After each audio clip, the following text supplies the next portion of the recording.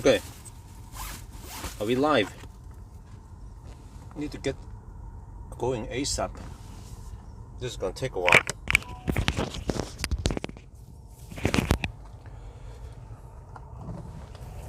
Okay, let's go. I expect 12 hours, and if I can start by 10, I'll be home by 10 in the morning.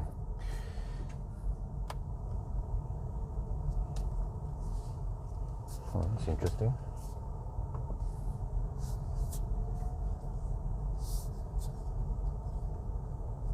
Okay, we'll go. Okay, we are live. We have sound, right? Just have to get over there. I'm not sure if I can start in 10 minutes, but probably not. Have to do the P stop and all that shit.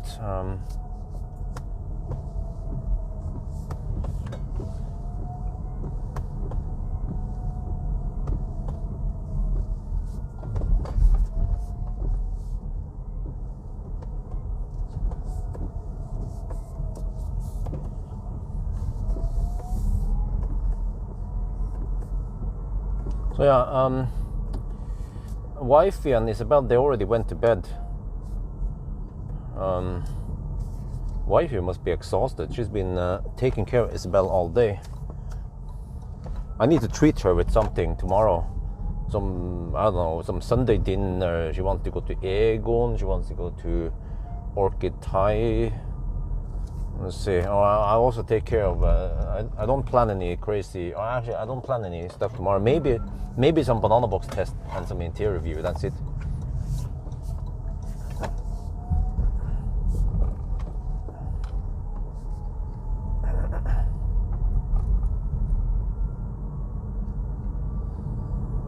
Yeah. So that is the plan. Yeah, if I can be home by 10, that'd be great. Those trailer challenges, man, they are too long. So yeah, I also have to return the trailer pickup. So if I can just get going now quickly and get back, that'd be great.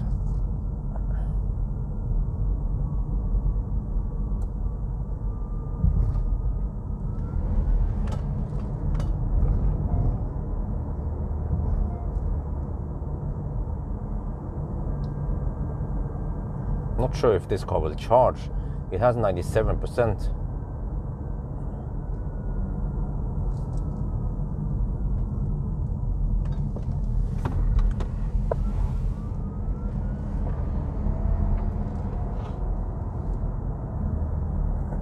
Get behind the freaking leaf. Great. Let's hope it's not turning right.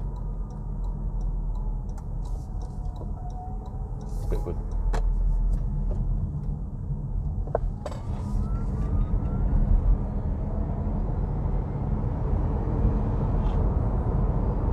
Hope you don't get any Colgate also. So yeah, you know, according to the charging test, Atto 3 charges faster than the Honda, but Atto 3 overheats. So the Atto 3 did it in 12 hours and 15 minutes, and according to my calculation, I could do this in 11 hours and 55 minutes. Man, what's up with these slow drivers?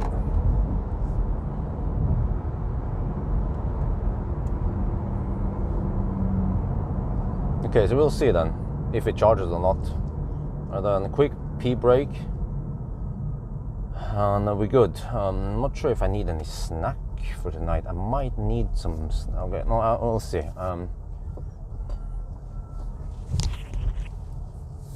What kind of parking is that? Jesus, man. Seriously.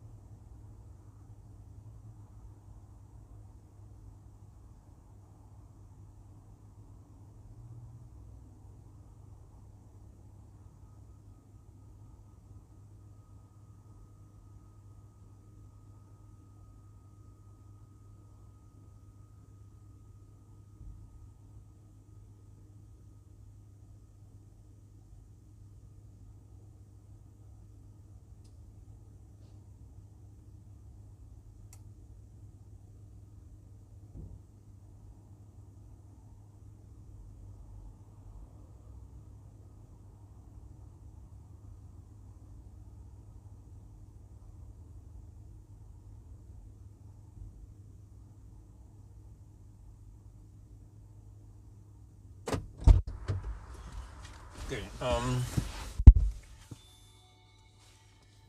yeah, now I need to preheat the thing. Let me see. So I have to do this. Accessory mode, what there is called.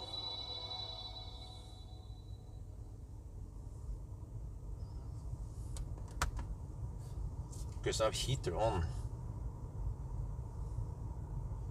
I need to reset some stuff. Let's see. Oh.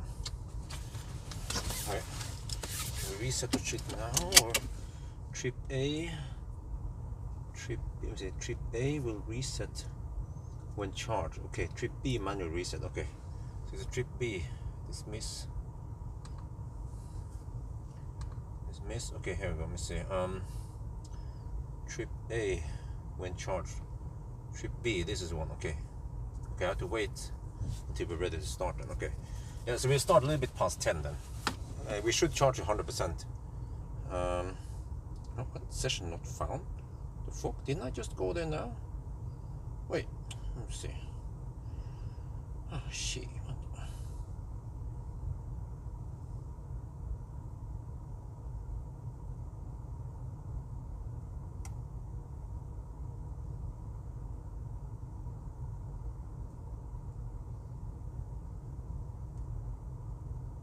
Okay, there, okay. Wait, 10.2 kilowatt. Okay, I'm not sure. Okay, it says in 18 minutes we'll finish. Okay, I'll just write down that we start at 10 something.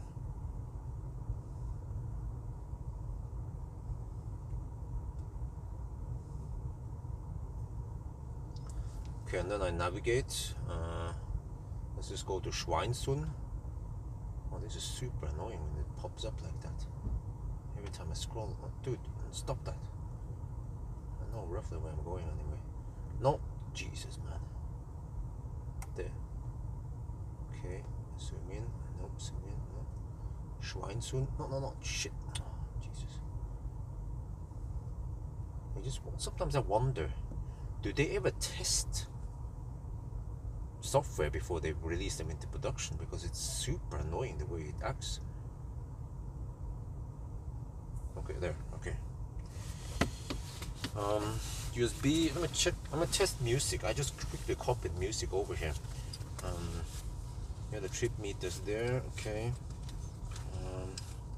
Let's see if I can play music now.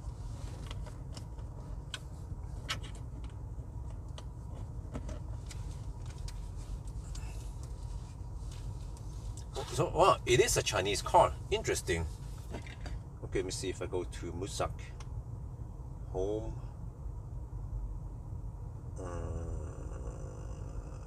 USB music. What's gonna happen then?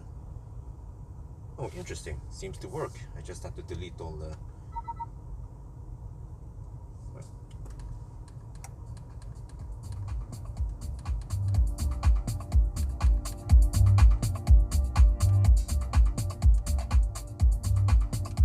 Okay, good.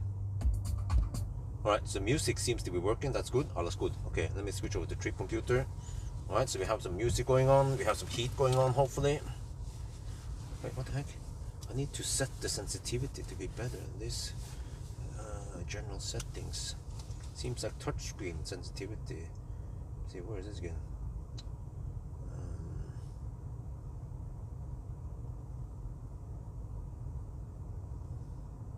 There was a setting for it.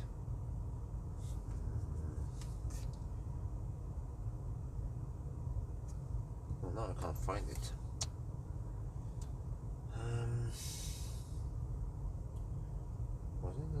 Is it general settings? Touchscreen doesn't seem to be sensitive. I have to freaking hammer the screen here for it to react. Touch panel sensitivity normal. Okay, set it to high then. See now what's gonna happen. Hopefully that's better. Because I don't wanna knock on the screen every time I wanna press some shit. Okay, trip computer's ready. Trip A, trip B. Okay. Okay, I was still at 97%. Okay, the car claims we finish in 15 minutes. Okay. Well, what is the heater running? Why does it seem like it's not that hot?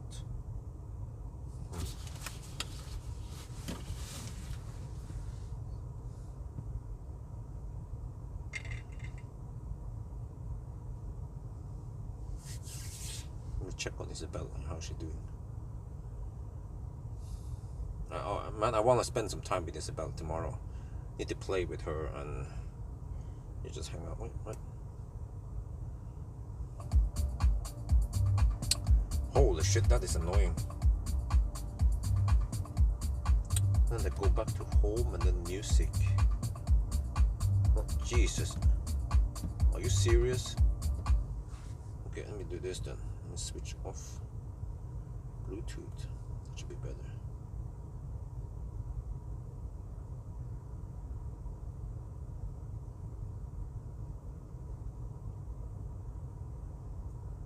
%98 now. Okay, 13 minutes left. Okay, wife is downstairs. Isabel is asleep. She always kicks the bed sheet away after a while.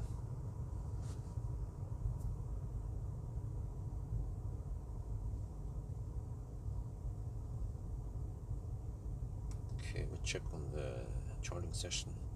We might use some supercharger. We can also use supercharger V2. This car peaks at 70. No, wait, how much was it again? I don't remember. I think it was 72. Oh, I can check, by the way. I can check on the spreadsheet. I already prepared it. It charges at the highest power until 50. You guys can actually see it already. You can see the charging curve. If you go to result and you click on the one that says charging, where is it again? In the spreadsheet, in the result, and then charging curves, you can see the result is already there.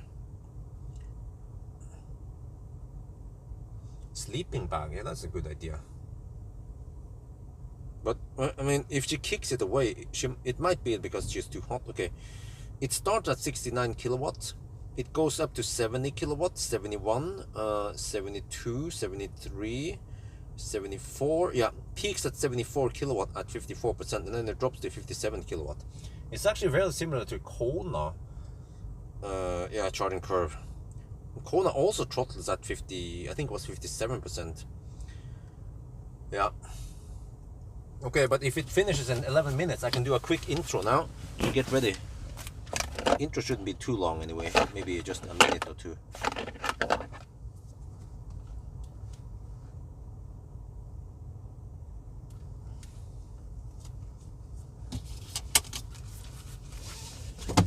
Interesting, a BMW i8. Okay, we shoot the intro. 98%.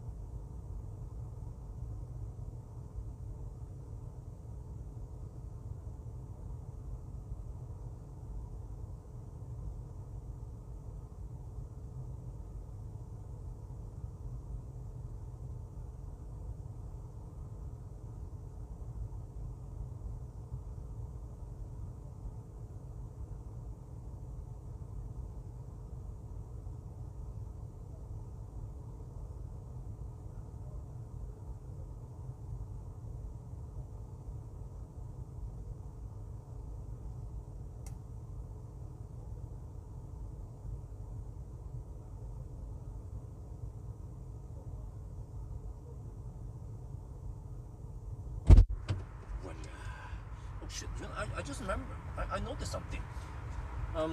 In most cars, I don't have this problem, but I keep hitting this part here because normally this part would be maybe curved like this, but in the Honda, it pokes out quite far. So let me just check something here. My legs, yeah, here roughly. I had to just be extra careful when I walk around the car and not bump into this shit all the time. Okay, anyway, this is what it looks like. As a legacy automaker, you don't see how fast you're charging. Yeah, and we have this screen here, and we just have a round circle for range, very primitive. So we have navigation here. We're going to do the Norway route. We drive down there, we drive down here. Yeah, Stenungsund, we have a landslide, or I mean the road is kaput. So yeah, we have some music going on here, some HVAC here, and that's it. I prepared lots of stuff here. Some deep cup holders. You have live stream going on here. So we'll probably start in roughly, well, the car claims we finish in 7 minutes. Okay, we'll start a little bit past 10 then. Yeah, that's the plan.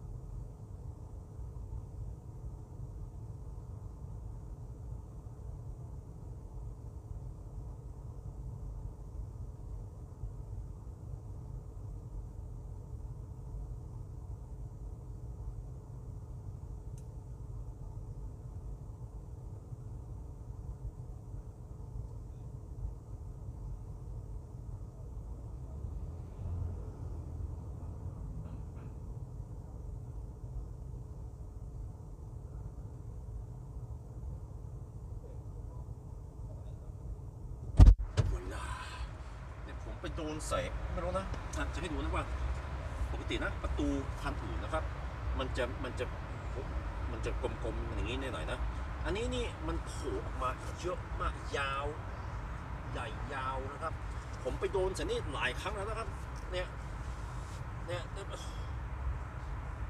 เจ็บเลยนะครับไปโดนใส่ขอบเนี่ยนะคราวหน้านี่ต้องระวังหน่อยต้องวนไปไกลๆจากนี้นะครับแต่ว่าเนี่ยWelcome to the Honda Lounge ฮะโอเคเข้าไปตรงนี้อันนี้เป็น Legacy Automaker มันไม่โชว์ว่าเราชาร์จเร็วแค่ไหนมันก็คำนวณว่าอีก5 นาทีอีก4 นาทีเสร็จเราจะขับไปนอร์เวย์นะครับไปทางนี้ไปทางเหนือนะครับนี่มี navigation แล้วก็มีเพลงมีอะไรในนี้นะครับอันนี้เป็น heater air โอเคเดี๋ยวอีกสัก5 นาทีมั้งหรือว่าอีก4 นาทีมันจะเสร็จแล้วโอเคเราอาจจะเริ่ม4 ทุ่มกว่านะครับ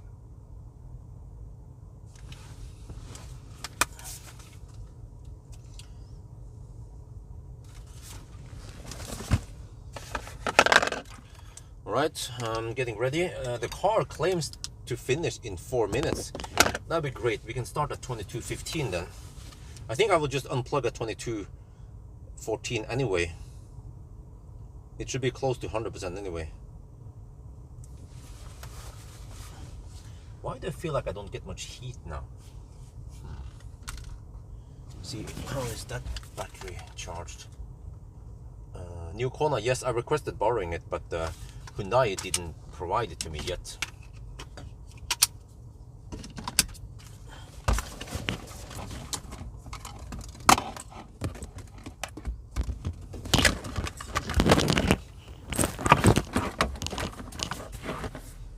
Okay, let me see. Charging will end soon, alright? Well, let's hope so. Because at 14 I'm going to disconnect. Does this car have any advantages? It's made in Japan. Or actually, it's not even made in Japan. I actually don't know if there are any advantages. So far I've tested it, it seems just mediocre.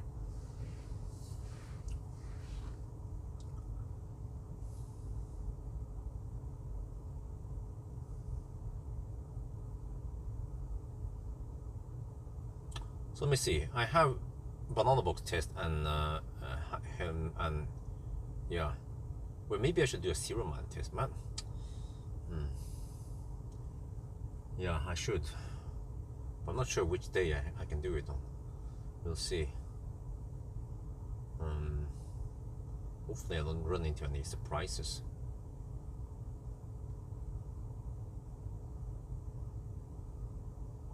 Charging will end soon. Oh, there's a donation. Whoa! Whoa! Achtung Polizei donated $100. Oh, thank you very much, man. Oh, first, I mean, you already donated $200 earlier. So, highly appreciated. Thank you very much, buddy. Okay, anyway, I have to get ready now. Sorry, in 2 minutes I will disconnect. Whatever, 99%, whatever. I don't want to wait for the next 10 minutes. Yeah. So, charging will end soon. Yeah, especially if the car tells me that it's going to end soon anyway. So, it shouldn't matter anyway if you have 99.5% or 100%. Okay, in 1 minute we'll disconnect. Wait, how do I disconnect, by the way? I have to stop and then I have to... Okay, I have to power off at the cam power side. Then it should disconnect. Man, long day, but I plan on spending some more time with the family tomorrow. I did actually spend some time with the family 2 days ago. Yeah, or no, what was it? No, Friday, yesterday I didn't do any video stuff. I went with the family. We went to have some Thai food. Went to see the new house. Yeah, just spent a lot of time with the family, so that was good. Play with Isabel.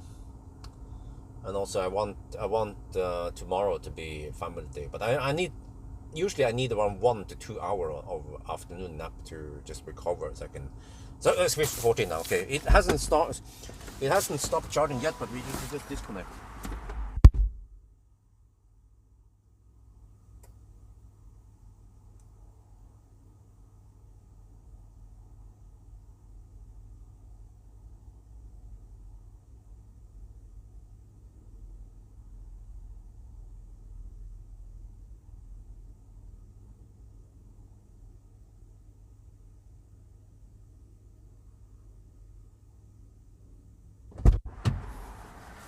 Okay, right.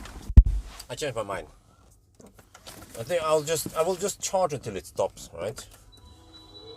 We might need all the juice we can get. Okay, so we'll start at 22:20 instead. Okay, no big deal. I'm a math ninja. I can deduct. No, what the I don't want the shit to play music every time I start the car. Okay. Jesus.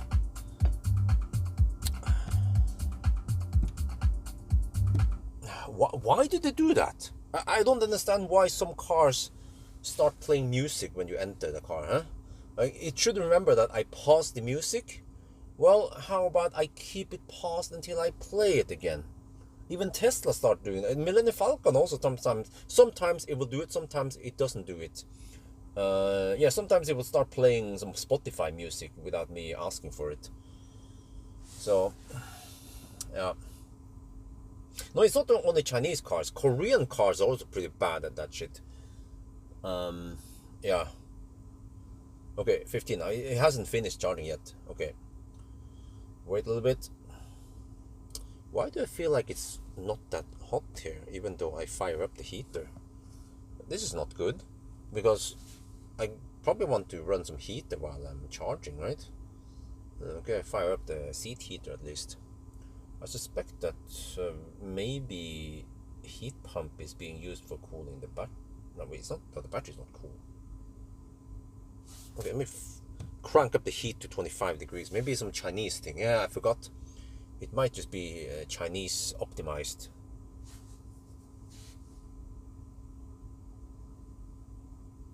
And also, I don't know. We might need that extra 1% just to reach some charger. But we can use pretty much anything. This car charges so slow. Yeah, by the way, this car seems to be limited to 200 amps. Well, I'm yeah, I'm almost certain it's limited to 200 amp. At Ionity charger, it was hovering at 198 amp all the time until it started throttling, which means that I can use V2 supercharger, I can use V3, I can use V4, I can use Ionity, I can use Pawel, Tritium, Delta, you know, anything. I can use 75 kilowatt chargers. Well, they don't exist, but yeah, not in Norway at least. But I can use anything above 75 kilowatt, or anything that can provide me 200 amp. Yeah. So we'll see. But I might want to try to stick with superchargers and Ionity, since they are the cheapest ones. So and also, yeah. Let me just repeat again. When I did the range test,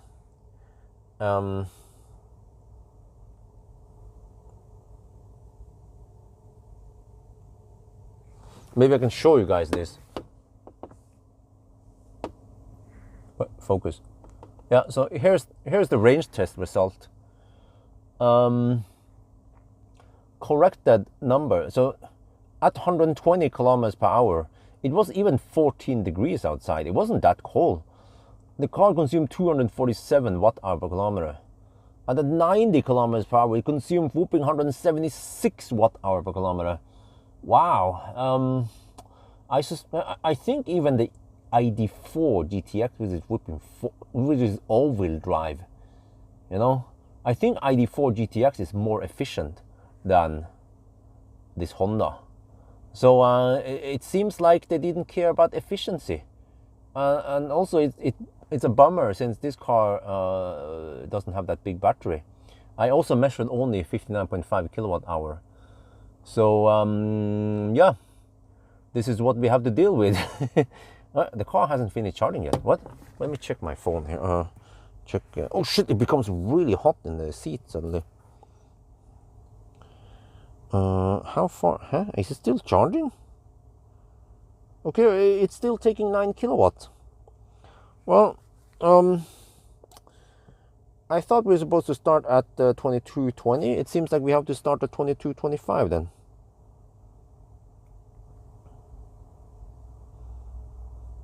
I mean, if it's taking 9 kilowatt, then it's taking it for a reason.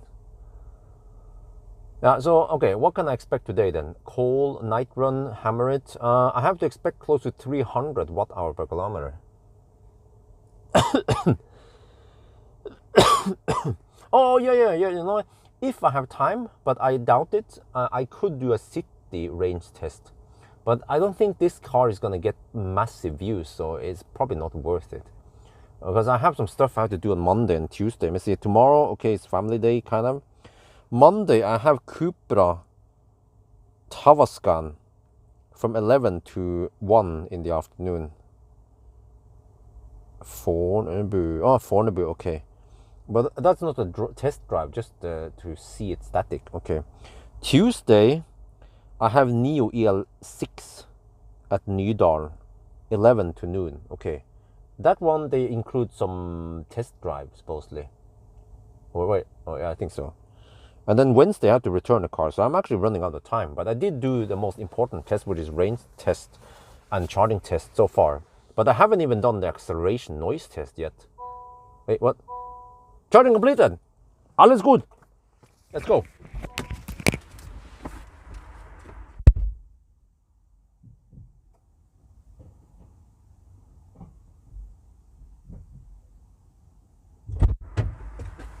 Yeah, we can just start at 20. It's basically 20. It's 21 now. Okay, well, whatever. We can just count on the minute. I don't want to wait for the next one. Okay, actually, let's wait for 22, right?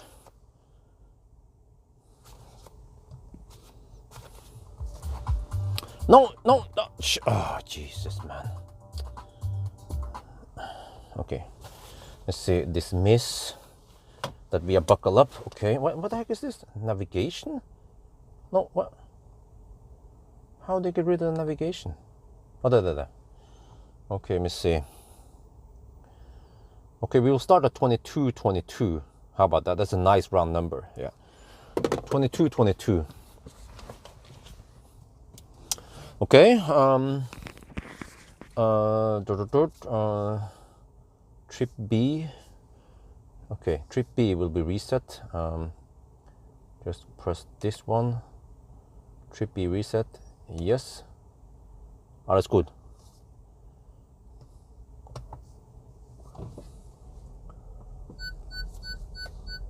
What? What's up with that beeping, man? Shit. That 22. Okay, we're good. We go. All right. Start time 22:22. First waypoint Schweinsund.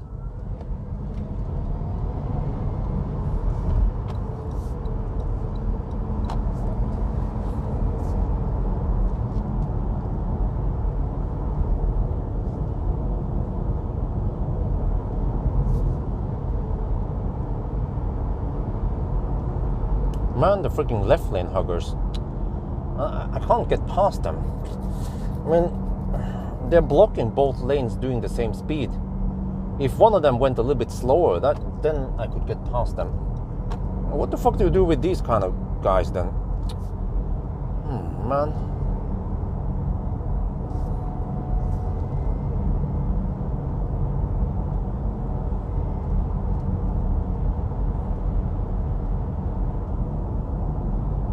We need to deduct 1 minute because of left lane huggers. I'm just kidding.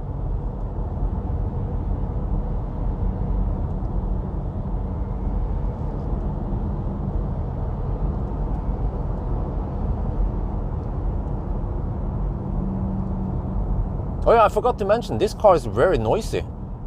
I don't know why, but it is noisy, and it has a weird resonance at certain speeds, certain frequencies. It seems to hit around 95 kilometers per hour. That is usually caused by the wheel-rim combo. Man, I need to get past this dude, man. Freaking ID4 left lane. Oh, shit, man. Oh, come on, dude. No, it's ID5. I forgot it's ID5. Oh, shit. Man. Come on. Freaking Nissan. Man, we have so many Nissan in this country.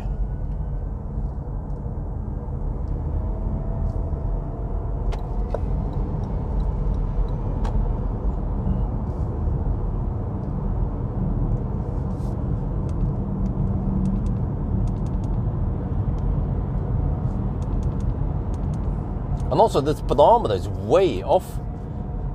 I had to, well, how was this again? I had to drive 5 kilometers per hour off or some shit. 5 or 6, I don't remember. I'll double check again eventually. Well, now I get heat.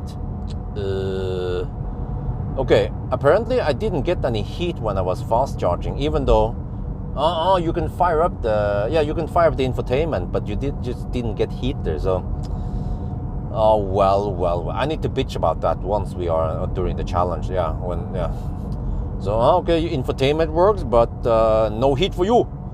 Yeah. Did it ever occur to those Chinese people that some people might want to sit in the car while they're charging in winter?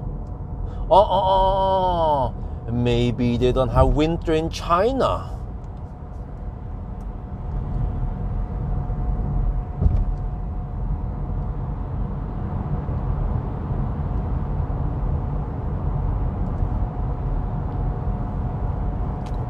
I actually haven't tested the headlights yet. Might be able to get a glimpse of it once we hit Dar in the early night hours. What? We are already at 98%. What the heck happened there? How can we be at 98% already? We just drove 5 kilometers.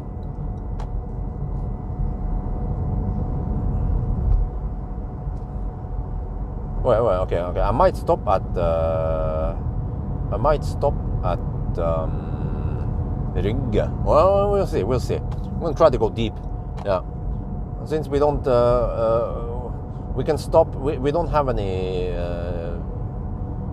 specific charges we need to stop at. Then yeah.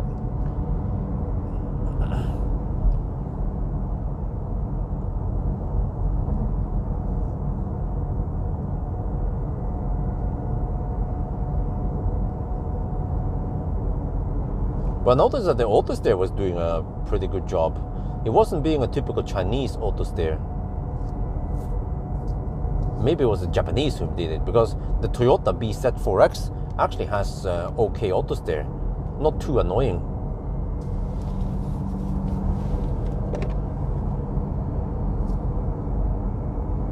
Let me check something here.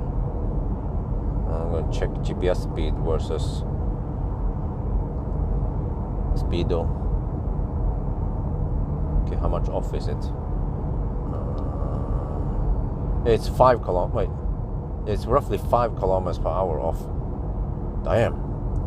Seriously? To increase a little bit.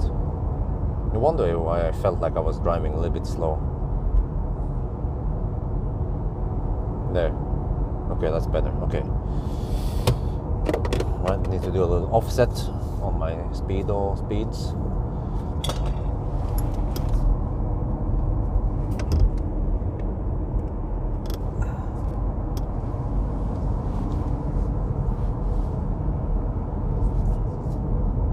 Yeah, okay, for a Chinese car, it doesn't feel like a typical Chinese car. It doesn't have the crazy ding-dongs like a typical Chinese. So, and also remember that the Japanese car in general, they are also not that beepy. So it could be that Honda maybe had a little role when they designed the software and the bing bongs, at least. So that's good.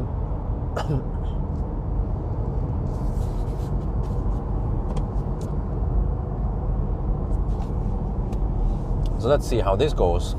Finally a regular 1,000 kilometer challenge for once. Just a little bit slow one, but yeah. I'm also shooting this in Thai also, since Thai people might be interested in it.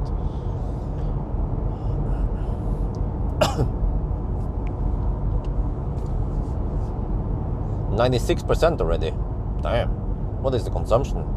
249 watt-hour per kilometer. What? We haven't even hit the 110 zone yet.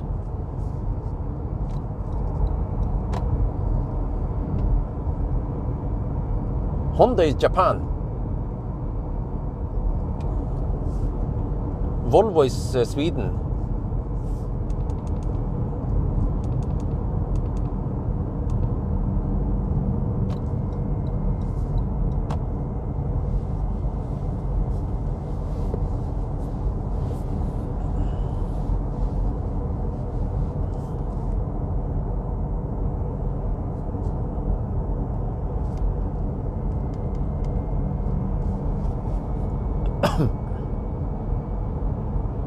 All right. Around 10 now. Okay. But let me see now. We need to try to beat Otto 3. This is going to be interesting because Otto 3. Okay, let me repeat. Otto 3 charges faster than Honda,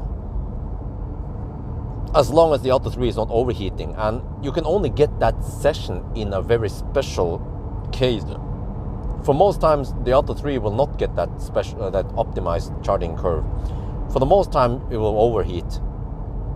So that's why the Otto 3 did it in 12 hours and 15 minutes. And then I estimated that this Honda will do it in 12 hours, maybe even 11:55. So, yeah, it will be interesting to see. But we don't know yet whether this one will break or not. It will suffer or it will overheat. Who knows? We'll see. Because I remember that even the Honda E was acting a bit weird towards the end, on the second half or some shit like that. So this is the real deal. This is the proper stress test, the full stack test. We can find any weaknesses in cars.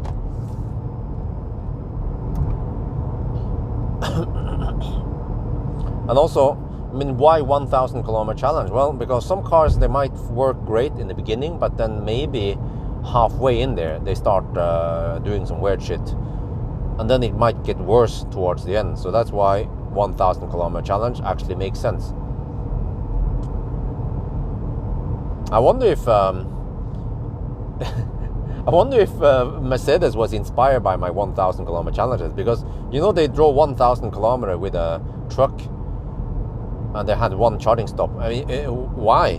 Why exactly 1,000 kilometer? Because a truck normally, wouldn't it be better to say that, oh, the truck managed to go 500 or 600 kilometers in a single charge? Rather than 1,000 kilometer with one charging stop.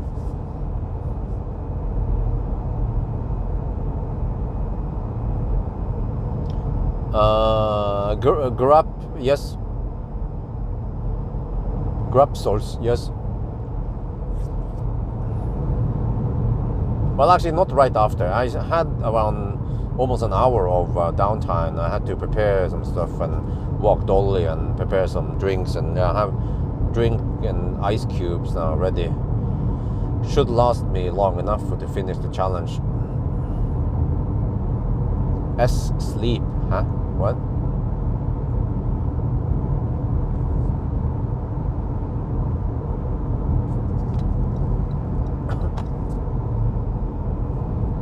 And also, it's weird because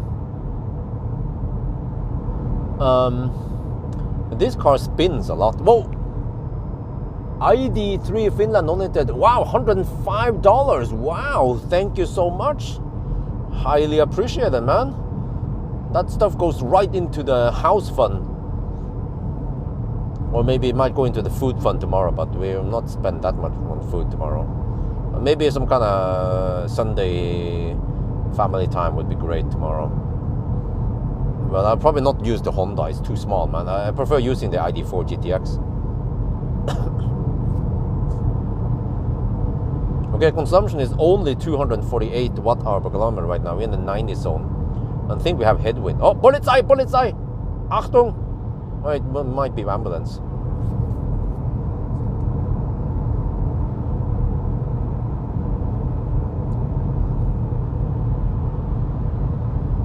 No, that was ambulance.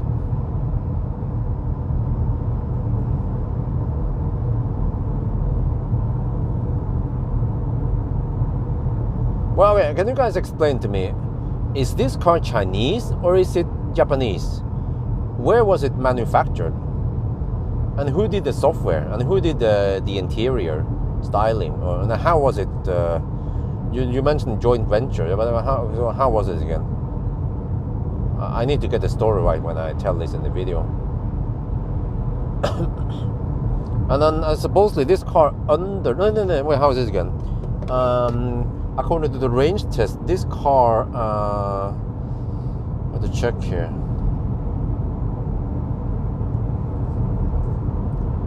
This car underreports by 1.3%. We can also check that, of course.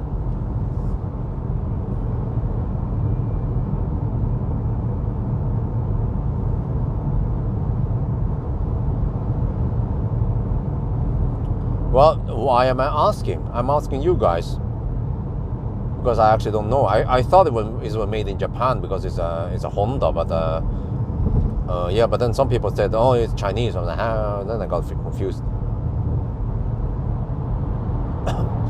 I wouldn't ask if I didn't know about this. You know, have it ever occurred to you?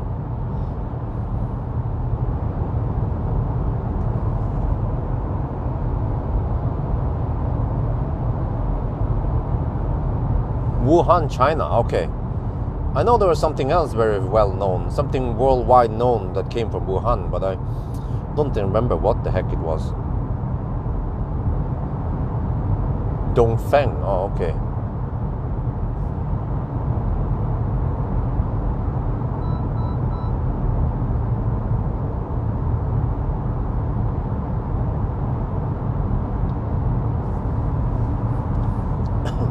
Well, but it's the best Honda ever, yeah. I have a range test coming out tomorrow morning with this one. Well, did that guy speed up? Because I was gaining on him. That's why I'm still hugging the left lane. Yeah, he did speed up a bit. Okay, what there? I don't have anyone behind me, so I'll just hug the left lane. Because he's gonna slow. Yeah, he's gonna slow down. You see, I could smell it. He's 93, so he's probably not using the tempomat. Maybe they don't have cruise control in Volkswagen.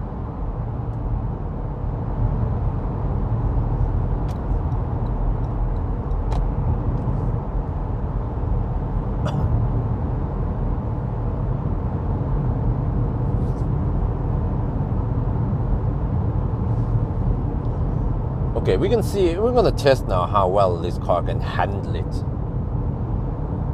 If you can do it faster than 12 hours, that's actually a pretty good deal. Yeah, I forgot to mention in the intro, by the way, that the slow... What is that smell? The fuck? Hope it's not coming from this car. No, it's a car in front. Freaking shit, man. It's a shitty car in front. I'm gonna recirculate now. It's some Volvo. Smelly Volvo. Holy shit. It's like a kilometer away from me. I can smell that shit. Why are those cars not banned yet? Well, no, I'm wrong. Is that a Leaf? That's a Leaf. Must be an other car over there, way over there. Oh, that smell is probably contained in the tunnel. That's why. Oh, it wasn't this one. It's probably the other one over there. Okay.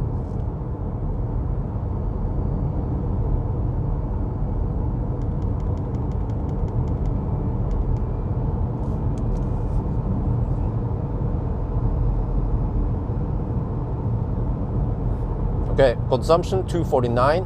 No, fine, my bad. I look at the wrong number. Consumption is only 219. Simply amazing.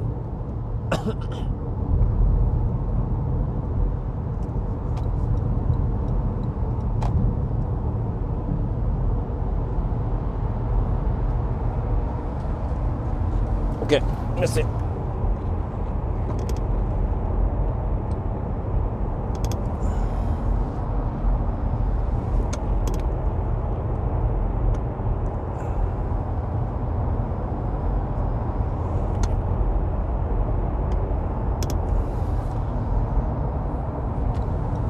Is it this shit?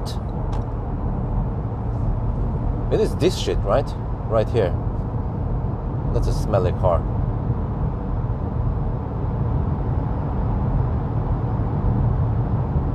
That's a BMW. They're usually not that smelly. It's usually all Volvos and Volkswagens that are smelly. But you see, in the tunnel here, it's not that noisy. It's just that sometimes it hits that frequency, and you hear the howling noise, growling noise, or whatever, humming noise with this car.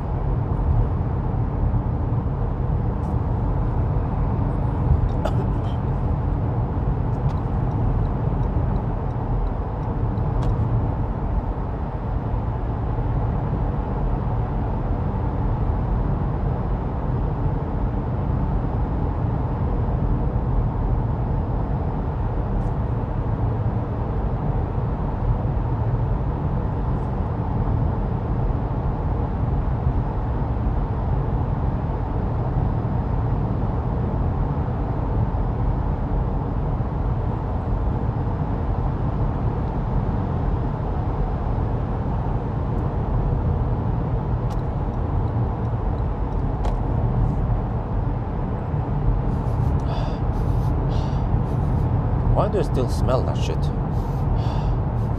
Don't tell me this is from another car.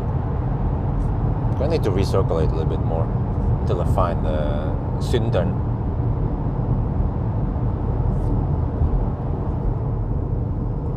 Yeah, the smell is contained in these tunnels. So there could be a car far ahead of me that made the smell. But when I recirculate, then the smell goes away after a minute. But I don't want to recirculate too long. Okay, consumption is 213. Well, we're supposed to have wind from the south. Well, no, where's the wind from? Wind is from the east, right? No, sorry. Wind is from the west. Yeah. I remember looking at the weather data, weather map. We have some western wind now.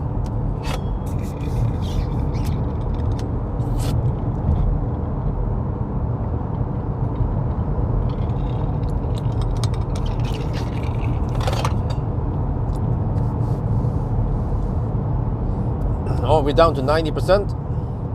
We're gonna hit the 110 zone soon, and in not too long it's going to turn into 100 zone for the winter. That will suck a little bit.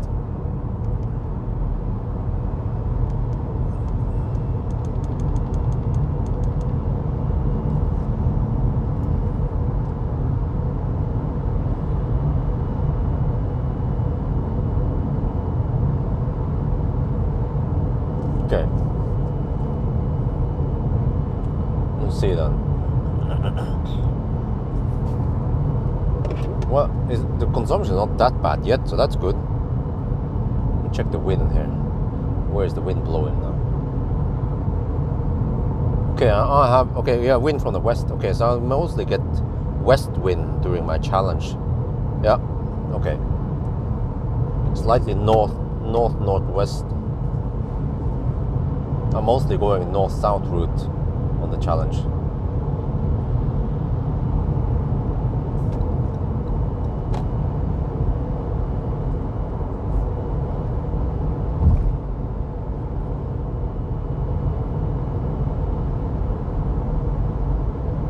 Oh, I bet it's this one. Wait, it's one. There's a Volvo. I'm approaching a Volvo. All Volvos, man, they are super smelly. And I can see from far that he has modified his license plate lights. They're really bright. Why is it Mercedes? Yeah, those are not original license plate lights. It's Mercedes.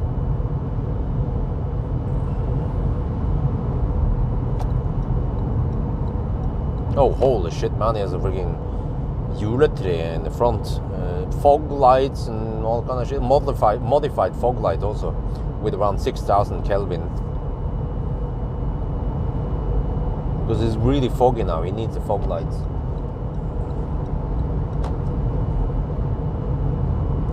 Okay, let's try the sound system.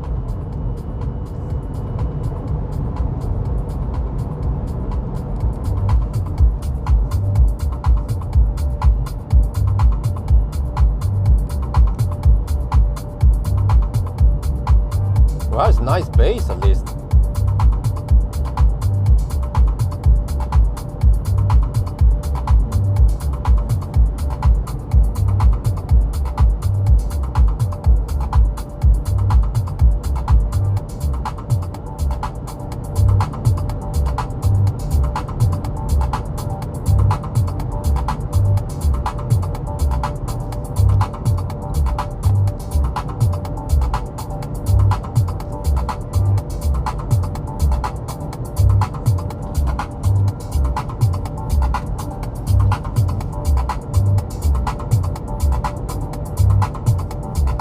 Well, wouldn't you say that Tesla has joint venture with Panasonic, at least?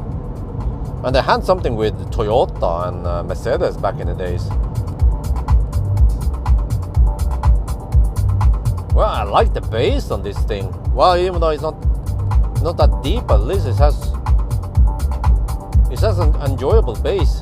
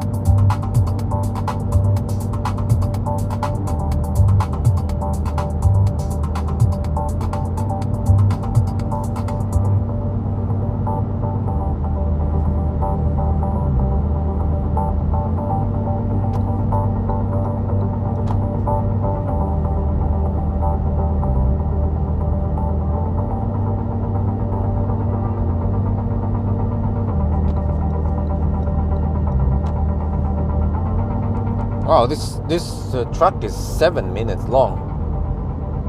That's quite long for a. What kind of genre is this music? Is it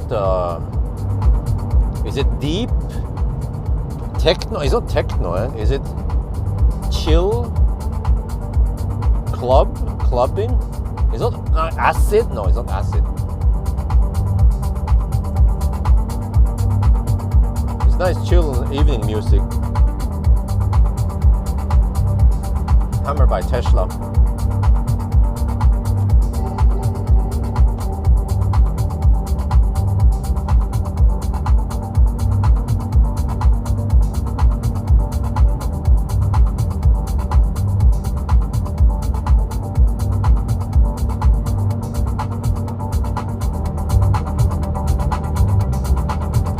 Trance? Really?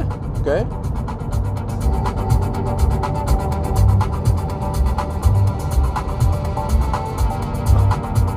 No, you know, I think this sounds like deep house.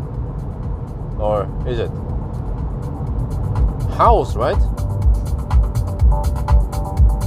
Deep house.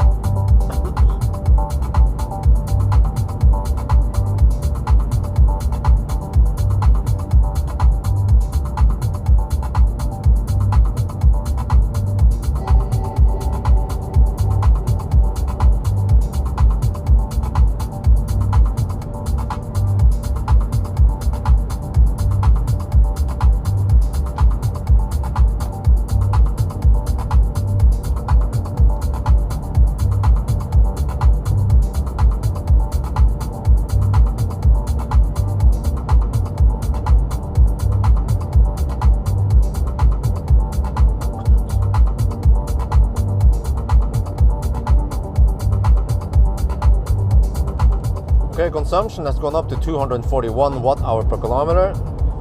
Distance 46.1 kilometer, and we are down to 83%.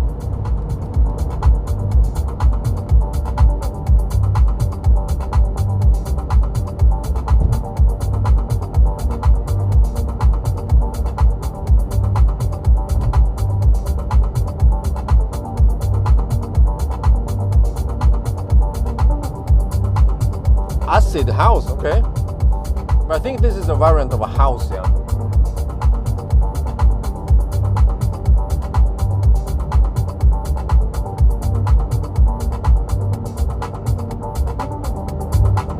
Yeah, the car seems to have good mid bass and also some deep-ish bass. Doesn't go all the way to the basement, but at least down to around 80 hertz, I feel like.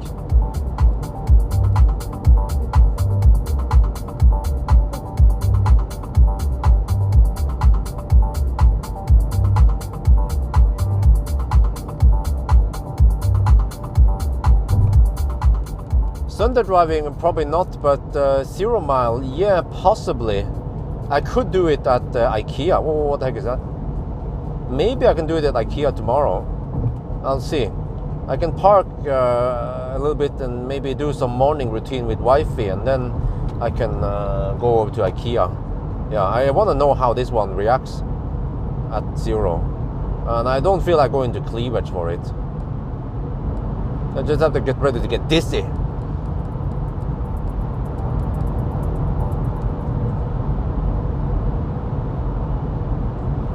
That was a nice track. The next.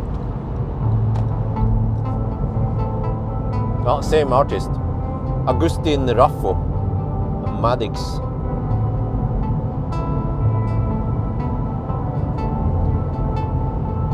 But it was strange because I had so many files in the lost directory or something, or in the recycle bin, and this car kept pulling those files from the recycle bin. And then it gave me lots of errors that it cannot play. It kept going like that in a stupid loop. So I had to delete all the lost files and whatever.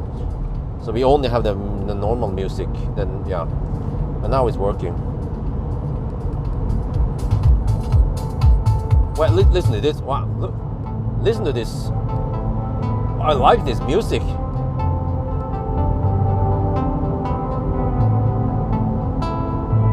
Interior review, yes, probably tomorrow, Monday, Tuesday.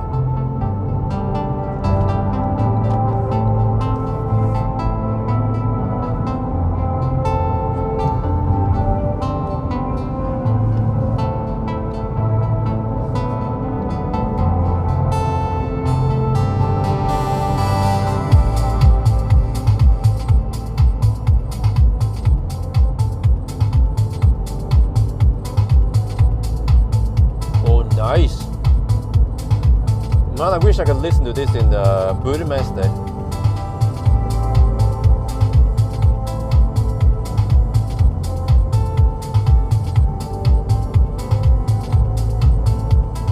What do you guys? What is this genre then?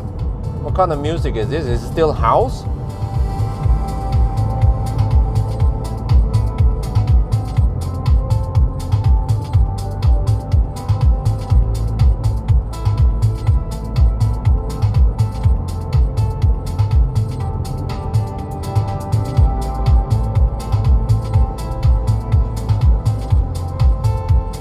Progressive house, okay.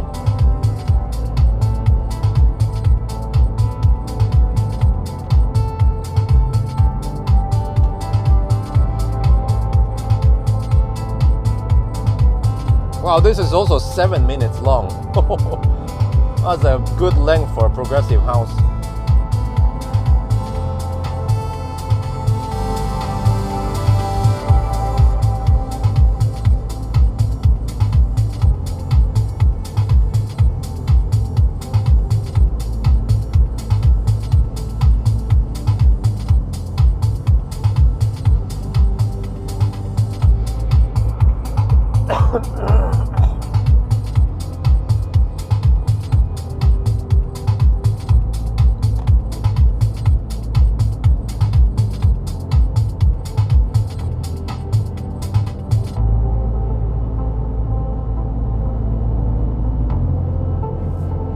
Would be perfect to listen to this in the EQS.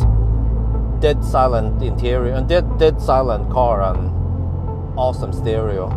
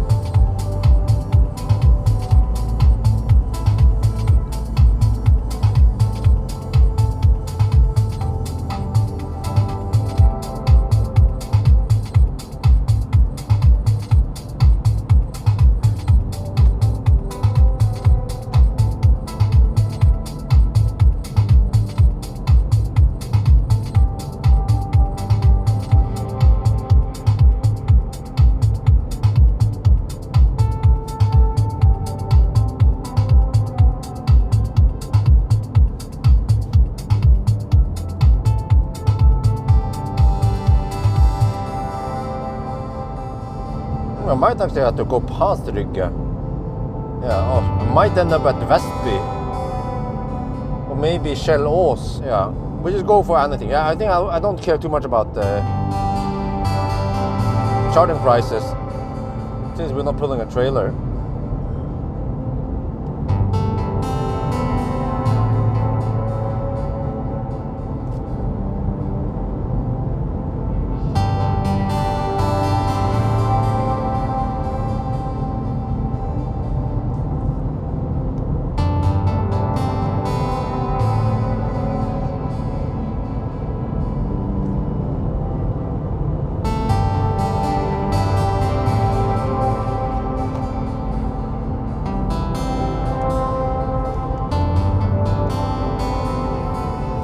What do you call it? Armin's trans, okay?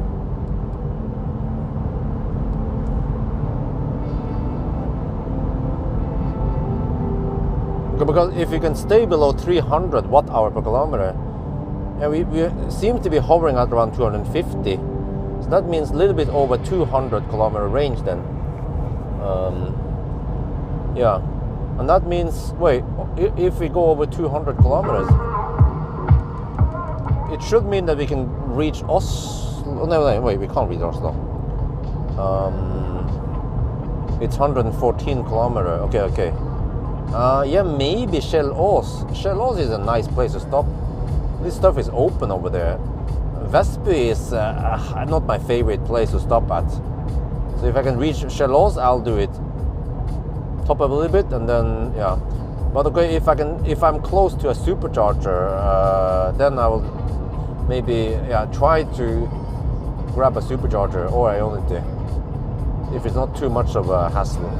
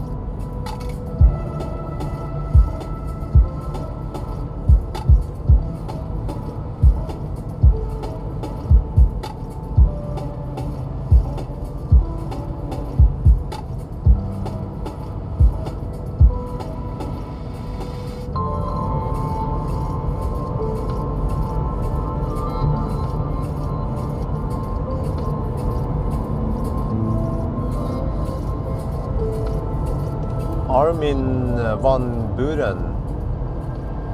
Oh, some Dutch house. Oh, that sounds great. Wait. Where's DJ Tiesto? Where was he from again? Where was he from again? Was he also Dutch? Tiesto is quite big. I also like Tiesto songs.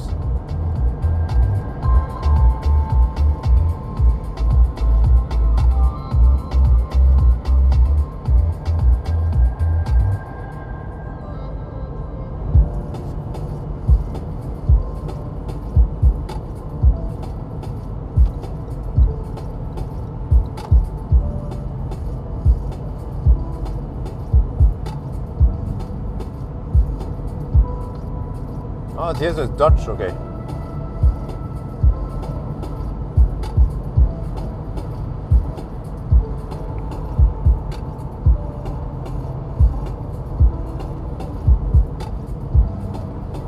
Well, there's a nice Dutch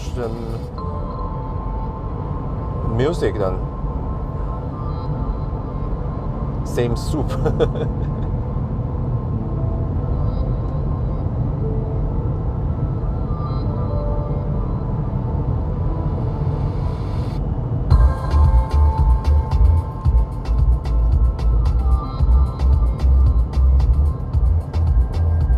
Well, nice hammering, nice weather, not too cold. Yeah. So that's good. We can enjoy a little bit of the late summer before winter comes. But I need to get ready for getting some winter tires on. Actually, I have winter tires on this car. Honda, they asked me if I wanted winter tires on. I said, yeah, why not? Just in case.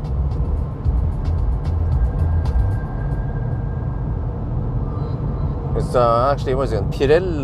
Pirelli Zero Ice, it's called.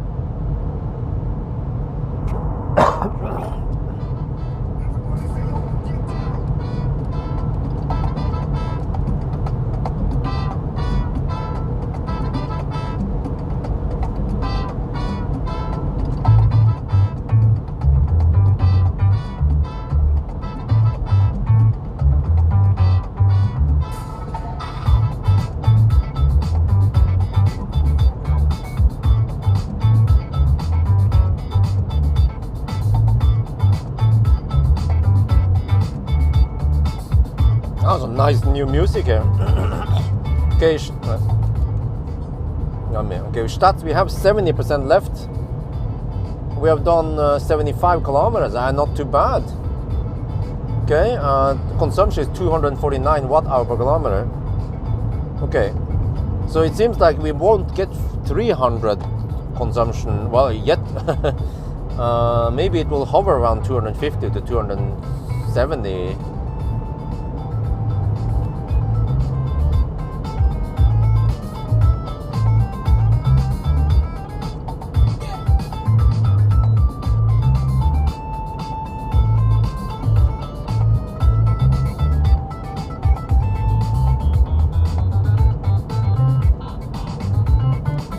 Let's do a little quiz then. So what kind of music is this, or what kind of genre is this then? Have a little music quiz, a funk quiz. I mean, genre quiz. This must be funk, right?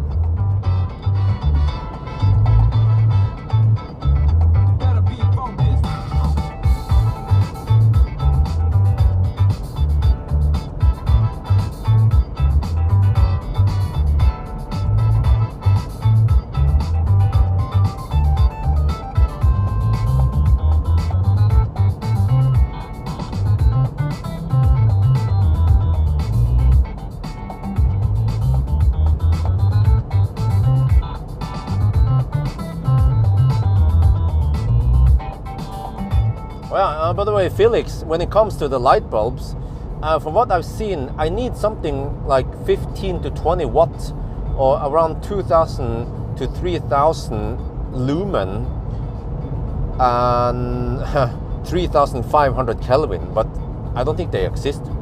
I can test 4,000 Kelvin again at the new house, but I'm pretty sure it will be too white.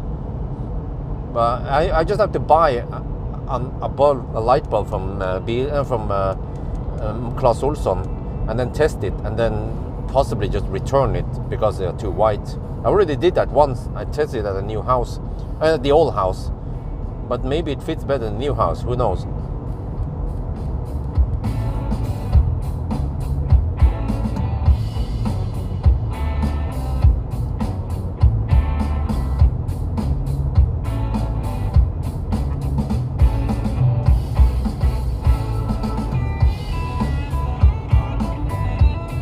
Oh, what about this one? This one will be some kind of blues. Yeah, this is blues. Right there, blues.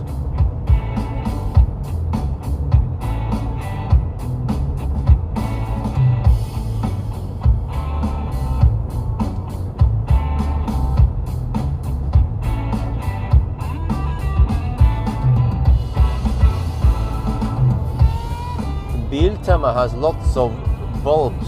Oh, but do they have the one I need though? I can check maybe, but I need to buy a charger. What's it called? 12 volt charger thing. This time I know what I'm looking for. I need long enough clamps. Sometimes the clamps might need to be maybe half a meter apart or some shit. I don't know. But yeah, I need a proper 12 volt battery charger thing, so I don't get screwed over again, get stuck. The worst, I mean, I had to pay 500 NOK, yeah, but that was not the worst part. The worst part was that I had to wait 1.5 hours And I could have solved the problem quickly if I just had that equipment with me. Yeah. The title is called Burning on the Bayou. Yeah, Asaf Ayalon, Burning on the Bayou, it's called.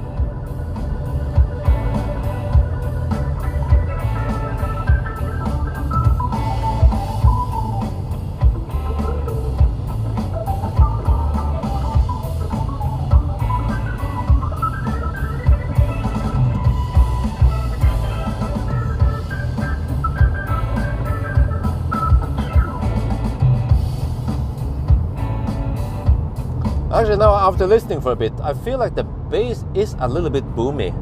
It has some nice mid bass, at least that's good. But it could be punchier, it could be a little bit deeper, which just make me suspect that the speakers aren't that big. Well, actually, you don't need big speakers to play deep. Just look at Kef. Kef is simply amazing. But yeah, maybe there's just some. There's a subwoofer in the back. Maybe the subwoofer in the back is only 6.5 inches.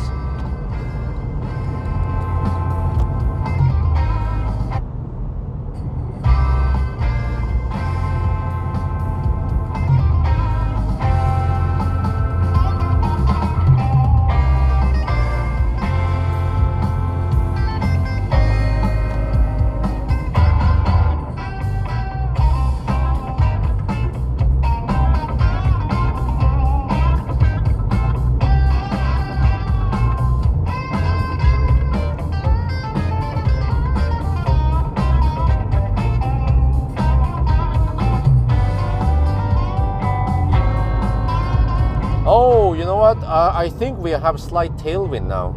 Yeah, I think the wind comes from the west-northwest, so we have slight tailwind. So we have to expect maybe 260, 270 consumption eventually. Well, but the car cost around 400k, from what I heard. In Norway, around 400k. Look, you can get a Model 3 for this price, or maybe not the Model Y, but Model Y is around 450k. But there's also, Model Y is a lot better car though. But for 400k, no, it's a little bit expensive for what you get, I feel like.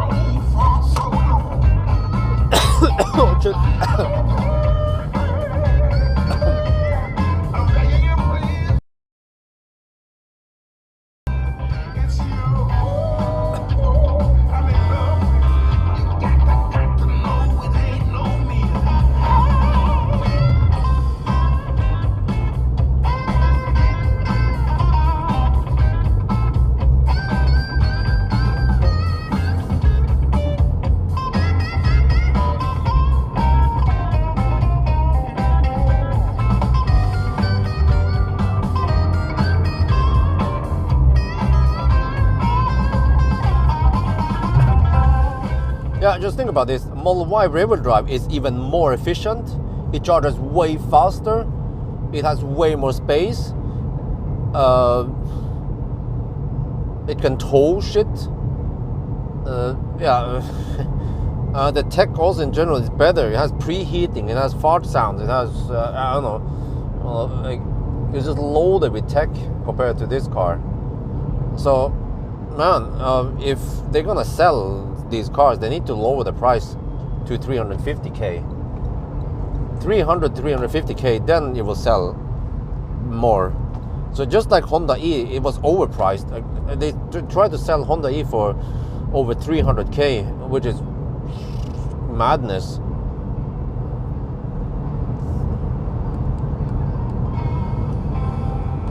The suspension feels a bit sloppy. It doesn't feel, well, it feels comfortable at least, but the steering feels a little bit numb.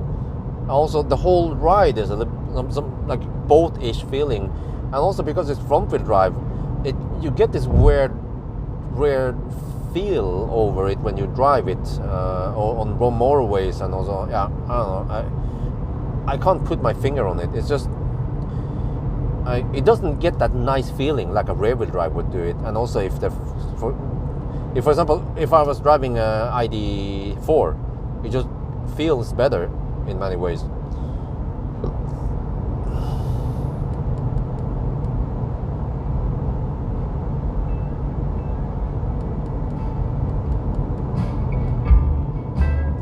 Oh, okay, Model Y is 400 and, okay, it's a lot more, okay.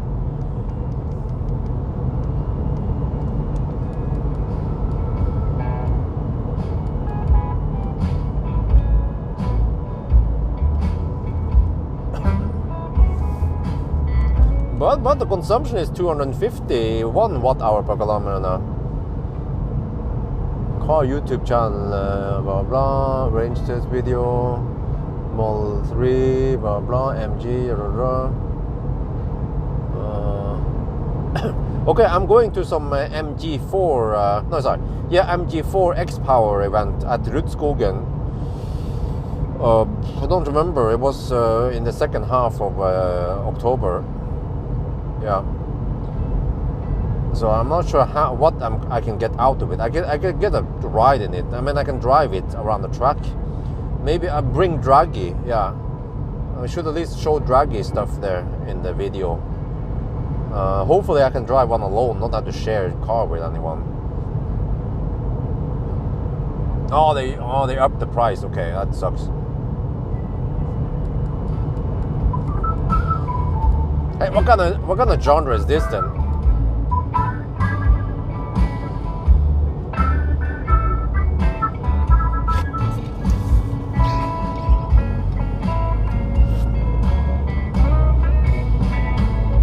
Is it blues? Is this blues?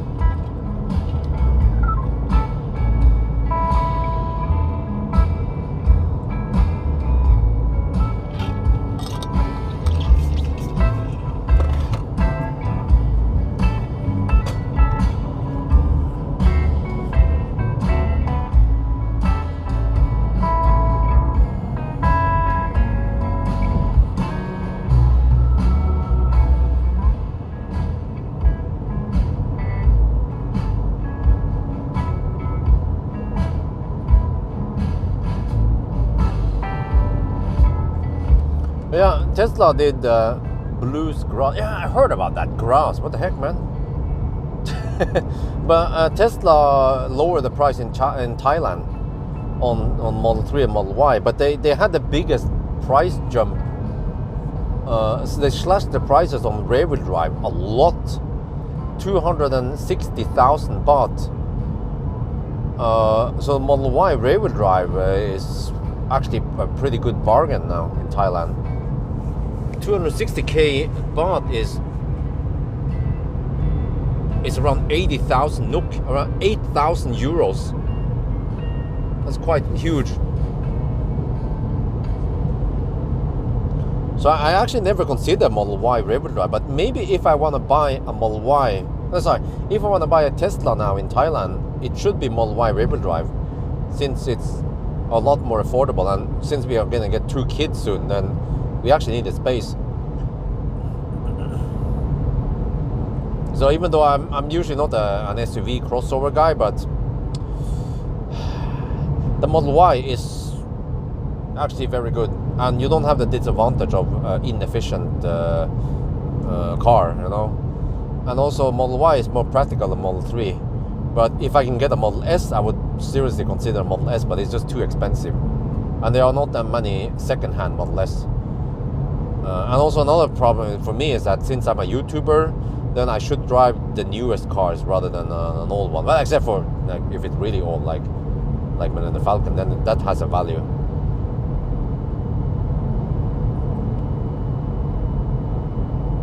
What? Really? They cost the same in Germany? It doesn't make any sense to buy the Honda in Germany then. Why would you buy that shit? What? You get the Model Y instead. Shit. Man, I'm getting excited. I want to do the yellow test soon. Just have to get some winter tires on Frankenstein. I think it's that, yeah, I need to check out what kind of winter tires I have. I need to see how good condition they are. And maybe I can ask, yeah, well, doesn't hurt to ask Nokian. But then another shit I forgot, I might not keep Frankenstein for too long, yeah. Probably gonna sell him within 1 to 2 months already. Or, yeah, sell him around November, December. Then we can always find something fun to buy. But it might be Marcus who buys it, and then I just drive it, or I just kind of borrow it on semi-permanent basis. And then he put on a sticker on it, and we do some upgrades and shit like that. But then I don't want tint. Marcus, okay, he can do chrome delete and all that shit. I don't care, but tinting in the back, I don't like it. It makes the back a lot darker and ruins makes visibility at night worse. So if you want tint, okay, gentle tint then, like 90% tint, 90-95% tint, okay, that'll be okay. Not 5% like the Millennium Falcon now. Way too dark, man. Right, consumption 256. We're down to 57%. Okay. I'm not sure. We could stop even at Mortensrud or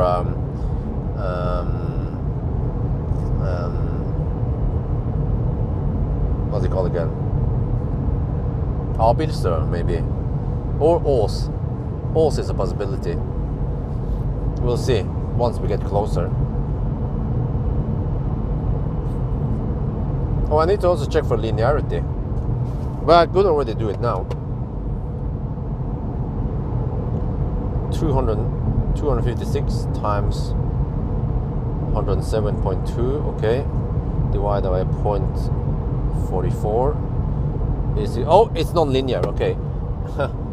Yeah. Okay. That's, yeah. Okay. 62 point. No. It's non-linear. So I have to take into account that it's gonna drop faster towards the end.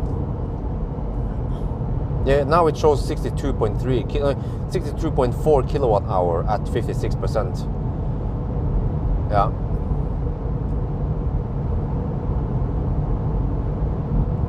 But it is going to be 59.5 kilowatt hour if you measure the whole battery. Okay, we're getting close to the turnaround point now. Schweinsund.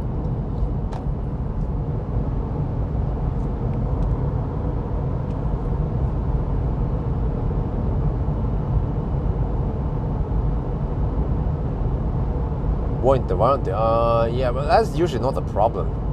Just the poor visibility. Also in Thailand, man, every mother trucker over there tints the front windscreen and the sides, but especially the front. So it ruins the night visibility. Really, I'm not a fan of it. I mean, I don't mind if the tint doesn't steal any light. If we have more or less transparent tint, yeah, or a little slight darker, okay, I can accept that, but I don't want the insane dark stuff. And every car I get from EVme, they are usually tinted. But actually most press cars I borrow from other brands, they are not tinted. Okay, distance check, guys. Who's gonna do the distance check? What was the distance again? Okay, over here it shows. What? No, freaking display shows something else here. Shit. Oh, there's a navigation stuff going on here. Can I dismiss it? Okay, at Schweinsund. Wait, come on. There is this roundabout info shit here, blocking everything. There, 111.3.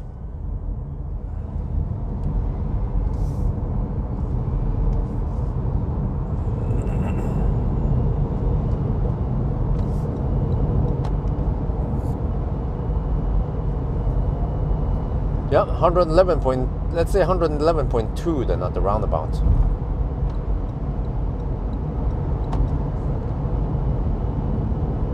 And I think it was supposed to be 104. Wait. I don't remember. Oh, is that Polizei? Shit, that's Polizei. Oh, man. What do I do now? We hit Polizei.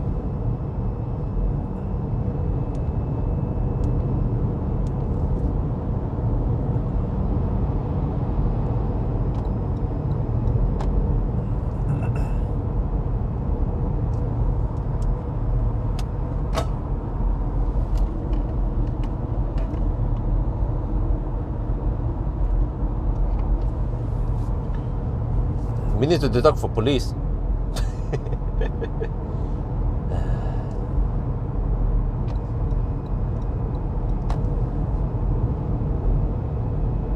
Okay, I will go at the exact speed limit, as I know it's 110. If they pull me over, we just film it, right? That's the part of the story.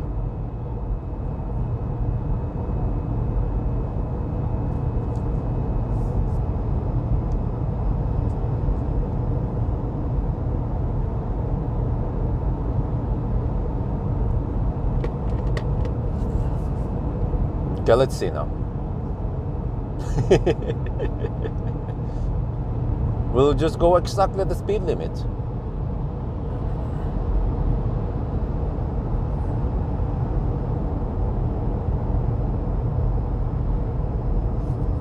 You know, I've never been pulled over by the police before in a 1,000 kilometer challenge. One time is going to be the first time, right? But if they pull me over, we could just deduct it. It could be some kind of cowboy police. Is like, you're going 1 kilometer, man. Actually, they can't do that because they need to. If they want to measure me, they need to deduct 1 or 2 kilometers per hour. So they will measure me doing 108 GPS speed or whatever speed they are. Yeah. So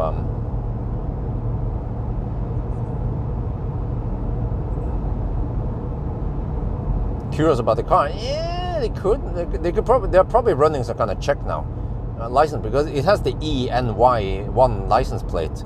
So they could probably just do a check now and see, and then okay, it belongs to Honda. It's some kind of press car, all right? Yeah. But I shouldn't hammer yet because it's still behind. I had to wait for the Polizei to exit. Shit. We did 1 minute of Polizei. Okay, whatever. We're driving. I mean, we're still driving at an okay speed, you know. We are saving some energy, so it's no big deal.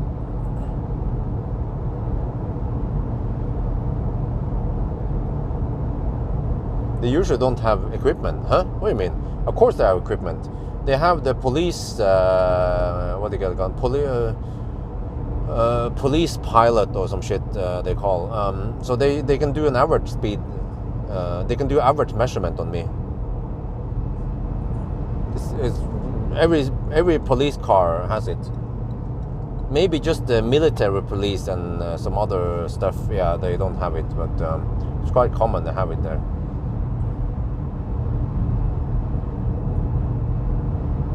Not in that type of car. Oh, really? You mean that the vans, they don't have measurement tool? Really?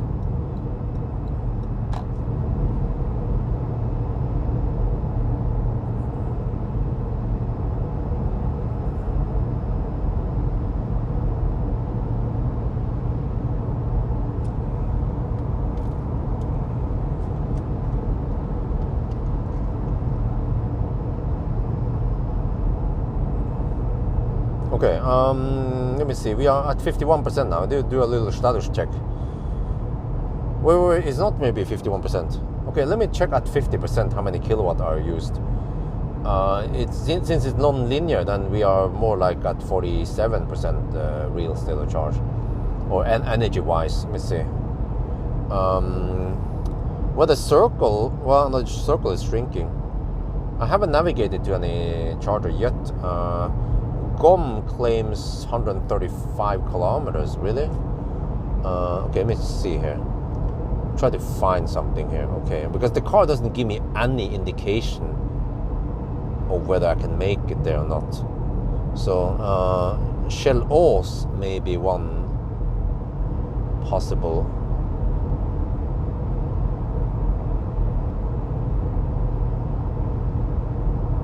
I can just search for it instead. Wait,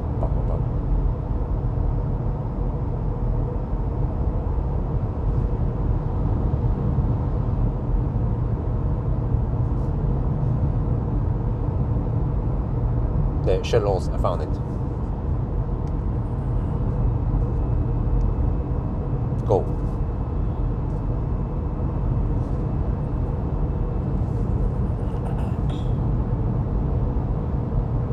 Kann den Preheat? Ich weiß nicht. Okay, we are, wait, let me see, how is this? We are 65 kilometers away from Kjellås. Okay, I can calculate how much range we have. Right now I don't dare to go too fast yet, since the police guy is kind of behind-ish around there. Now this guy just happened to drive exact speed as me. That's also a bit annoying.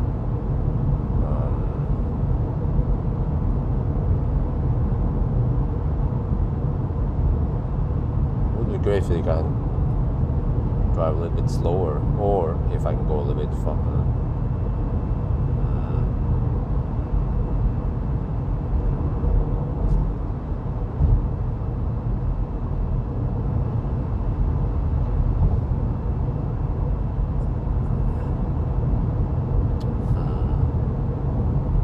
I'm not sure what I'm supposed to do now. Should I increase my speed slightly? Okay, let's go slightly faster.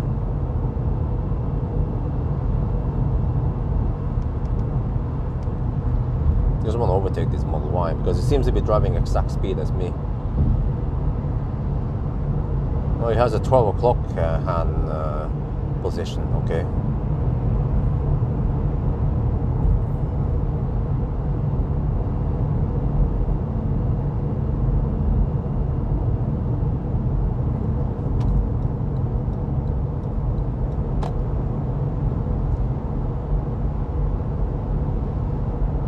I think I got rid of the Polizei.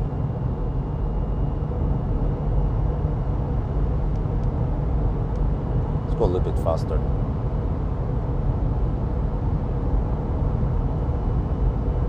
No, music is available, but just don't want to play music right yet. Let's see. Yeah, if the Polizei wanted to catch me, they would have been behind me. They are far behind it somewhere. So it would be complicated for them to try to do an average measurement of me right now.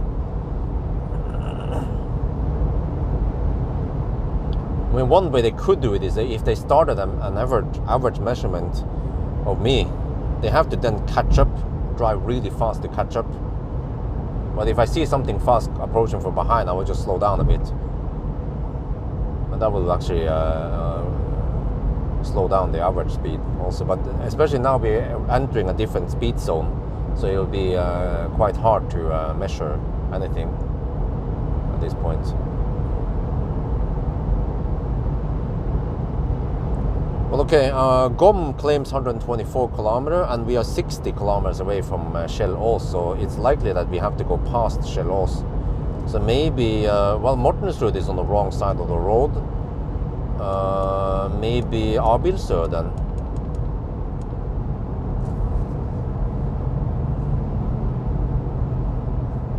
But this is a bit weird. Abilsø is supposed to be open 24/7, right? But when I look at the trailer rent out, it seems like they close at 11. So I'm like, huh? Wait. When does it Circle K Abilsø? Do they close?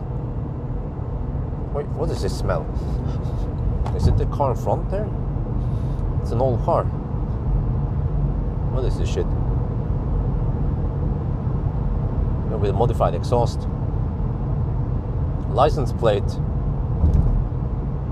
Oh, never mind. AX 53586 Bluebird. Nissan Bluebird.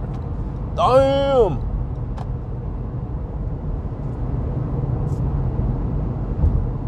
really old license plate, the old school, without the N mark on it, the N badge.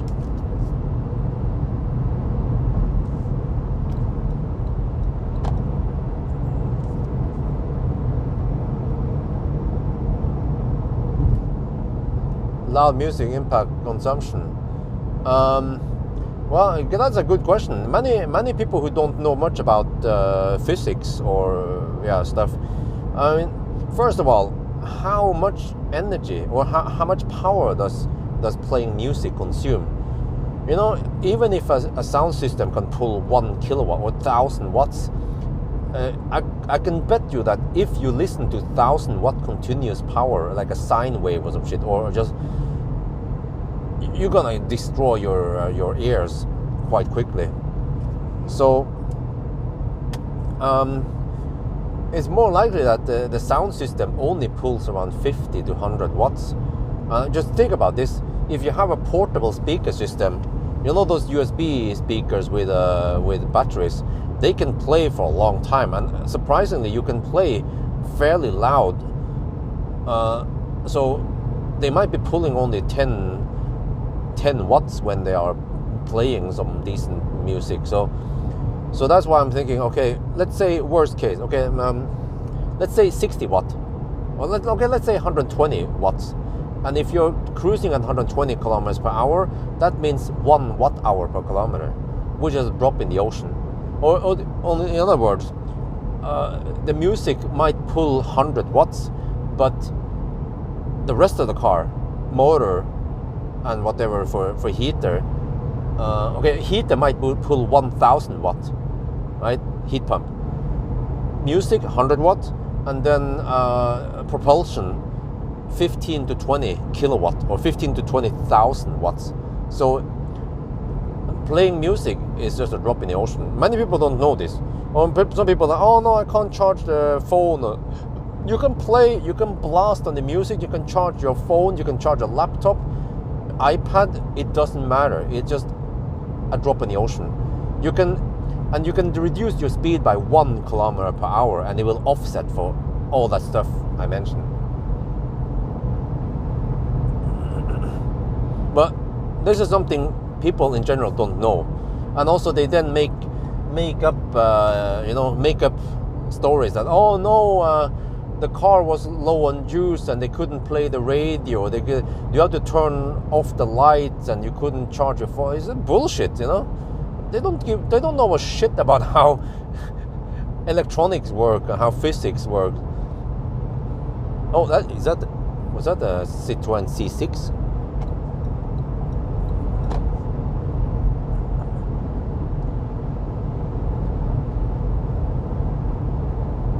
Will generate heat. Yeah, that's true.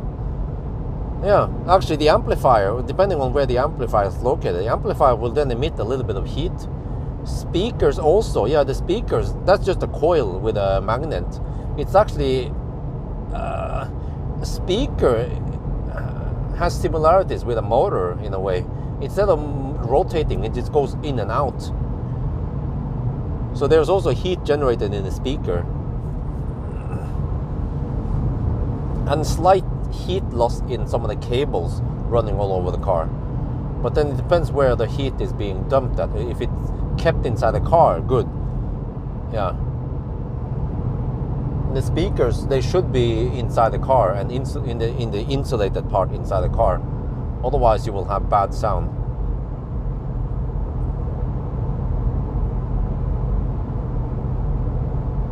But actually amplifiers, they don't emit that much heat even during some high loads.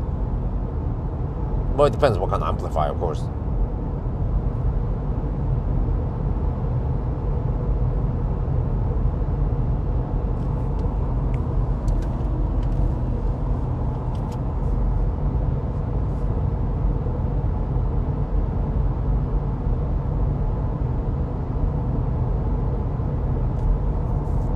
Yeah, C6 is not common in Norway. Also C5 is not very common. But I heard that the C5, C6, they have super comfortable suspension. It has that oil pneumatic, whatever, the really weird one of a kind Citroën suspension oil system, whatever, reservoirs. I don't know, man. I've heard about it. I've seen some diagrams how it works. But it's supposed to be smoother than Mercedes and Audi and BMW. Well, according to Top Gear, but I learned in the later years that you can't trust everything you heard from Top Gear. That's hydrofilm pneumatic suspension. Yeah.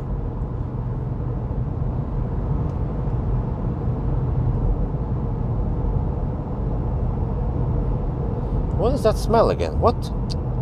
Man, I need to recirculate a lot nowadays. The fuck? It sounds like, oh no, I think this car doesn't filter that well.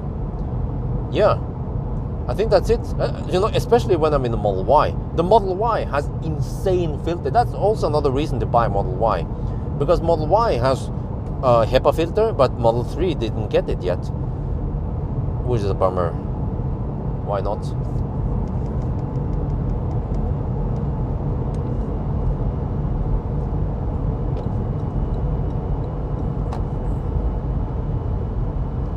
Honda a good car? Nah. I feel like it's missing some features. Like, most modern cars nowadays, they draw an outline of how far you can drive. This one draws a round circle rather than like an outline based on topography. Oh, that's a Fiat EV 11642. Yeah, EV 11642. Fiat 500, this woman driving it.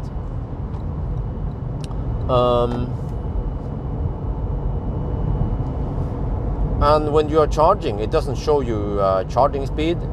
The state of charge scale is not linear, minus points there. It doesn't seem to preheat the battery. It charges slow. The front wheels tend to spin. And I was thinking, maybe it's not front heavy. Well, it turns out it is front heavy, but it still spins. So it must be bad traction control then. And also when you are charging, you don't get heat in the cabin. Seems like we'll find out tonight. It's like a Zoe. It's like a 6-year-old Zoe, right? Zoe also didn't give you heat when you were charging, unless you use the preheating button. Then the heater goes on full blast. So you don't realize how good Teslas were designed. I realize now that Millennium Falcon was freaking awesome. When I used him in 2013, I did not have Colgate because there was heat scavenging.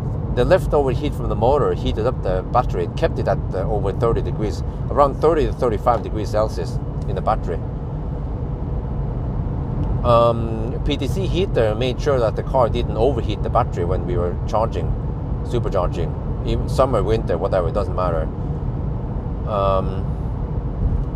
The car would show me charging speed. It will show me percent state of charge. It will eventually also show me how many percent I will arrive with. And also in later years, it will then preheat the battery before fast charging. Tesla, man, they just kick ass for the Lord. Many people just don't know this. And even other car manufacturers, they are slowly catching up with some of the features like preheating.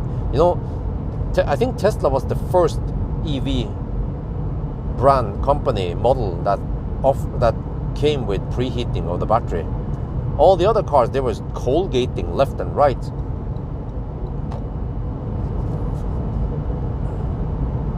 And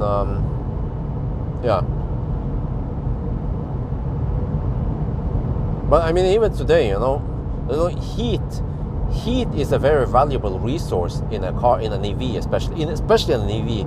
In a fossil car, you don't give a shit because the car is so inefficient anyway, and you have just so much dinosaur juice you can burn, and it is quick to refill. But in an EV, you wanna capture all the heat and utilize all the heat. But yeah, as far as I know, all the other brands, except for Tesla, they still doesn't do it like Tesla yet with octavalve. Like even Atto 3 has a 7-way valve. Okay, great, but it doesn't perform nearly as well as even Ny Falcon. I feel like it's performing better than Atto 3. So yeah, I remember Zoe, like freaking Zoe. I remember when I did the Zoe trips, and I needed to charge Zoe with cold battery. It didn't fire up the battery heater, so it was just cold gating. And even the battery heater was supposed to be only a 2 kilowatt shitty battery heater, only used in emergency when the battery would be so cold that it wouldn't charge at all. You know, like I experienced everything. You know, also same with the Korean cars. Hyundai e-Niro. I remember e-Niro was cold gating like a mofo, and it wouldn't fire up the battery heater. Back then I didn't have car scanner to see all that stuff, but I noticed that it took a lot longer time to charge up, and it didn't recover from the cold gate even after charging for an hour. It was going dog slow towards the end. So yeah, car manufacturers, man, they are still far behind, and it's not good because EVs could have been a lot better. They could have been way better in efficiency, in charging speed, in range, you know, all that. But the reason why EVs are not, the reason why every EV is not beating fossil cars now is because they are lagging behind. Yeah, you can imagine an EQS with Tesla tech and Tesla software, how kick-ass it will be. Or a Neo, for example. The reason why I mentioned Neo is because when I took Neo to Alvdal in minus 22 degrees Celsius, it went into limp mode with 12%. And that was a big disappointment. And a bit scary also. You know, you take a fossil car to minus 25 degrees and you will not notice any problems or performance problems or anything. And that should be the same case for an EV. But that was the case when I drove in Ny Falcon. I did some Nimber task. I remember in 2014 or 15, I drove from Hjerkinn. I remember I charged at Dombås. I drove up to Hjerkinn, and then I drove that route via Folldal over to Alvdal. I don't remember what was the reason why. I just wanted to try Østerdalen, I guess. But then when I was passing by Folldal, it was minus 25 degrees Celsius. And there was no problem. I had nice and warm cabin. The car didn't go in limp mode and shit like that. I just saw that the windows fogged a little bit, but Ny Falcon was doing fine, no problem.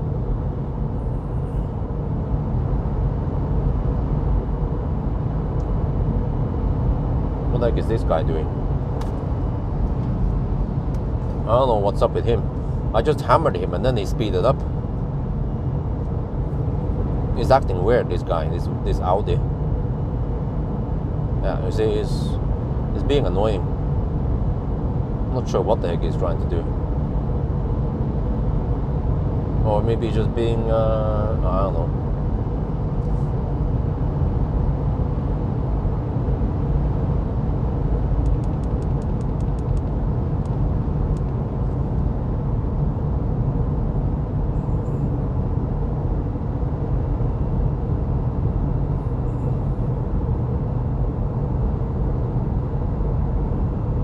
Huh? Charging impossible? Wow. Really? On the ZD50? What? Damn.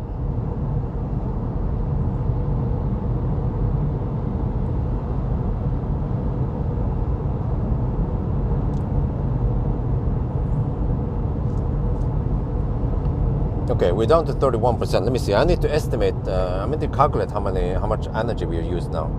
261 watt-hour per kilometer, 160 kilometers. Okay, we used 41.7. Okay, if I say 59,000 We have 17 kilowatt hour left. Okay, and if we divide it by roughly 250, no wait, 260, where's, okay. I have 66 kilometers range left. The car says 80 kilometers, okay. 66 kilometers. Let me try to find out where we can go now.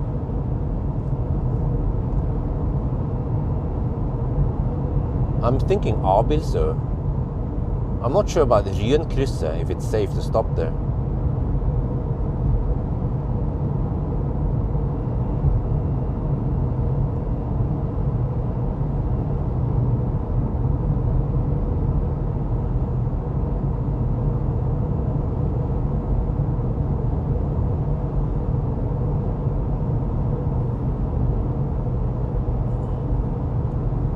No, okay, yeah, Abildsø is 53 kilometers. Okay. Yeah, I will arrive at Abildsø with around 5%. So that's fine, okay. That's it. Abildsø is the place to go to. We go deep.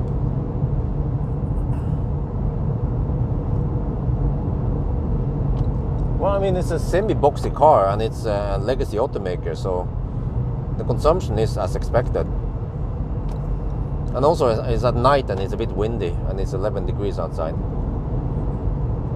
But at least it's not over 300. We will see. Maybe in the darkest hours at night with the lowest temperature, it might crawl up to almost 300. We'll see.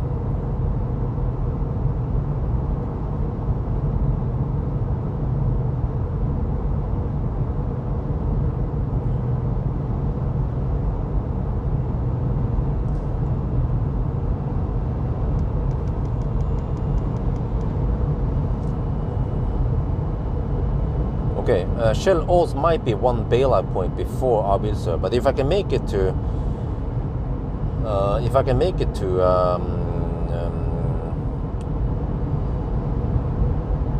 Mortensrud, then I can usually also make it to Abildsø because it's just mostly downhill to Abildsø.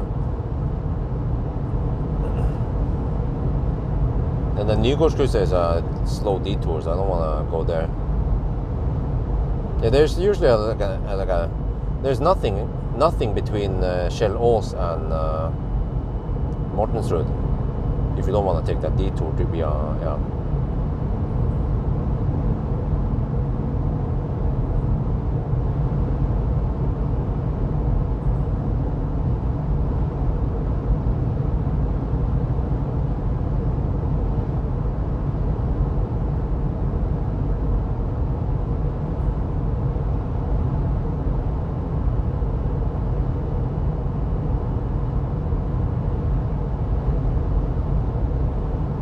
You see, my experience with Millennium Falcon, or in general, my experience with electric cars would have been way worse if I used something else than Tesla. You know, for example, if I use Jaguar I-Pace, for example, if I-Pace came out in 2013, it would probably Colgate in the beginning. It would be thirsty. It wouldn't charge that fast, also. And I would have a poor experience with electric cars. But Tesla did the right things and they engineered the car to be pretty good from the start, and then they added more features as they developed the car, like preheating and range percent estimation.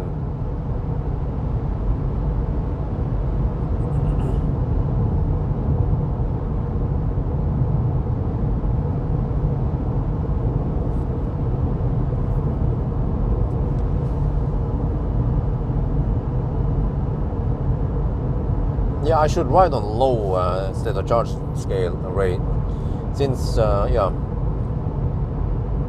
we get 70-ish kilowatt all the way to 54%. So maybe I'll just ride on a 70 kilowatt wave, and then I can go roughly 120 kilometers between. Well, actually, I can figure out. Let me see. So if I go to, let's say, 60%, so 55% of the battery times 59 kilowatt hour, okay, divided by, let's say, 260 consumption. Yeah, okay, 125 kilometer roughly between each charge. But I'll see. If I charge a little bit extra so I can reach a supercharger, then I will do that. timing wise it shouldn't be that much different anyway. But I shouldn't camp at 57 kilowatt for too long.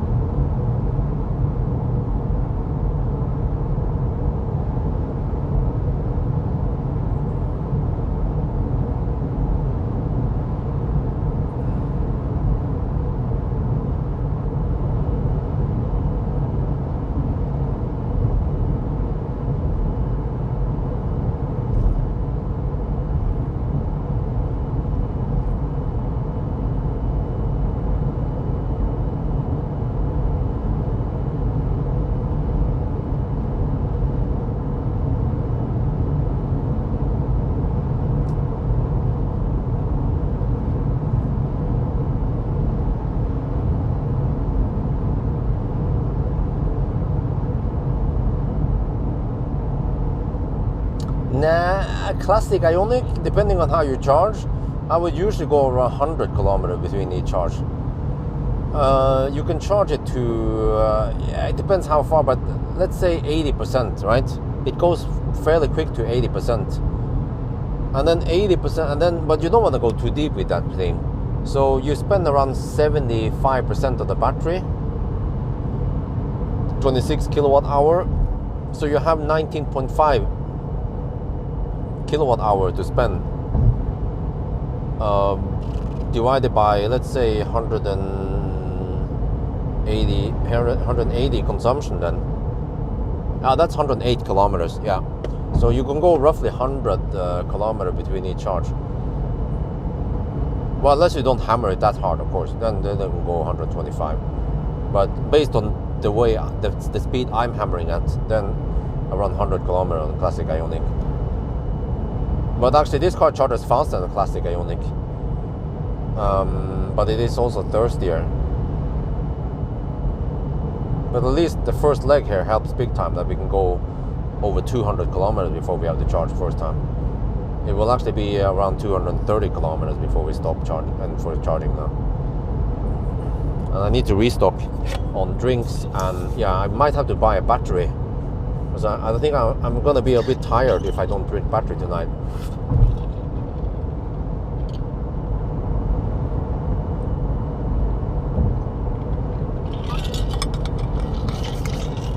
Battery and some snack maybe.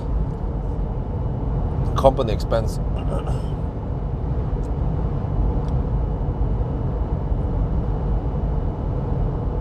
Consumption is rising now, 265. We're down 176.4 kilometers.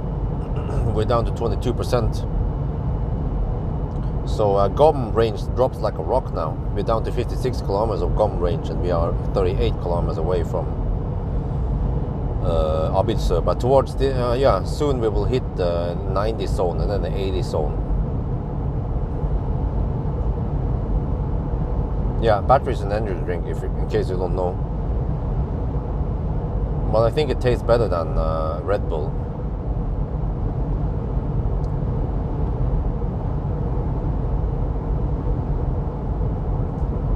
Oh, that's true. You might overheat. I forgot about that shit, man. Oh, yeah. And timing-wise, yeah, if you charge it at 94%, it takes a little bit longer, but you can then cut down on some charging stops, and you also reduce the amount of rapid gates.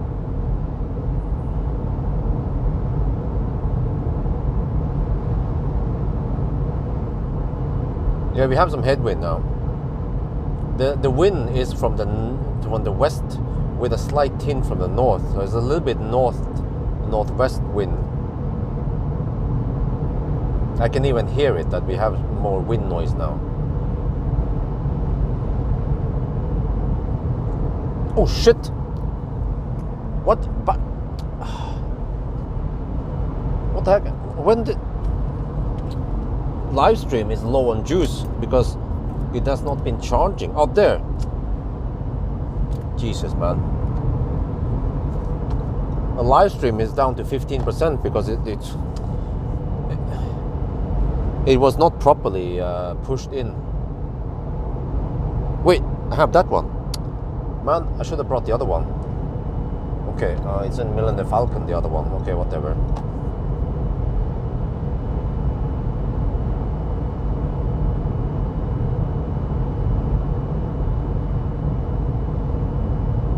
Well, good night. Well, I got a message that it was down to 15%. It got a notification.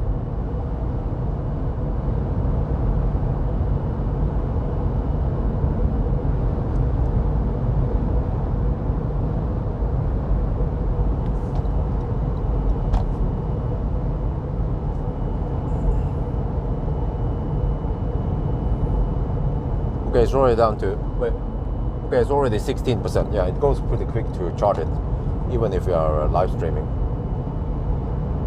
Okay, maybe pay attention to the GOM and stuff here now. 48 kilometers, 30, okay. Westby now, okay. Yeah, I could charge at Shell Ås, but the price on the price on recharge and Circle K is not that different now. It's around 5.8, 5.9 NOK per kilowatt hour. And the deeper I go, the better. But then I have to plan my next stop after Abildsø. Try to time it for a supercharger maybe. Or Ionity. Yeah, maybe Ringdalsskogen. I have to calculate.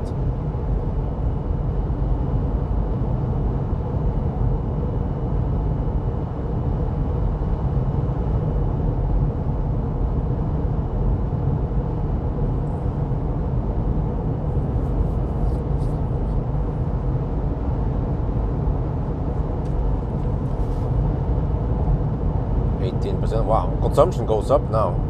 267.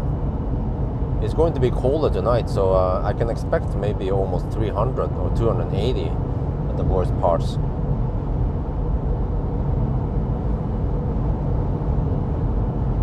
Unfortunately, I think I would just take a long break now from the trailer challenge, or maybe even stop it completely. Because I've done a couple of tests that I wanted to test, and I think that's it. I'm not sure if I will do any, like, even if I can test Electra with trailer, I'm not sure if people are gonna watch it or not. I mean, I would be interested in it, but other than that, nah. But there's one test I want to do. I want to do 90 to 10% acceleration test with Millennium Falcon, because I want to document how the performance has been degrading as the battery degrades. And one day, if we get a battery upgrade on Millennium Falcon, we can test again, and you will see that he will then get the power restored. It's actually the battery that is a limitation, not the motor. Nasir was talking about upgrading Millennium Falcon's battery. Yeah, it's gonna cost a lot, but KGK, they can take the bill. They has a big company backing him up. Okay, I have 17% here, so this would be the bailout point at Shell Ås, but we're gonna go past it. 16% now. 41 kilometers on GOM, 27 kilometers to go. And we will hit the 90 zone soon, so we have to slow down and save a little bit of energy anyway. No, I can go 10%, no problem. I saw that he still had okay power at 10%. Even at 2% it was still okay. But okay, once you go below 0, then it becomes a bit scary. But we were just launched until 10% and then go to cleavage. So yeah, I definitely want to do it, because I suspect that it will actually get okay view count since it's Millennium Falcon and it's an old car. And I'm personally interested in the result. But I need to do it quickly before winter comes. I need to do it with summer tires. So I have to prioritize. Maybe I could even do it Sunday night. Yeah, we'll see. But in the few following days now. But I need to get the shit. I need the back door fixed. Well, actually, I can launch it with the back door not fixed. Yeah. When I think about it, it shouldn't matter too much. It's not creating that much noise. Because by the time I can fix the back door, it will be some like Wednesday next week or some shit.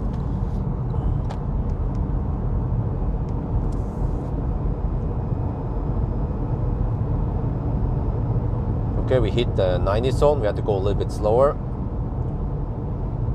Yeah, so Abildsø, fine. Wonder if we can even go past Abildsø. Wait, what is at Shell Ryen now? I want to know. If we can make it to Ryen, that would be better. Orion. Shell Ryan.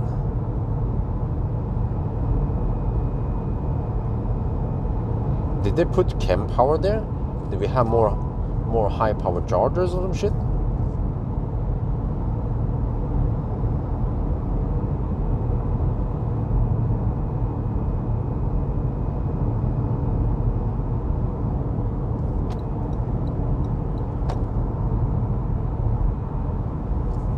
Or there's some.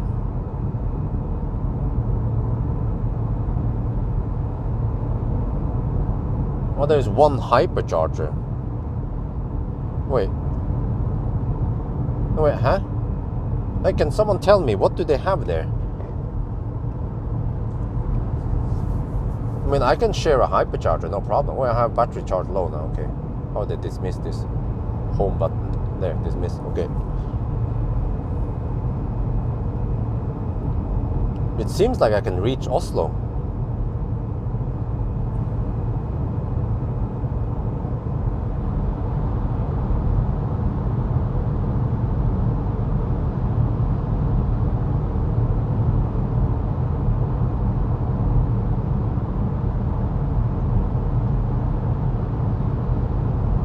Well, I'm down to 14% though. You know, I might want to bail out that, yeah. Obviously, is pretty safe. We have plenty of chargers there.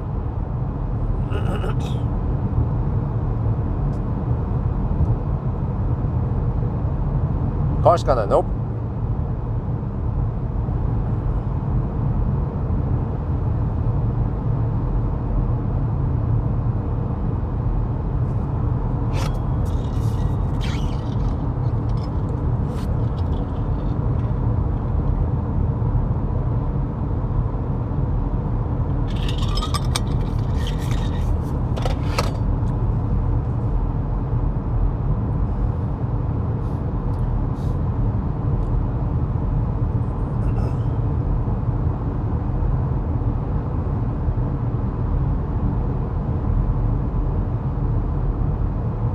Right, 13% now. Consumption is 265.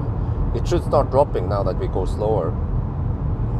But there's some, yeah, there's a 90 zone and then 80 zone and then 90 zone again for a while until we hit 80 zone. Well, not bad. We have done around 200 kilometers now.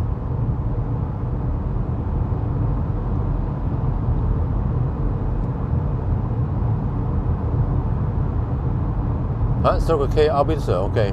Wait. Huh? Abilse, okay. Well, that's fine. Abilse is pretty safe, but I was wondering about the Ny1. Maybe I should check it out one day. I don't know what they have there. What kind of chargers. I need some locals to check it out for me. Or I could gamble and try to go for it and see what's up over there. But the traffic over there should be low at night anyway. But I reconsider right before Abilse whether I can make it to Ny1, because the Ny1 is just 5 kilometers away, or maybe even shorter, just a couple of kilometers down the road after Abilse. So, yeah.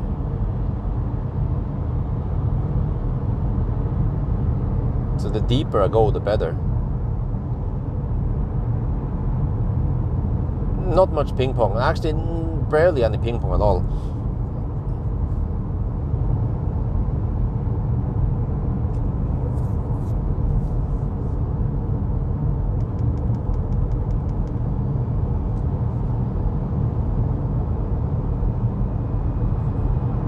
What, 12% now? 30 kilometers on Gom. 16 kilometers from Abilse. Yeah, that means we should be able to make it to yeah, I wonder if we can even make it to Skøyen. But Skøyen is risky. There's only one high power charger there.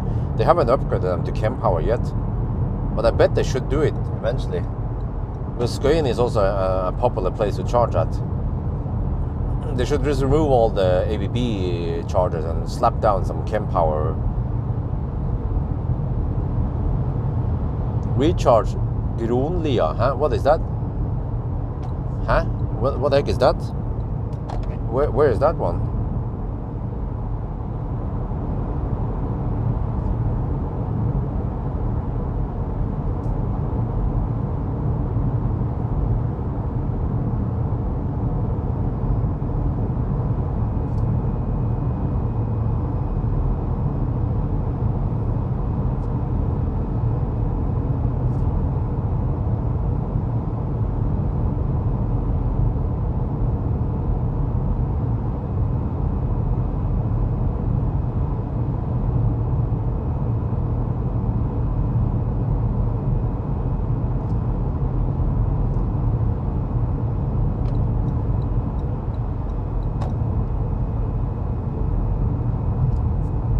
I'm trying to understand the charger layout here at the Esso Rynsvingen.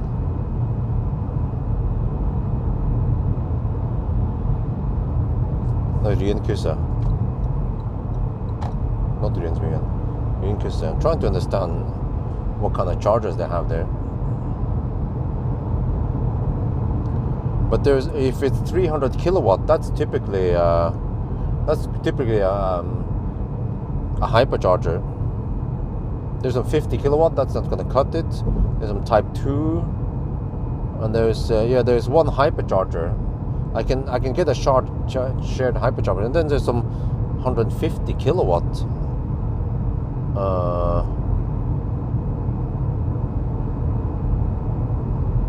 And then some 200 kilowatt, but they're unknown. So there's only one shared hypercharger then. No wait, now it's not non-shared. They left it. Okay, so I could go for Rynkrysset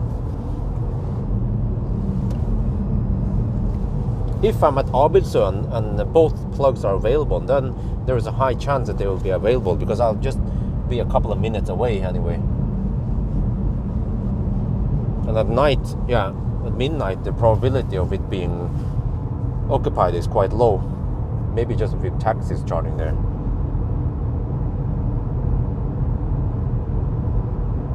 Now, Porsche, I'm not going to go to the Porsche charger.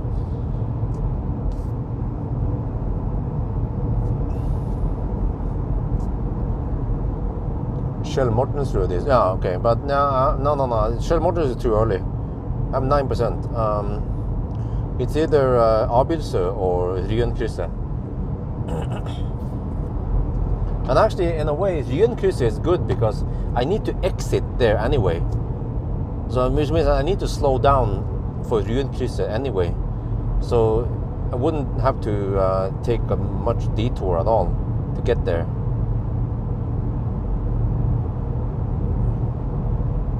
Okay, 21 kilometers on Gom now. And we are 9 kilometers away from Abildsø. But I have to check once we're at Abildsø if I have enough juice or not. Because I think I'll be in turtle mode at Abildsø. Turtle mode occurs at around 3 or 4%. No, I was at 5%, I don't remember.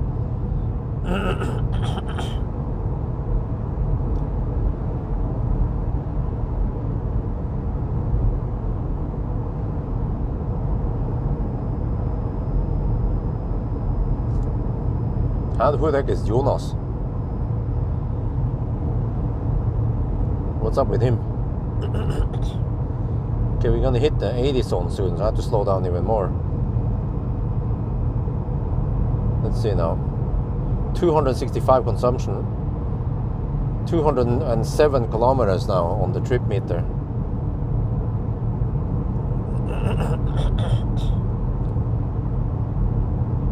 All free at Ryen, yeah. So maybe I'll just go for Ryen. But we'll see. Once I can, I have to reconsider once we are closer.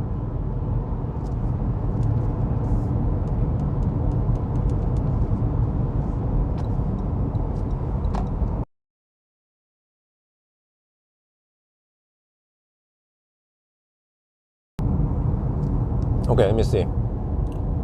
And there's a bit of downhill. Yeah, once we clear this area, after Mortensrud, we have a lot of downhill. We could almost sail all the way down to, at least Abildsø. And then there's a little bit uphill after Abildsø.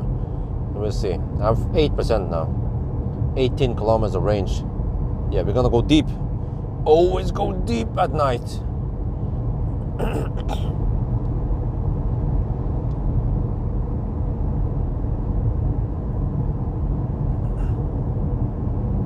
Long-term hauler, okay. 7% now. Let me check something here. I'm gonna calculate kilowatt hour. 263 times 209. Oh, I've spent 55 kilowatt hour.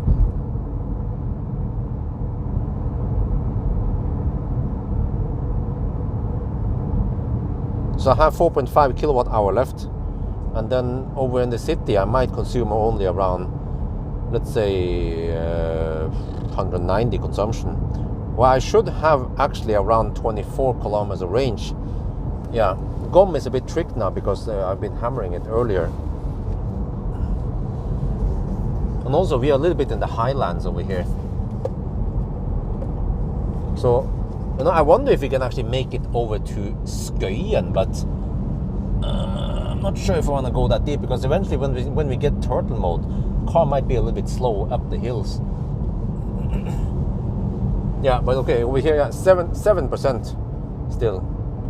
We're passing by Mortensrud now, so we can skip Mortensrud, that's fine. 6% now, still on turtle mode.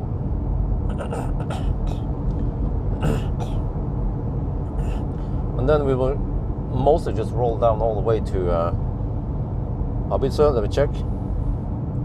Check the power here. Okay, are we gonna regen? Yep, we're regenning. Yeah, we're regenning. Okay, which means that we'll just free roll more or less. We might actually arrive at Ryenkrysset with 5%, or yeah, 6% now. Consumption is 263. Distance 212 kilometers. Is that guy on high beam? Freaking annoying people on high beam.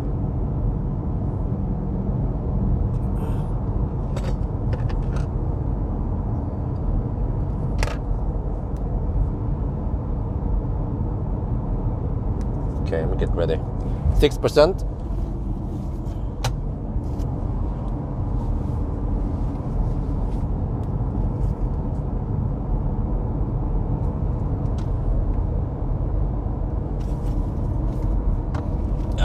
I like Ryenkrysset. It's open 24/7. It's a nice place to stop at. Still 6%. Yeah, we can go further.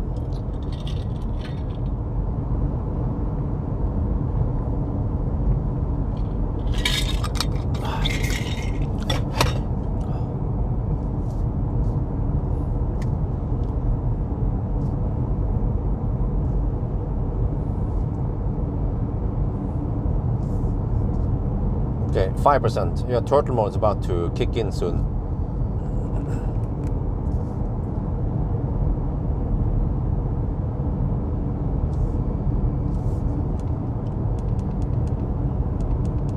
This is a bit confusing. The adjustment for cruise control is done on the right side of the steering wheel. The left side is for music. Yeah, which is a bit unusual, because most other cars you adjust cruise control stuff on the right, on the left side, like the ID3 GTX, for example. So I keep pushing the volume up button when I want to increase speed. Okay, 5%. Yeah, we'll bail out here at Ryenkrysset. Probably arrive with 4%, and there should be a hypercharger available for me. If not, then we could even YOLO it for Skøyen, but then we are cutting it really close. But it's mostly just downhill from here to Skøyen anyway. And we have to drive even slower soon. 70 zone. 70 zone all the way to Skøyen.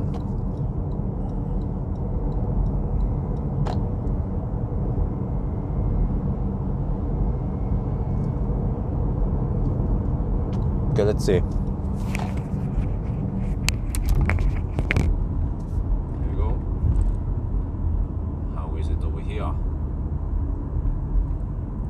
there's a yeah, there's a quick exit here. Oh shit, there's no taxi there. Scheiße. But okay, I can share with the taxi. Oh, the Chem Power. They're setting up Chem Power. Oh, that guy's. Oh no, dude. How the heck? He parks like an idiot. Oh Jesus, man. He's freaking I4 taxi, and then I need that slot. Oh, Jesus. Are you serious? Are you fucking serious? I need to squeeze in between that dude and the fence here. Jesus. Why didn't he park in this slot instead?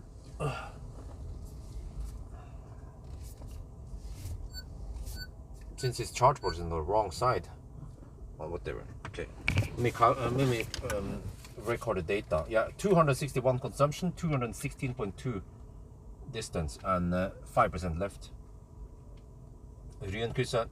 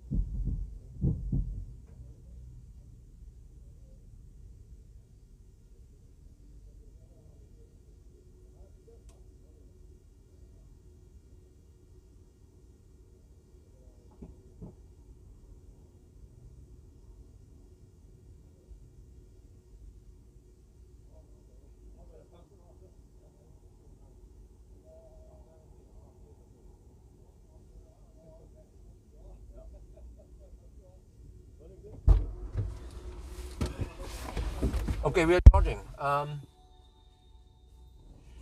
No. He's not play. Wait. Wait, Felix. Did you activate it? Because I thought they activated the wrong one, so we moved the charger.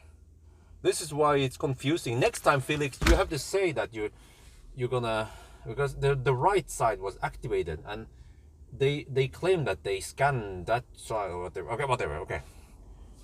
Oh, you activated. Okay, now I understand why. Okay. I can explain to him why. Okay, be right back.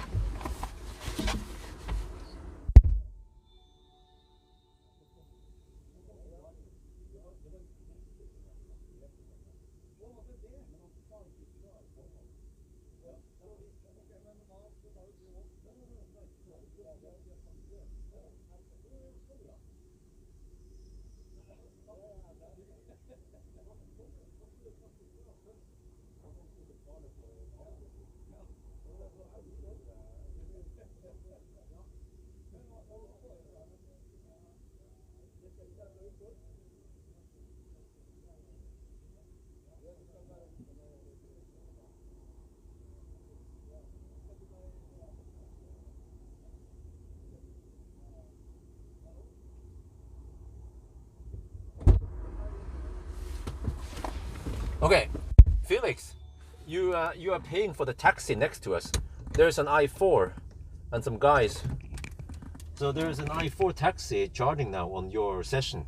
Yeah, and then the one I'm charging, I'm paying for this session here. So, but if you stop the session, they will be a bit confused because they were already kind of confused when we arrived.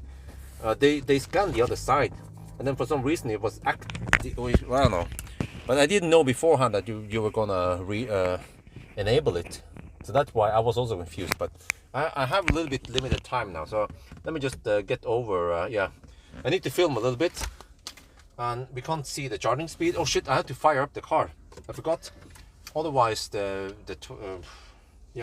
I need to go in the my mode, whatever it's called again, accessory mode. Yeah, to get the stuff running here. Yeah, I need to charge my phone. Okay.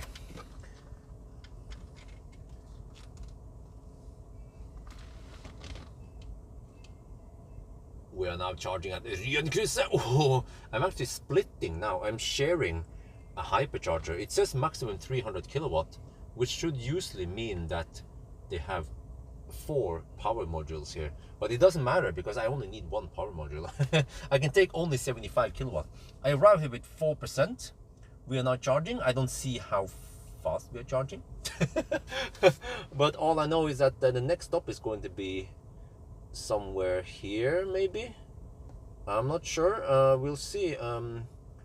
Okay, I'll figure out something. You see, this is super annoying. When I pan in the map, it will always pop up this shit. Like, I don't want that to happen.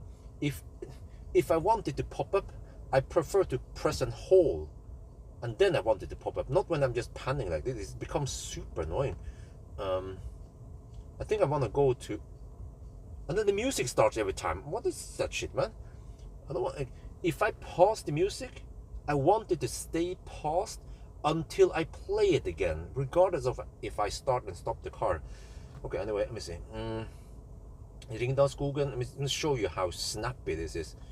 Wait, no, it's not there. Wait, no, it's Ringdalsskogen is here. No, wait. Where is it? Maybe I should have searched for it instead. Is it here? No. Okay.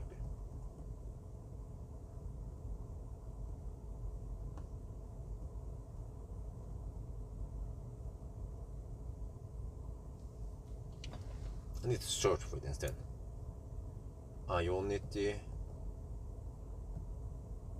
Ringdalsskogen. There.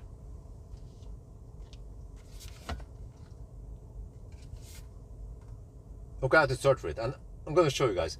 This keyboard, it's a QWERTY keyboard, except for that the space is not here. The space is there.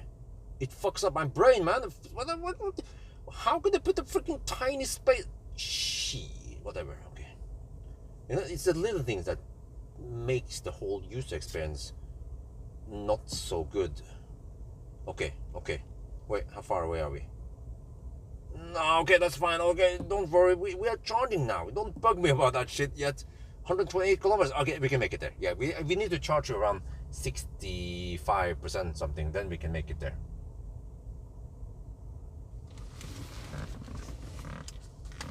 Okay, anyway, I'm gonna go to the restroom now.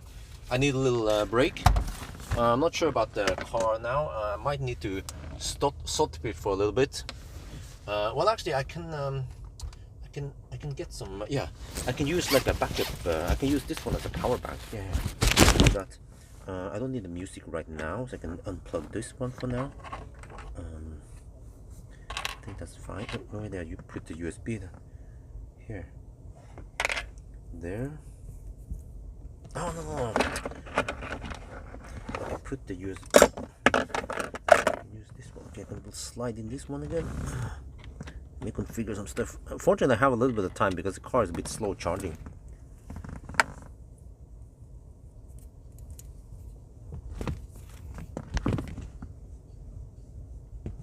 Let's see, I need this one.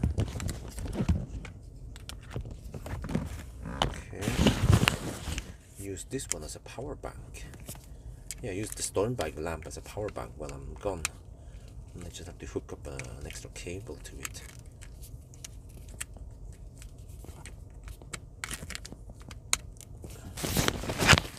And then we should be good. It's a nice cable.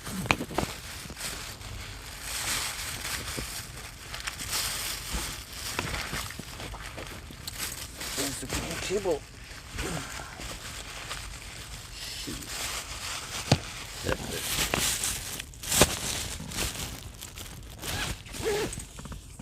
What's your thoughts so far? It's okay. Yeah, it's an okay car so far. Let's hope it doesn't rapid gate. I'm running the heater right now, but I'm not sure if it. No, I think the heat. It dumped some leftover heat in the cabin, but eventually the heater thing will not work at all, which might be a good thing because I don't want the battery to overheat. Good there. Okay, we're gonna hook up this one while I'm gone. Yeah, okay, and then I'll be back. Tell them they are okay. Huh? What? Okay. They can start fiddling around with the app. Okay, they were. Oh, okay. They probably don't. They're not gonna charge that much. Okay, I will tell the guys before. Okay, I'll be back.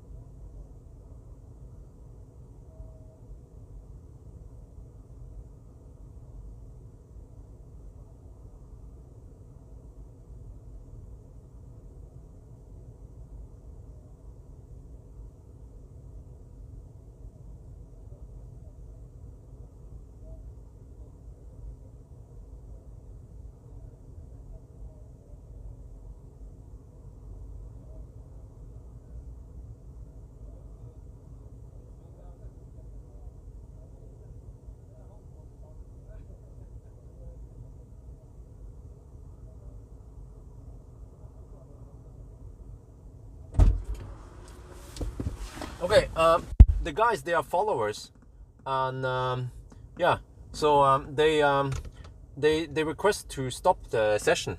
So Felix, can you stop the charging session? Actually, they could probably stop it from the car, but they seem a bit semi-noob, so that's why it's easier for you to stop the session instead. No, wait. Which side was it? Yeah, of course. Yeah, all right, thank you. And they also said thank you very much. They requested to Vips money to me. I was like, no, whatever. Don't worry about it. So yeah, it was cool. Also, the white guy, he also knows my channel. He asked me, "Are you the YouTuber guy?" I was like, "Yeah." So there you go. Okay, they finished now. All right. Thank you. Dankeschön. Yeah. There's a fat e-tron who wants to charge now. So. Bare hyggelig. God tur.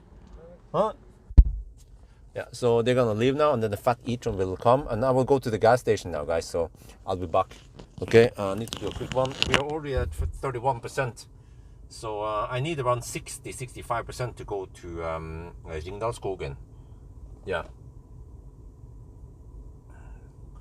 So I'll be back then. I need to. Oh shit! I need to stop the car. Okay, let's see. Okay. I need to. Okay, I'll be back. 5 minutes. The gas station stop.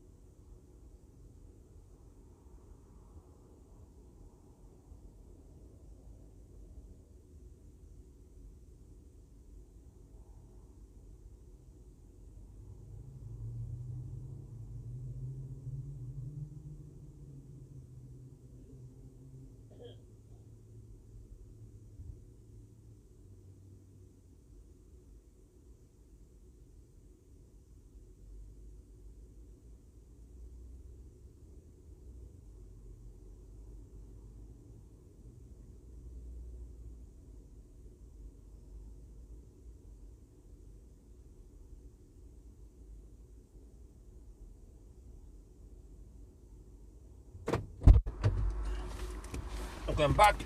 Yeah. Power up the car. Need to restock some drinks. Let me see, light. Okay.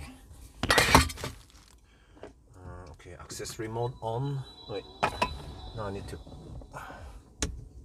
Well, music starts every time. Jesus, man. This is a bit annoying.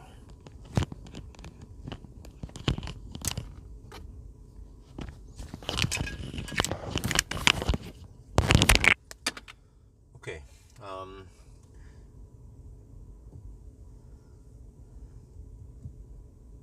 Yeah, so I figured that I need 65%. What? We are only at 42% now. Wow, what the heck, man. Okay. But yeah. I brought a little bit of snack and some drinks. I bought a battery. We're not gonna talk about that one in the main video. People, you don't want to promote energy drink. Oh shit. Yeah, okay.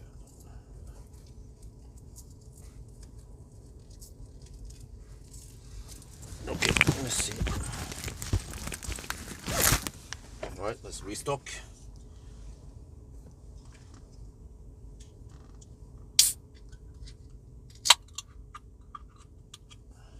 Without spilling. Shit, let me see. Careful.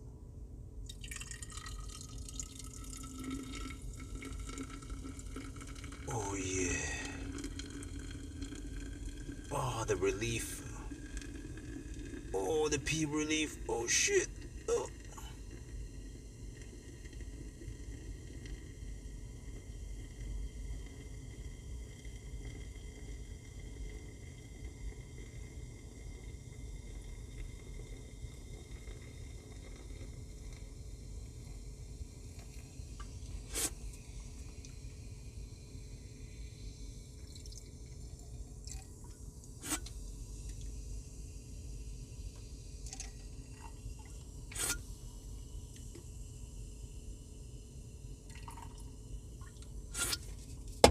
Yeah, okay. I think that will be enough now. I don't want to overflow it. Can I put it here? Yes, okay, good. Put this one there. The next planned stop is going to be Ringdalsskogen, Ionity, 128 kilometers from here. And I calculated I need to charge to 65%. But the state of charge scale is slightly non-linear, so 65% here is probably around 62% real estate charge. So I might arrive with 5% or something like that. Somewhere between 5 and 10% at arrival now.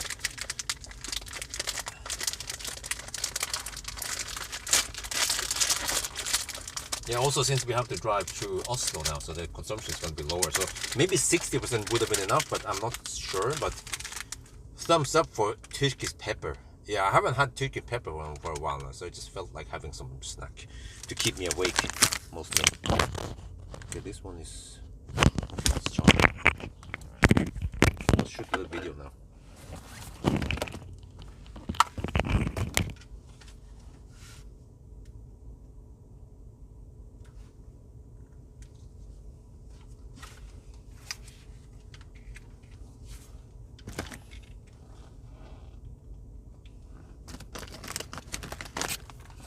Okay, I feel like having some snack, and then I went for Turkish pepper.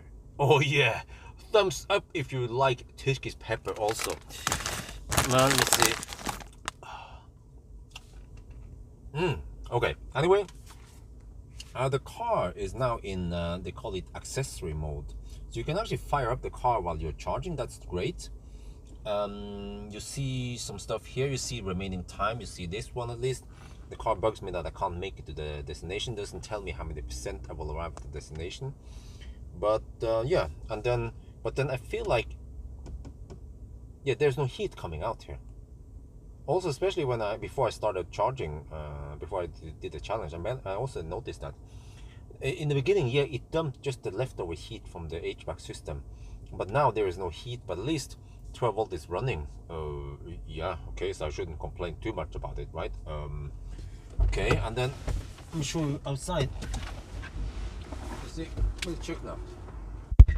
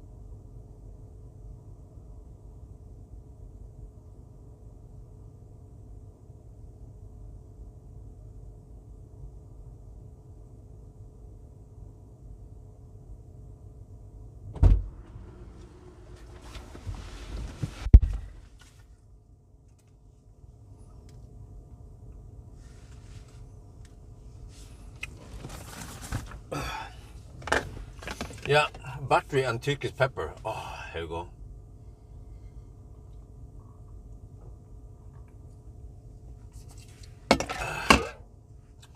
Well, it's Saturday night after all. Oh shit.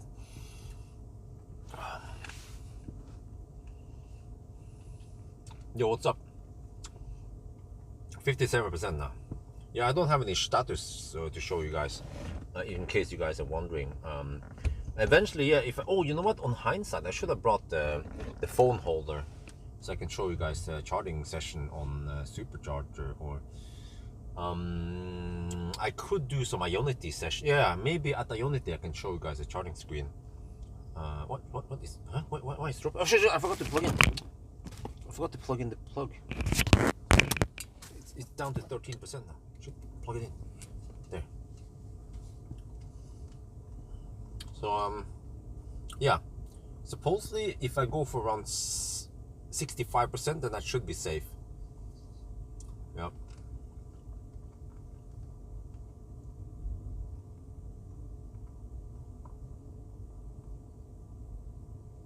What? Is the guy gonna charge? There's an i4 there. I'm not sure. I can tell him that I'm gonna be finished in a couple of minutes. Yeah, okay, let me maybe he wants to charge. There's a taxi driver. It seems like he wants to charge. Let me go talk to him a little bit.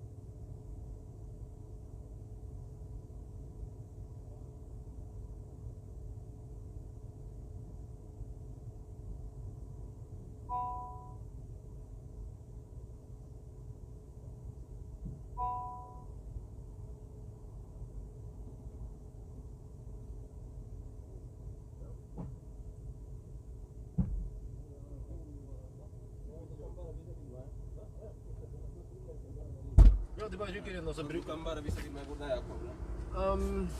Ja, okej. Ja, okej.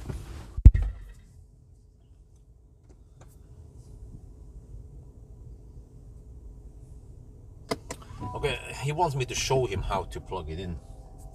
Okay, I need to deduct a couple of minutes here. Even though I am a little bit busy, but he just wants me to show him. Okay, we need to count now. I need to help this guy. Seems like I have no choice. Let me just this.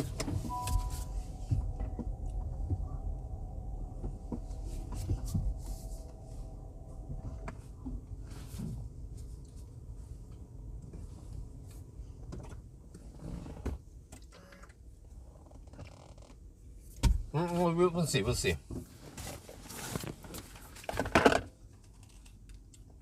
It's on 55 now.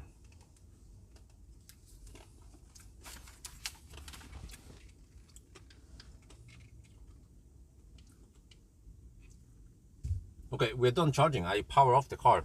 It's 55 minutes past midnight. I need to help this I4 guy, a taxi driver. He insisted that I...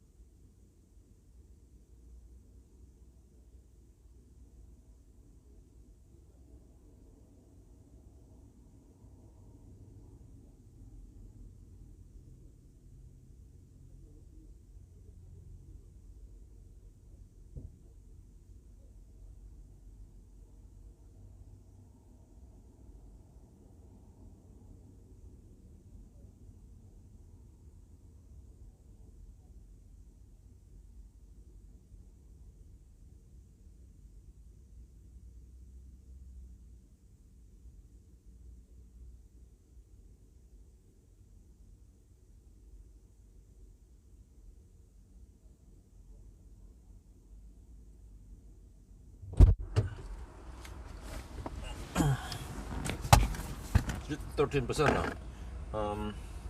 Okay, maybe I should just power on the car. I don't want the phone to die.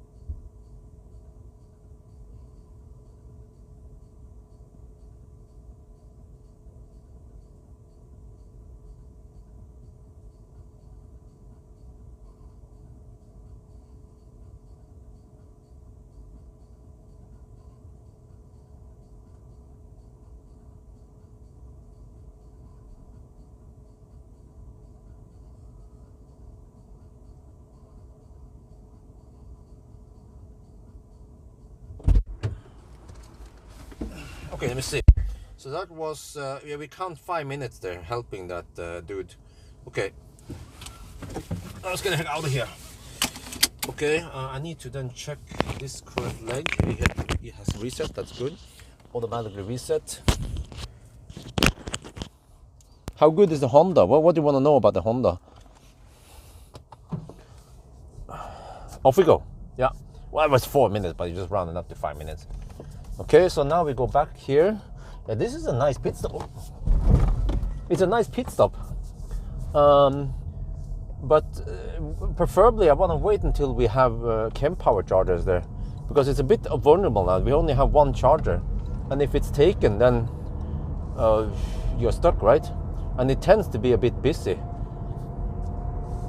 But eventually there will be chem power coming up soon.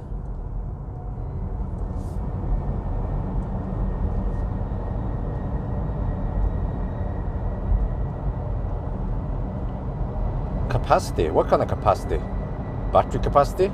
Space? Performance? Not that great. Comfort? Okay-ish.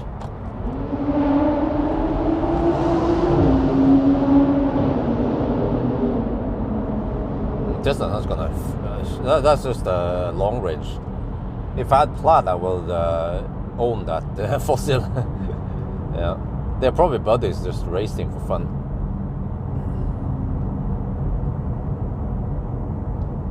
Yeah, he was fairly quick to figure it out though. He knew that he would scan the QR code, enter the credit card information, CVC, and then do some. Yeah, he knew. He was fairly quick. I've seen noobs spend way longer time to figure out how to start charging. So yeah, that was fine.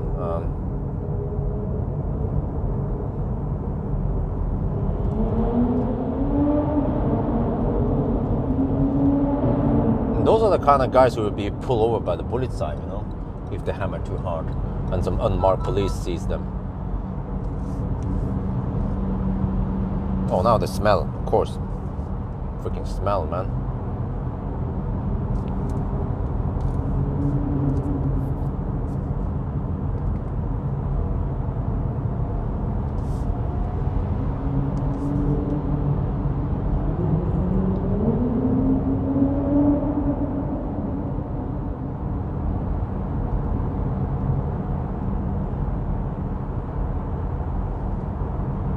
Would have been funny if I had the Plaid. I would own him big time. He'd be like, oh shit.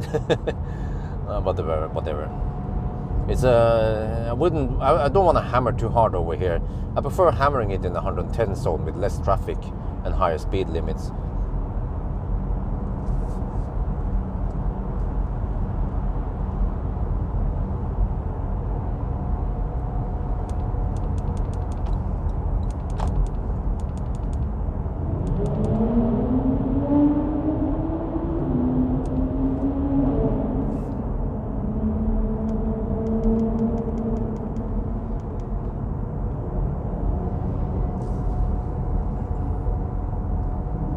Man, I need to keep recirculating. Always be recirculating behind noisy fossils.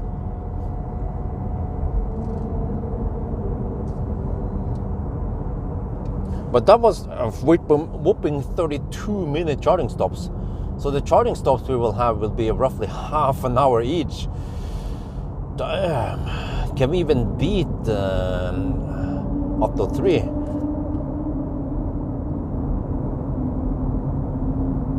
Unfortunately, it's end of the tunnel soon. It's freaking noisy inside the tunnel.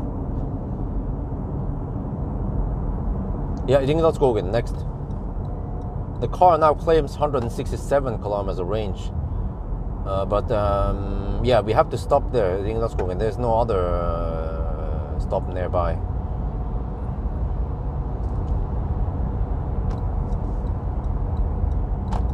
I'm not sure. Maybe 65% was overkill. I'm not sure, but we'll see. We should arrive with somewhere between 5 and 10% at Ringdalsskogen. Honda E, but definitely. Honda E needed 16 hours. There's no way we're going to need 16 hours.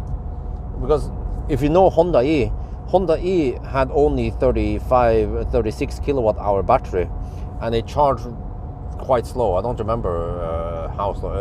It charged at around 40 kilowatt or some shit like that, you know. This car charges twice as fast and it has way bigger battery, so there's no way we're gonna be as slow as Honda E.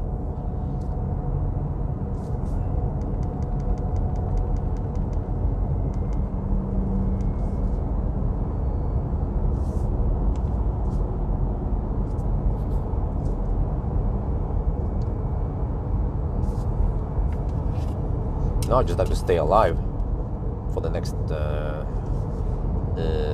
10 hours. Yeah.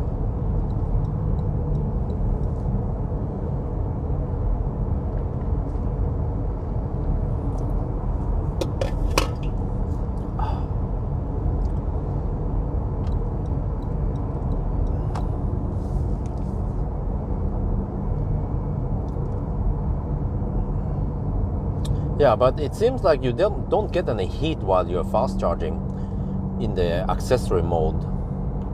So that's another fail on an EV. Most modern EVs nowadays, of course you get heat in the cabin when you're charging. And also Tesla, of course, you just open the door, you get heat, even if it's minus 20 degrees outside.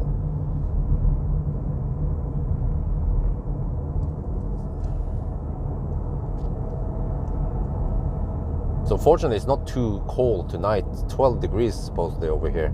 Well, that's actually fairly warm for mid-October.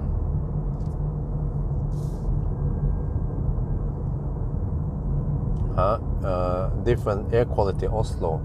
I haven't paid too much attention to air quality. Yeah, I mean there's still lots of fossils in here and trucks. So.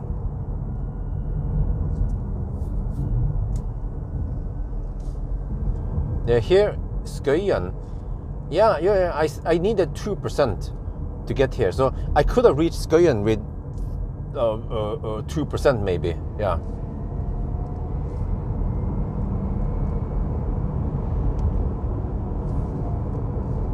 So that would have been going kind of deep.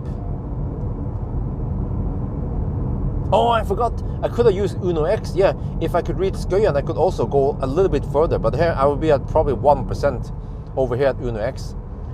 And then what about Tex Burger? Are they open? Well, I'm not hungry yet, but the burger shop must be open right now and then. Oh yeah. Look at that. Look at the burger shop. Tex Burger. It's open. That guy is a millionaire. The owner of Tex Burger. They sell so many burgers. Yeah, I need to I need to know all the locations now. There's actually several Uno X chargers there, and you can just use card, and it's also not that expensive with Uno X. So that would be a nice pit stop. Get some Tex Burger. If I have half an hour to kill, yeah, then we'll see. Next stop, but I might not be hungry yet. I had a nice meal around 8 something in the evening. So next meal should be maybe 8, 9, 10, 11, 12. Yeah, well, actually, maybe at Ringdalsskogen I'll be hungry again.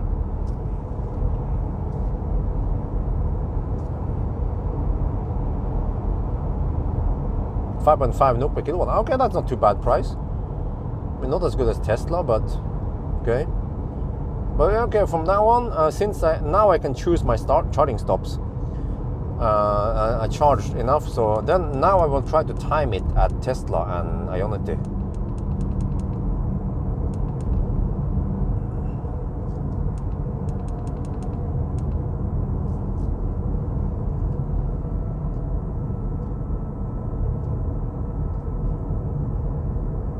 But man, half an hour each charging stop now. This is going to take a while.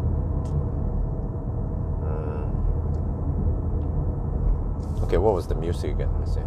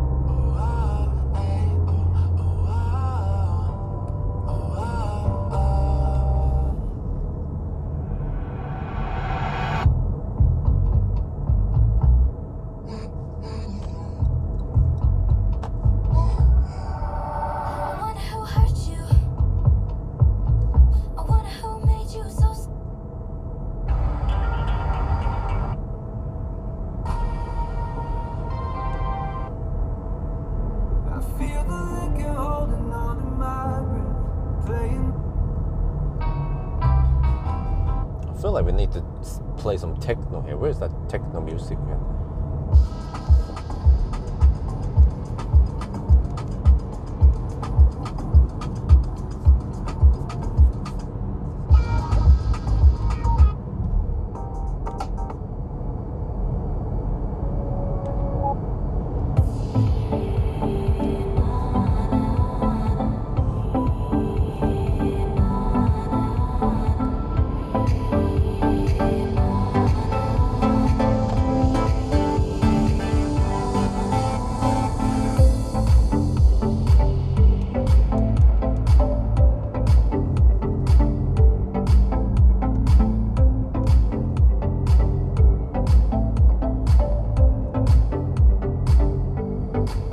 Oh, that's cheap.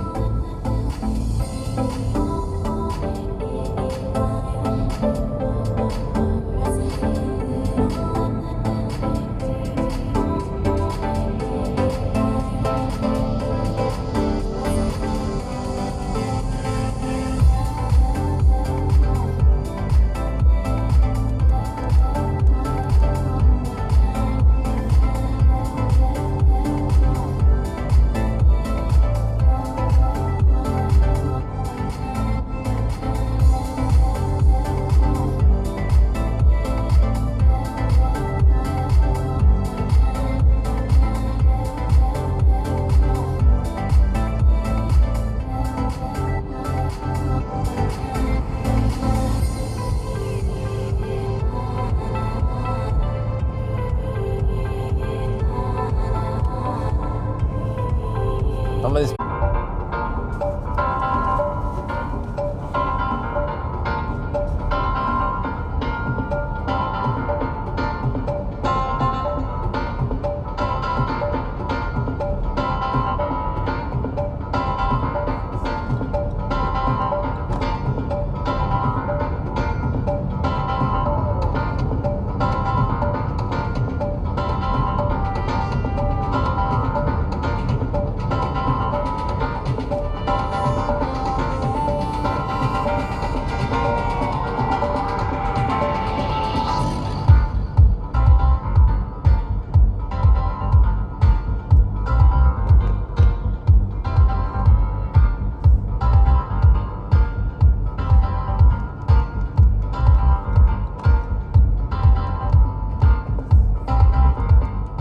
well, how good? What do you mean? I think you have to be slightly more specific.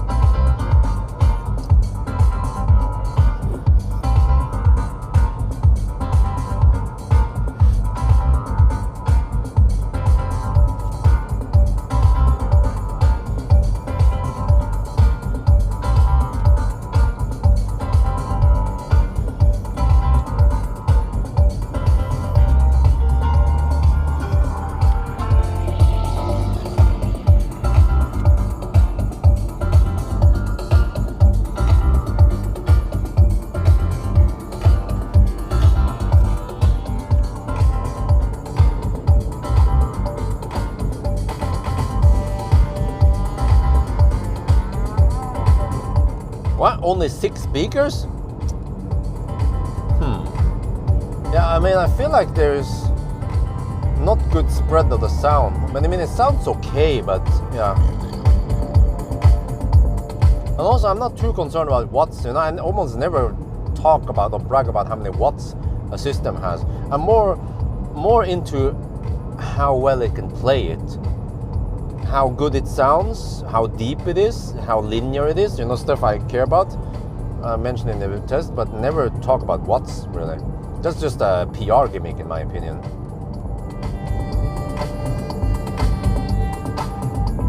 It's like megapixels.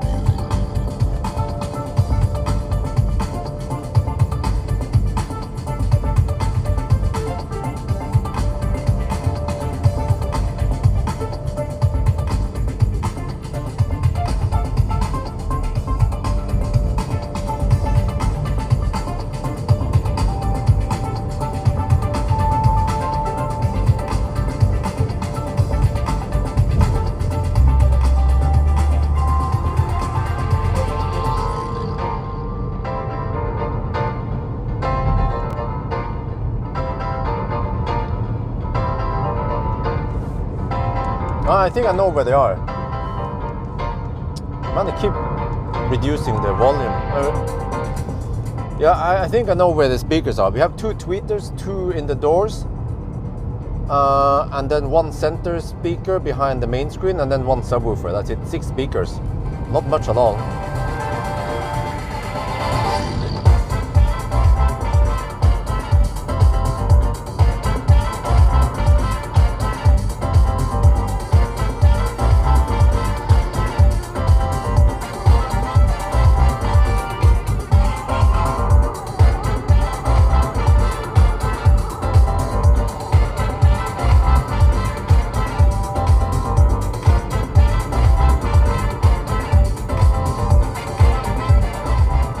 Yeah, in theory, 2 good speakers should be enough, maybe in a home stereo, but in a car, unfortunately, you can't have 2 big speakers in the A-pillars. So you need to spread them out somehow. Get some subwoofers, some tweeters, some mid-tones. So yeah, and then maybe you want to have some immersive sound and have some stuff in the back also. So I think in a car, you probably need at least 12 speakers. And also 1 subwoofer is not good. I preferably have 2 subwoofers. I mean, if I try to count now, you should have 2 subwoofers. Well, unless you go like Hef and have 1 in the center console. But let's say at least 2 subwoofers under one under each front seat, just like the Hi-Fi Professional in the 5 Series E61. 2 there, maybe a center speaker. Okay, so that's 3. 2 tweeters. Okay, that's 5, and 2 in the doors. 6, 7, and then in the back, same there. 8, 9, 10, 11, and then maybe in the partial shaft. So 13 then. No, wait, yeah, 13 speakers should be minimum. But then actually, maybe 13 is enough. Maybe less is more. So if you have more speakers, then you need to have what you call it, daily filter. You have to have low pass filter, high pass filters for them, and they might have different frequency responses. And you know when you have 2 elements, 1 tweeter versus 1 mid-tone versus there is always an overlapping frequencies between them. So ideally, you might want to have they call it like a cutoff rate. The count is in decibel per octave. A basic one is only 6 decibel per octave, but you also have 12 and 18 decibel per octave. But you want to avoid too much overlapping, and you want to maintain linearity in the sound. So yeah, speaker stuff, man, audio file theory and stuff. There's a lot of stuff to know about. I don't know too much about it. I'm more or less a noob. I know some basics only. But yeah, you can. I actually, in the old days, I even made my own. What is it called again? Daily filter. It's called. I don't remember. But I use a coil and a capacitor. The basic of daily filter is you use either 1 coil. I don't remember how it was. 1 coil in series or whatever it was, and then you'd put the other one capacitor in parallel, or the other way around. I don't remember. So if you have one coil, you get 6 decibel per octave, and then if you have add the capacitor, you then you go for 12 decibel per octave. I think I did that one for a subwoofer. I made a homemade subwoofer. Yeah, that was a long time ago. It was in Bodø. Dividing fit. Huh? Is it really called that? Really? I thought they had another name for it. I think it's called low pass filter, isn't it? Low pass filter, high pass filter, or LPF, HPF.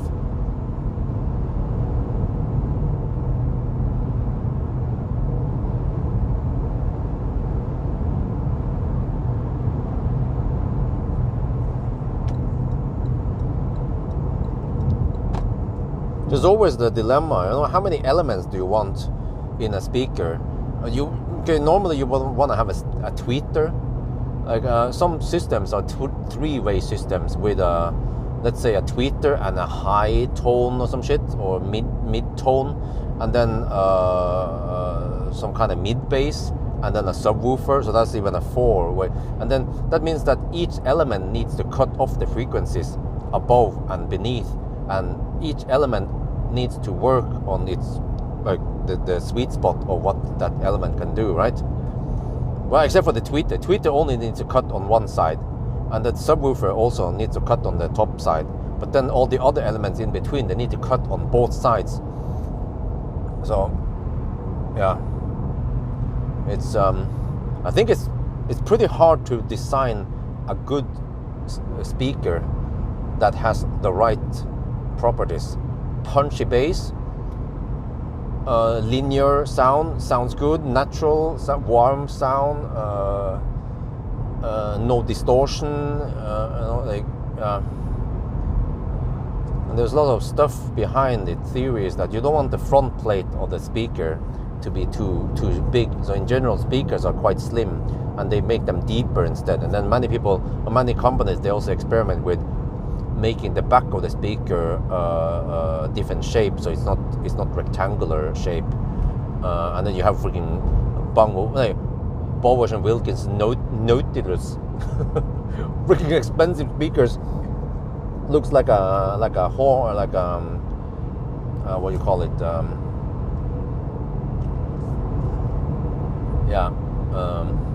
I don't remember. Sea creatures.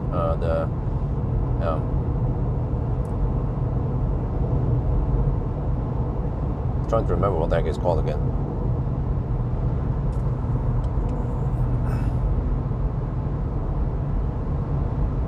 Oh, whatever. But it has the teardrop shape on the speakers, and they also separate, not sharing the same box. Flux capacitor. Yeah. Crossover. It's called crossover, and I remember. Daily filter is called crossover. Crossover filter, crossover.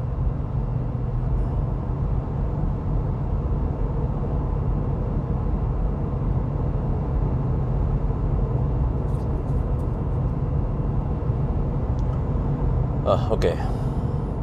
But I have to say that Norway route is more pleasant to drive because the roads are well lit.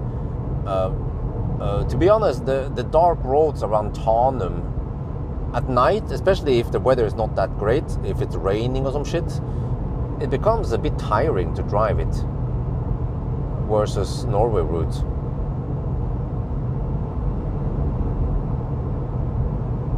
The road is quite well lit all the way to Dal, but usually at Dal I only need to drive there a couple of hours before it gets bright again.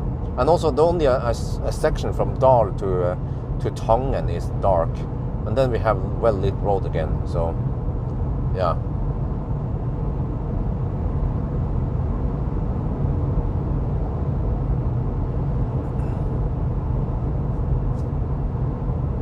And from time to time I get comments on my channel that people wonder, why do you light up the roads at night? Well, it's all about safety.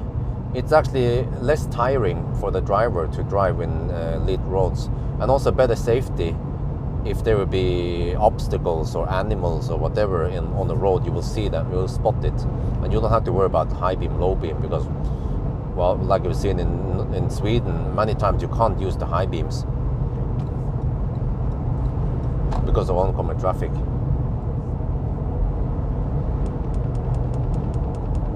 I can feel the wind now. Consumption is 216 on this current leg now.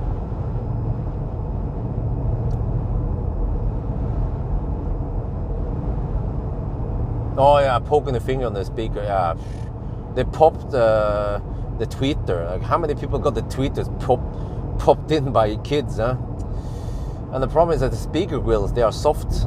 They are not metal like some systems. So yeah, maybe you need to get metal grills as long as the kids are too small to understand that shit. or as long as the kids are too small to get punishment. No, I'm just kidding. That's how we do it in Asia. Okay, I'm not gonna hurt my children.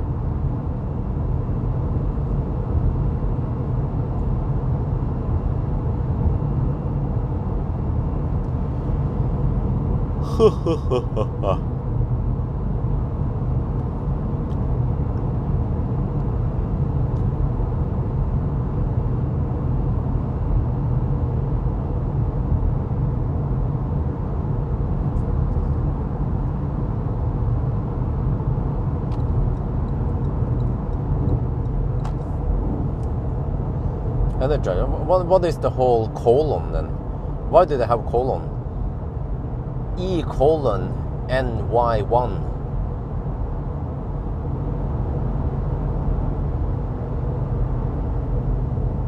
Okay, well, it might mean E. Okay, EN ENY1. Yeah. ENY1. That's what it means. Just like E4 ors. Yeah, that's also a silly name, man. E4 ors. Oh, shit. Oh, it's a silent colon. Oh, okay.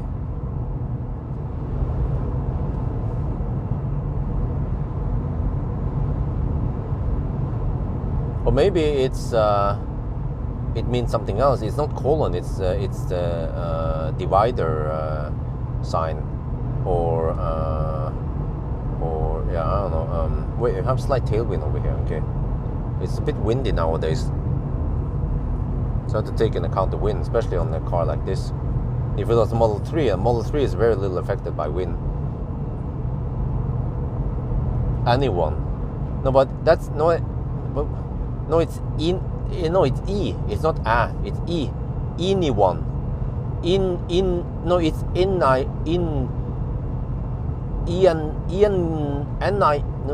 NI1. NI1. Yeah.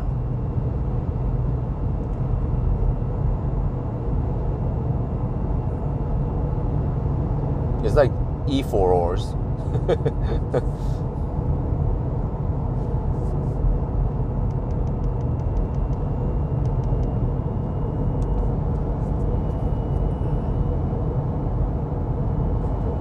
Annoying.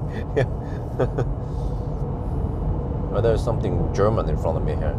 Is that a fat e-tron or is it a fat Taycan? Well, it's something electric. No, I think it's a Taycan. Yeah, it's that low. It's not fat e-tron. Yeah, I bet it's a Taycan. Wait, is it? Could that be EQS? No, it could be a Neo. Okay, license plate check. Well, we're gonna see it soon. What it is? That shape.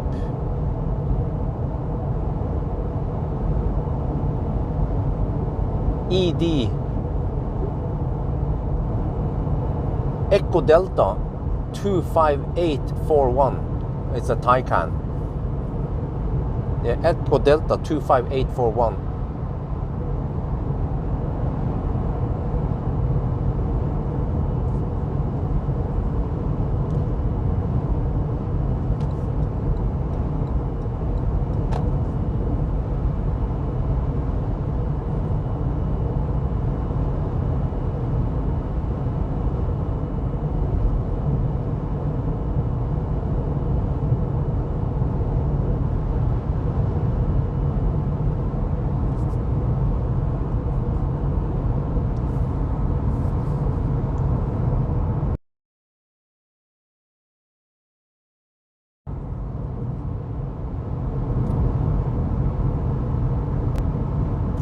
Yeah, it's actually called NY1. NY1. Yeah, NY1. No, it's called ENY1. Yeah.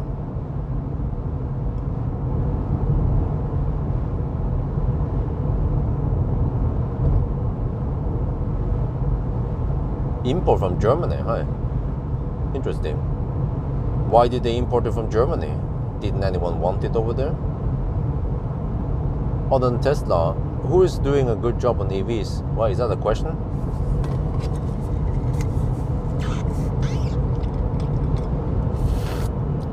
Maybe Vogue.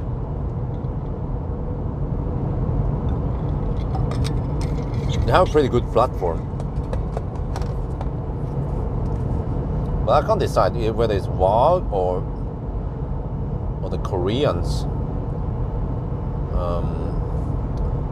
The problem is that none of them are as good as Tesla. What the heck is that guy trying to do anyway? Fire up the high beam on me, huh? Freaking fossil? Where's a Volvo? Freaking Volvo. Okay, let's have some more Turkish pepper. Yeah. Used EVs are cheap in Germany, maybe because nobody wants them. They've been watching, they've been reading The Sun, and they were convinced that EVs are crap, so they sold them.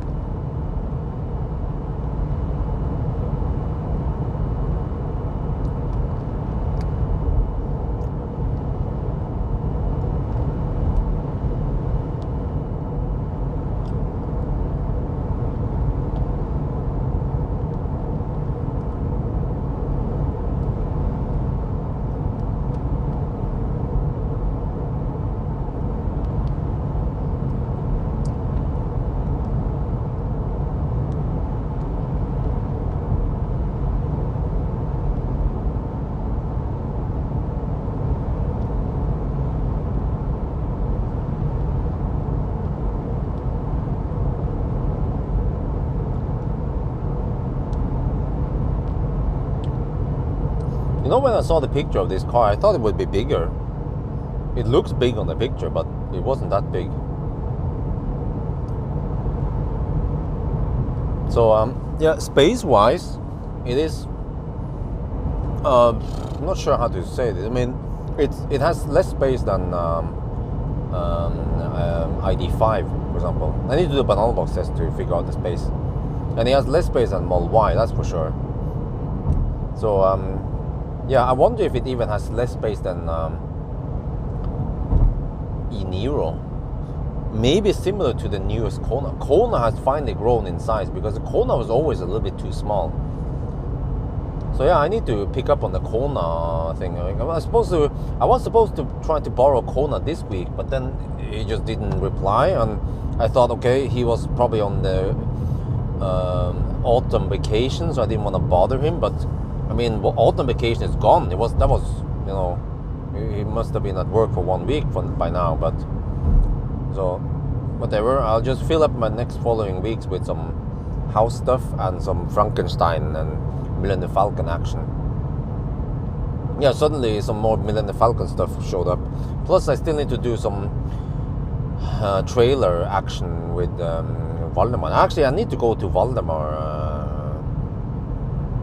a little bit now with a trailer, with Millennium Falcon and Frankenstein also. Need to get the center console installed on Frankenstein.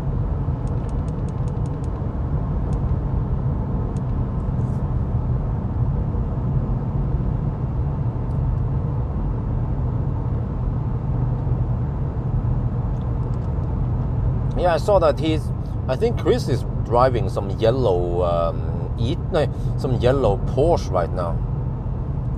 He's always into using fancy cars. I'm not sure how much is he actually saving money on them, or I mean, if he gets a good deal, yeah, then he's basically getting cars for free. But probably for comfort, that's good. But for content, though, I'm not sure. Maybe I can see if he gets lots of views on his own cars or not.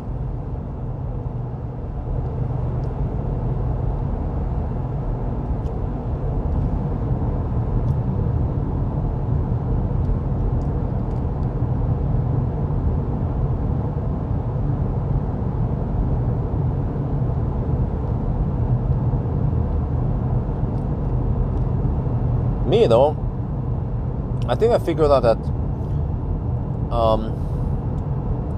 it doesn't pay off for me to buy a car.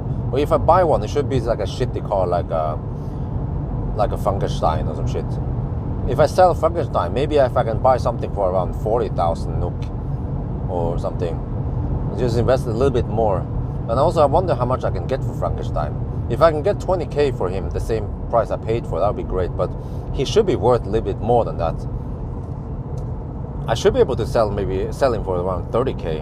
And if I can spit in a little bit extra, around 50k, then I can buy something with slightly more range. If I can get around 20 kilowatt hour, that would be great. Or maybe we can just find something that needs repair, and then we go to Valdemar and get some free repairs from him. That'd be great also. And then we can also put some nice accessories from Bilkomponenter on it. So there's a lot of stuff we can do, and I can actually get some cars for free and own them a little bit. Well, actually, it's not going to be completely free. I had to pay for insurance on Frankenstein. And when I think about this, I'm paying for insurance, but I'm not driving him much at all. You know, if we actually look on the odometer on Frankenstein versus when I bought him, and then spread it over the months I own him, then I might drive only 50 kilometers per week with him, or maybe even less. So it's not very good value for money. But I'm making money on him every time I drive him and do some videos. Then I'm making good money on that. So I need to do more of that. I need to go to Yalo with Frankenstein and do some hammer YOLO test and maybe some races. Yeah, okay, yeah, I agree with you, Lars. He should be worth around 30k NOK, especially if I can get a little bit of accessories. Maybe some new floor mats, some like a cheap LED bar and shit. Get some door seal done. Small things that doesn't cost Bilkomponenter too much, but it will actually improve the car's impression a lot. And also it has new interior, yeah, and the new interior should be worth several thousand NOK extra.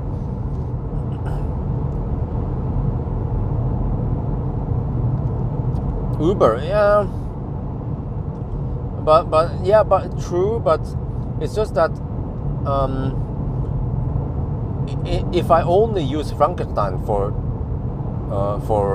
driving, I mean for the press car shuttle, then that wouldn't be worth it. But I also use Frankenstein for doing some driving tests, and also some repair videos and some upgrade videos and whatever, and that's, yeah, you know, that's worth it. You know, I might have made I think I calculated I might have made already several thousand euros on him.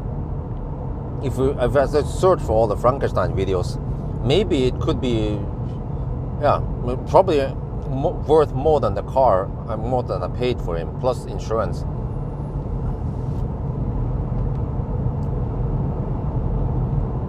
And also wifey didn't understand the point. But Millennium Falcon was slightly different because he cost more. He's more expensive, it cost more. And in a way, I also did some tests with Millennium Falcon and some videos, and I also made money, but still, he cost more. And that one, yeah, was probably not worth it. But it was just, okay, I was going for feelings also because it's Millennium Falcon, it's special. But at least we got it back in the circle, and it will stay around Marcus, you know, we can just rent it out. So I think it's a good future for Millennium Falcon, and one day if I can afford him, I could try to buy him back, but we'll see how it goes. Or maybe we could just keep it like this for a while now and rent him out instead.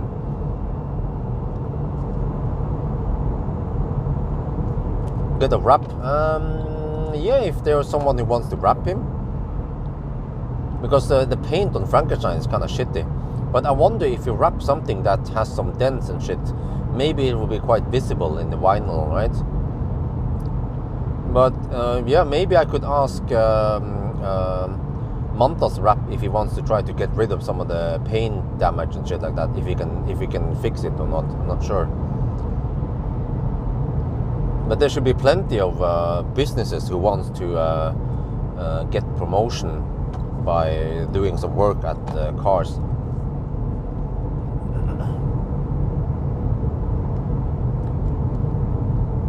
Yeah, I mean the Falcon still looks awesome. But I feel like there's some weird shit going on with the undercarriage. He has some weird sounds and clicks and stuff. Would be great to get him back in top shape, but that's gonna take some time and money, and some workshop must be willing to donate some parts and labor. Because for me though, it doesn't matter as long as he runs and he's safe. Then I don't care about cosmetic things anymore.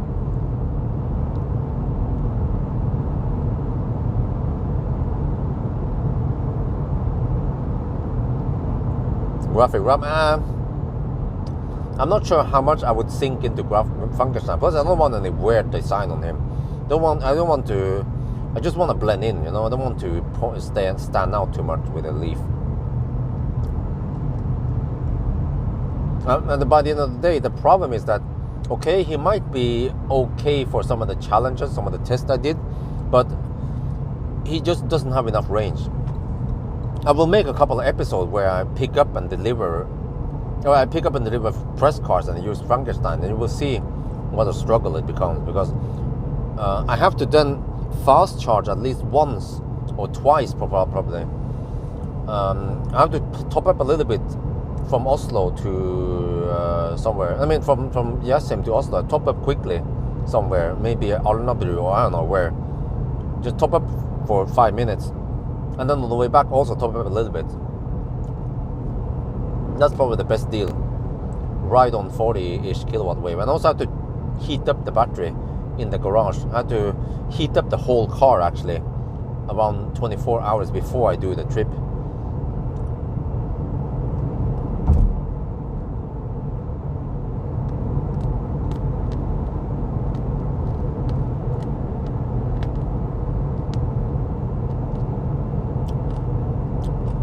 This makes me wonder, you know, the other Teslas that have gone 500k or 1 million kilometers, do they look great still?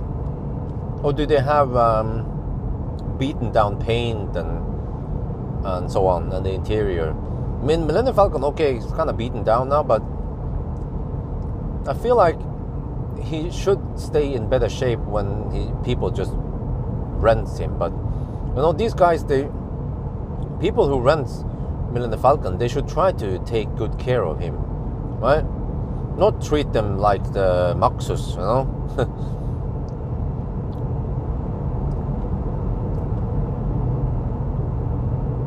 But I mean, it's not my car anymore, so I don't want to decide too much on what's going to happen with Millennium Falcon. But I mean, Marcus, he bought Millennium Falcon for content, for promotion. So of course we don't want to upset our viewers, and if we do too much stuff and people lose interest, or if you make content that people don't care about, then of course that's kind of pointless. But for example, today when I ran out of juice and I got stranded, that is actually good content for Marcus, or good promotion. There'll be lots of people who will see that video, and also the thumbnail might be, I will try to use a thumbnail with Marcus Biel, and if my story is promoted in electric and EV, inside EVs, then Marcus gets free advertisement, which is exactly what he wanted.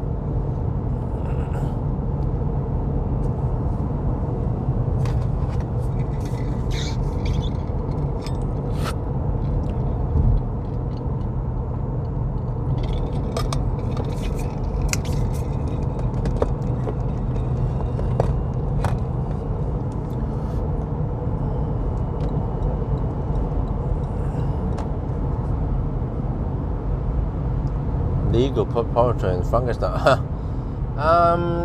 It might need to do the, what you call it, homologation or something, right? Typegodkjenning. Yeah, it needs to be approved then afterwards, shown to Vegvesenet or the road authority, whatever it needs to be. Yeah. Because I think it does some pretty substantial changes to the it will have suddenly way more power, and also will weigh more unless you only pick parts of the modules and put it in there. But I'm not sure how much of a thing it will be. I mean, eventually, if my channel becomes big enough, and yeah, we could do something like that. I need to figure out what people like watching, you know. It seems like range test has lost its edge. Range test used to be super popular a couple of years ago, but now things are changing and range tests are less viewed. So I need to reinvent myself and figure out what people want to see. But it could seem like degradation tests are interesting suddenly. So it goes into waves and in trends. I saw that the degradation test of that Tesla with lots of mileage got lots of views, and also the ID bus, and also Marcus said that he has 2 more Tesla taxis with high mileage I could test. So I was like, oh yeah, I'm up for that, man. That's free money for me. I work for a day and I get lots of views, and also possibly new subscribers.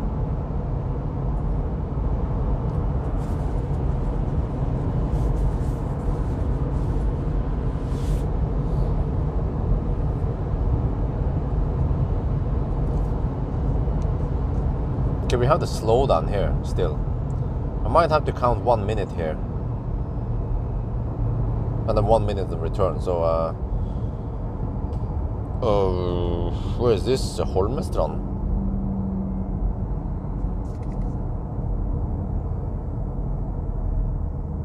Yeah, I think this is roughly Holmestrand.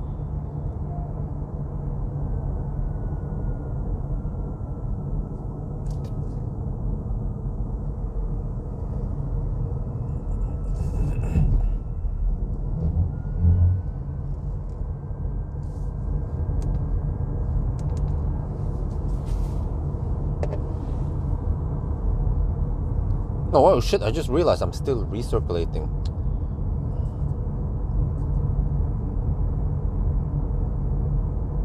Okay, Holmestrand, 1 minute. Making recommendations for specific common scenarios, huh? What to buy if you're I'm not sure about that one though. I should try to get back to races again. Yeah, race day. Or if I have time now. But if I have time, I should try like this car versus that car. You know, like I don't know. Preferably if they have similar price range. Let's say ID4 versus Model Y. You know, ID4 GTX versus, or yeah, I don't know, or ID4 GTX versus Model Y long range. How good are they? Range, consumption, space, or but it's somewhat repeating of whatever that I already tested. But it's just like a direct comparison. I did that with Fat e-tron versus EL7. I have to go back and see how much views it got. But I also had to look for the last 30 days roughly. There were some videos I was successful with. I had to check out what that was again and try to replicate it.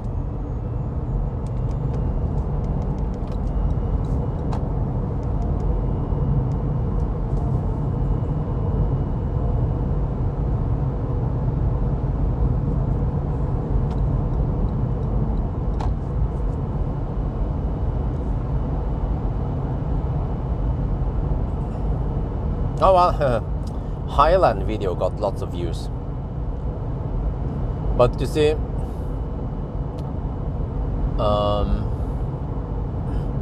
shouldn't bother you, huh? What? Shouldn't, huh? What? Yeah, normally, well, it depends, you see, but if I'm trying some new car, it might get lots of views. But it depends. Tesla get lots of views. Volkswagen also get lots of views, but some Chinese cars, like even Neo, might not get lots of views. But I remember when I tried Xpeng many years ago, that one for some reason got lots of views, like over 100k views, or I don't remember, 100, 200k views. It was crazy. But it wasn't really a car that lots of people bought, so I don't know what's up with that.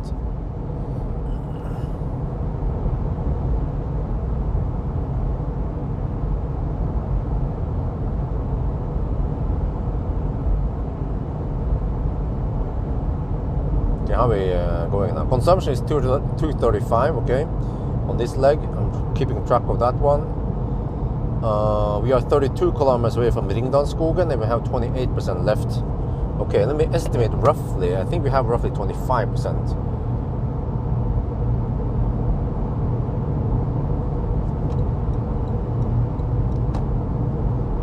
And then 30, wait. Okay, and then let's say we have 200, wow, 204, 250 consumption then. Ghostbusters. I have roughly 60 kilometers of range left. We are 30, okay, ooh, okay. So we have, we spent slightly less than we expected. I could have charged 60%, not 65. But I wasn't sure how much I would spend. But actually, the consumption might go up a little bit now, yeah, once we can hammer it. So we'll see. Wait, could I go? No, I can't. Ringdalsskogen to turnaround point and back to Ringdalsskogen is another 42 kilometers. That would be too far.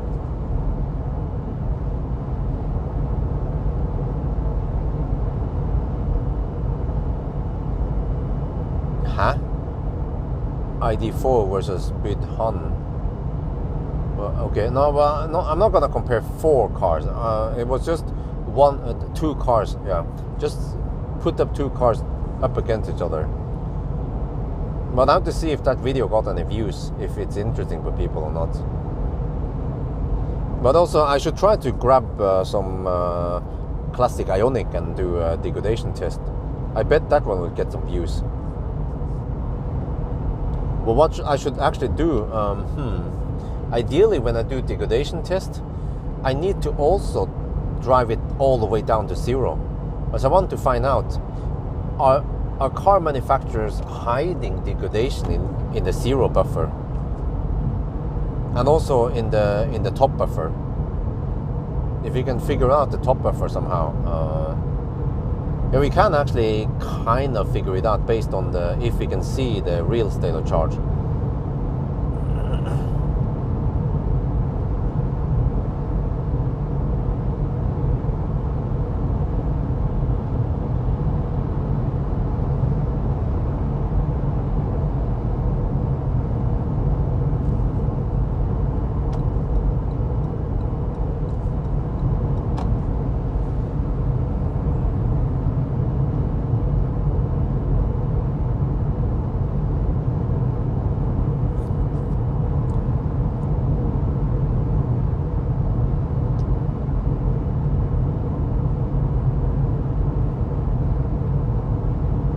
Something like restaurant, huh? Nightmares, what? What? Huh?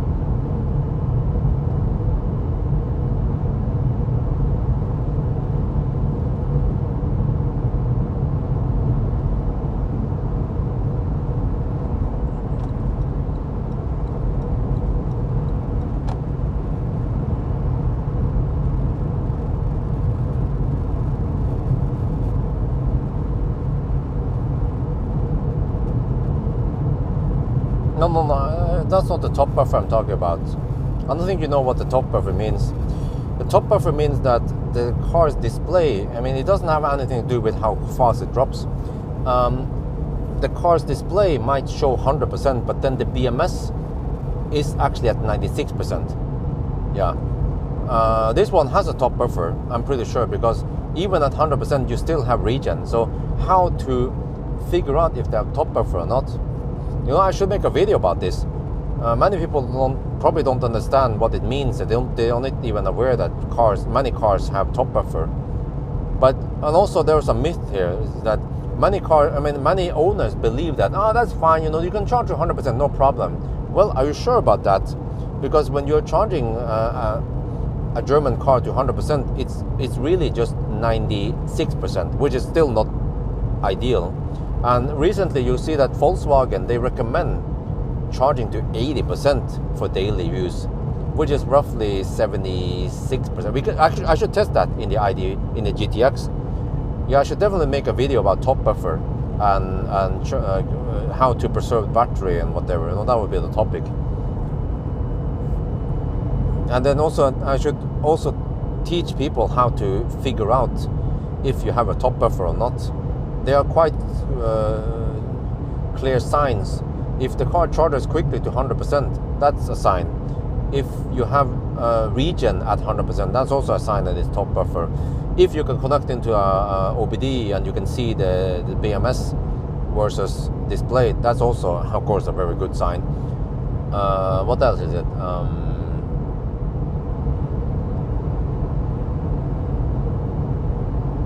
Yeah, I think that's it.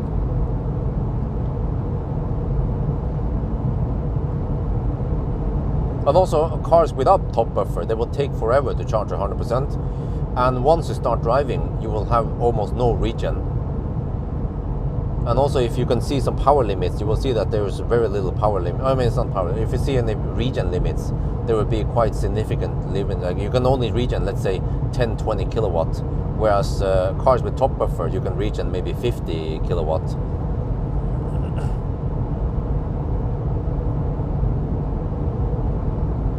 And then you might always ask yourself, but why do they have the top buffer in the first place? Why don't they allow people to use the whole battery, right? I mean, in my opinion, you should be able to charge it to 100% if you want to, but it's not recommended. But it's also not recommended to charge it 96% anyway, daily. So, I mean, even Tesla changed this recently, that for the longest time, 90% was the daily limit, but they even lowered it to 80%. And the same for Volkswagen. They never had any recommended daily limit before, but now they also recommend 80%.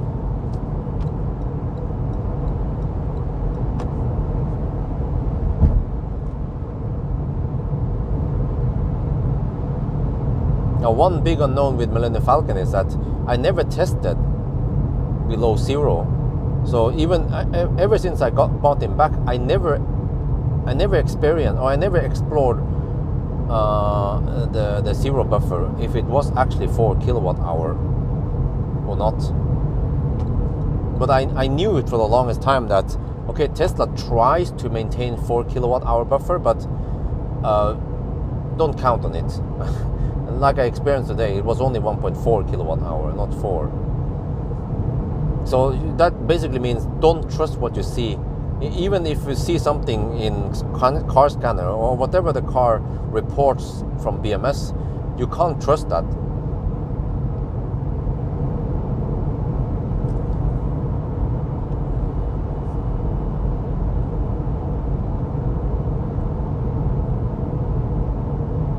But you can actually trust most cars, except for maybe the Toyota before, but you can trust what the car reports using. But if you understand how that shit works, that the cars, they are counting how many kilowatt hour they pull from the battery, and they are dividing it by the distance they think they drove.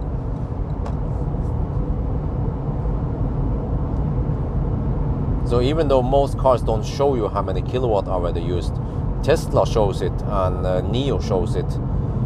You can calculate it by multiplying distance with consumption, but only if the consumption is based on the actual trip, not rolling hours like the Chinese cars.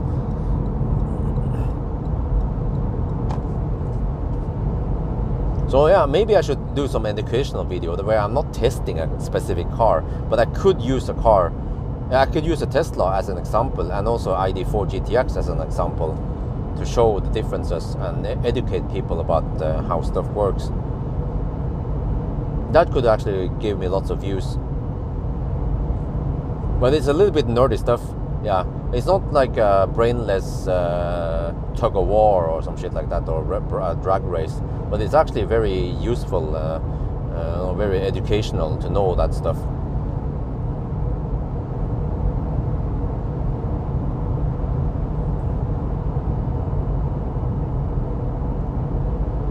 A test would be nice. How many? Well, here's, I already done that. It's called 0 mile test. I've tested lots of cars.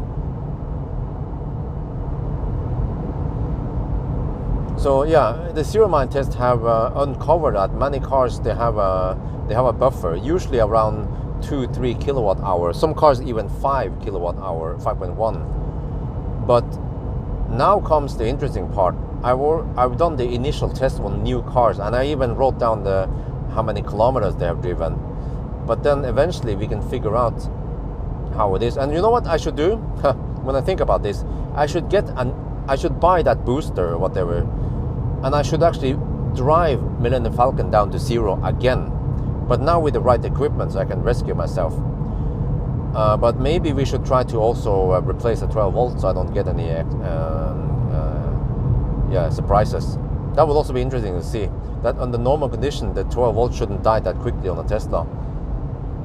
But we want to see, because I want to see now that the car has recalibrated, the net capacity must have gone down, but we should then have 4 kilowatt hour buffer again. So yeah, wait, low battery, 15%. Okay. Shit, I haven't paid attention. We are 8 kilometers away from Ringdalsskogen. With 15%, 12%. Listen, is it 12? I have around 8 kilowatt hour left. I can go around 30 kilometers maybe. Yeah, okay, I have to stop here at Ringdalsskogen. Okay, consumption is 247, it's going up now. Okay, let me check total consumption. Yeah, okay, there you go. Stats so far, status update. 256 watt hour per kilometer, 336 kilometers so far. Since we haven't done any distance check, I just go by the 1.3% I measured earlier. I think it's good enough. 1.3% under reporting.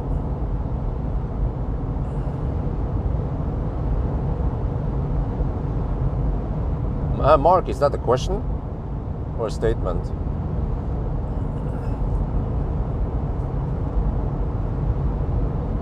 Well, I might want to get some food now over here. I'm not sure what I should buy. I need to avoid stuff that gives me diarrhea. I've been getting some diarrhea after a 1,000 kilometer challenge in Norway. Must have been from some bad hot dogs and shit. So, but I have half an hour. I can even grab a salad maybe. I feel like I want to have some fiber, some vegetables. It was a question, okay? Yeah, it's bad. Yes.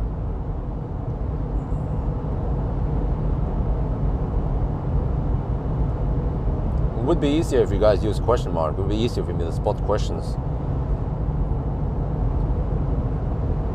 Because many times I only read the start and the end of the sentence, and I can figure out the essence in the whole sentence.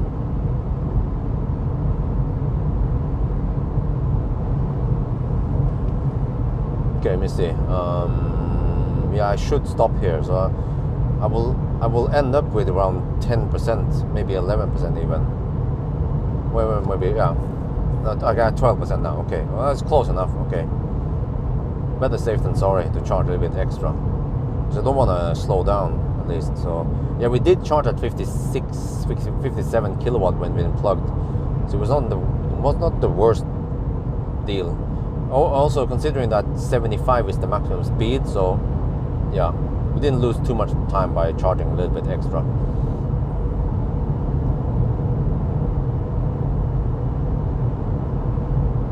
Was button, yeah, I consider that one, but the problem is that there's nothing there. Everything is closed there. And I feel like I want to have some food now. So, for convenience, I will stop here.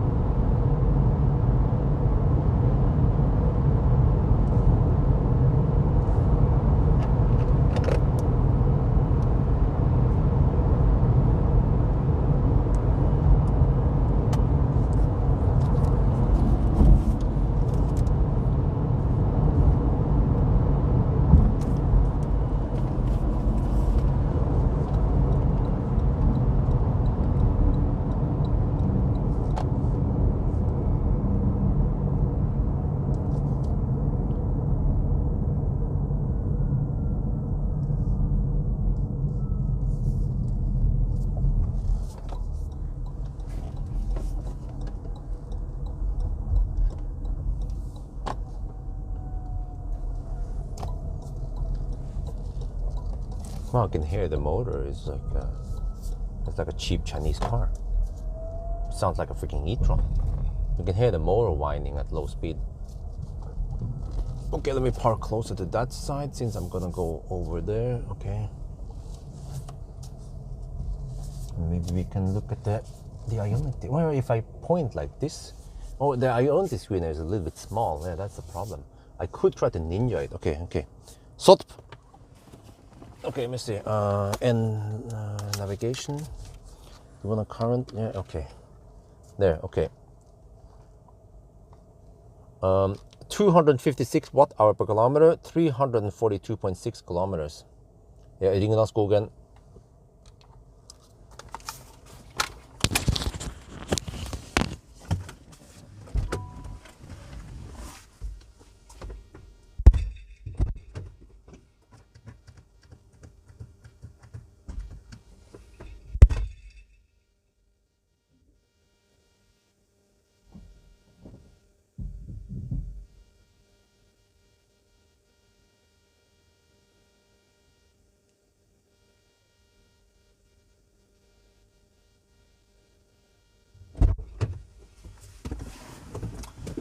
Well, thank you, Felix. Let me see. Maybe I can ninja the screen from here. Yeah. If I have good enough zoom, we'll see. Not sure because the screen is not that big on these chargers.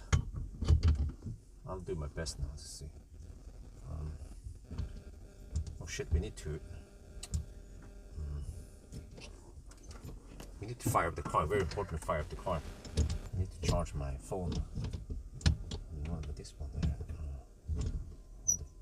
Shit, how do I do this one?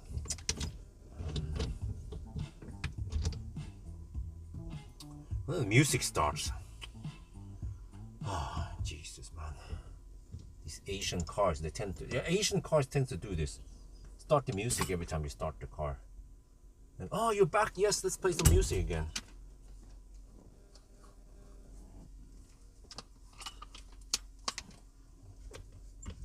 Let's see, can I squeeze in there? Okay, there. I think I found a position that might work.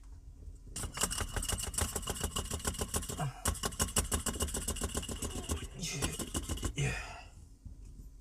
Wait, accessory mode. Where is it on? Okay, it's on. Okay.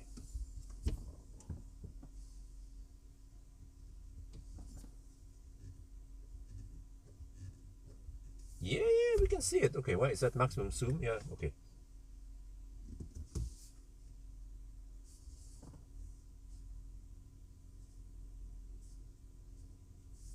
We can see the numbers now. 69 kilo. You see percent at least. Okay. Let me go outside and film.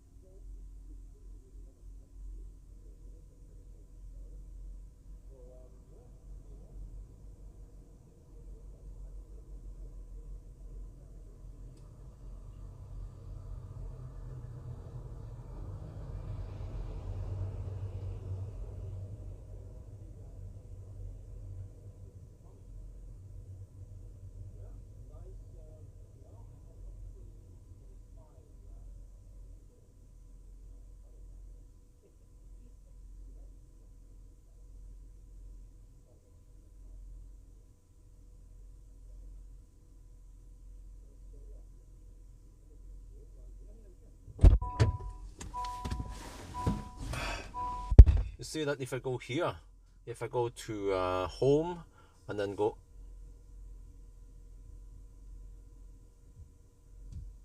there, wow, I don't know how many times I did click, but anyway, trip computer.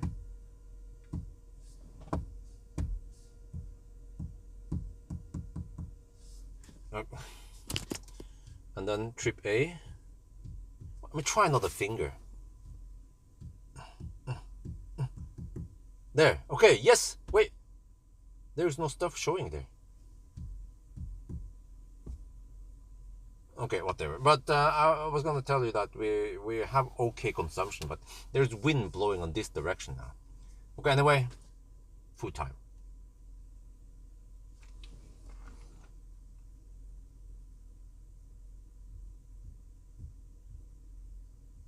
I think it's because the cable was maybe the cable was disturbing it maybe. Wait, no. Well, the cable shouldn't disturb it. Let me see. If I go to I was in the USB music. Yeah, if the cable was in the way. Okay, I meant to reshoot that. Cable's up even less.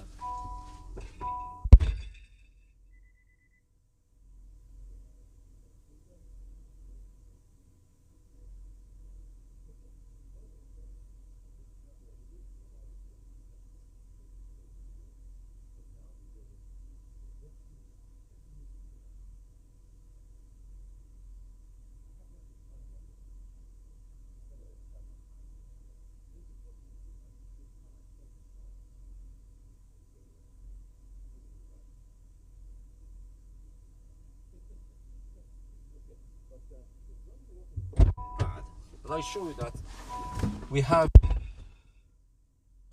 well, it doesn't show here unless you have to go into the accessory mode. Okay, if you do this, press this one. Man, the sound effects. Then we get at least some recirculation here in the air. Okay, and there, yeah, see here. Okay, so the wind blows here now during the night. Somewhat wrong side wind in some places, but okay, time to go to the restroom finally.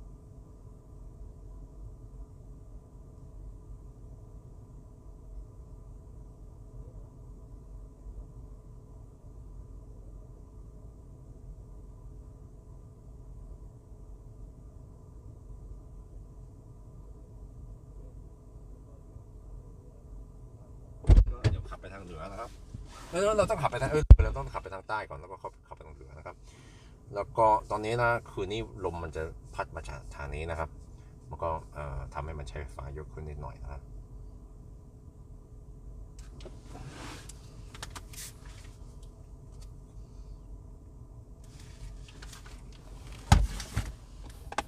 Okay, I'll be back.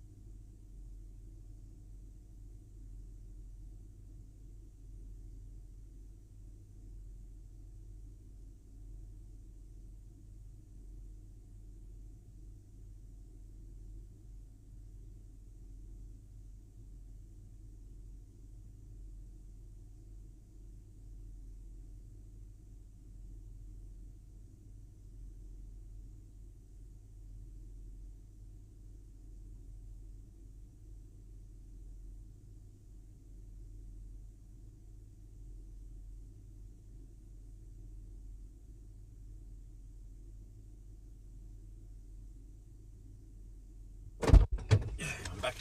Okay, let me see. I need to fire up this one.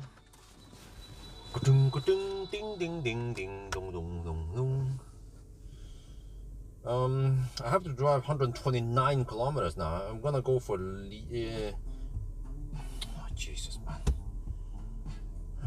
Can I just, if I mute, or if I turn down the music, what's gonna happen then? Let me check. USB music. Oh, then it plays without sound. Okay. Yeah, I think Ny1 is the best deal. We will have some headwind on the way back, actually most of the way back. So I have to expect around 260 consumption, 129 times 260. Okay, divided by 59 kilowatt hour. Okay, so if I charge to 65%, then I should be able to make it there. I could bail out at Kobalvdalen, whatever it's called. Yeah. Okay, anyway. Now I bought some matpakke I can eat.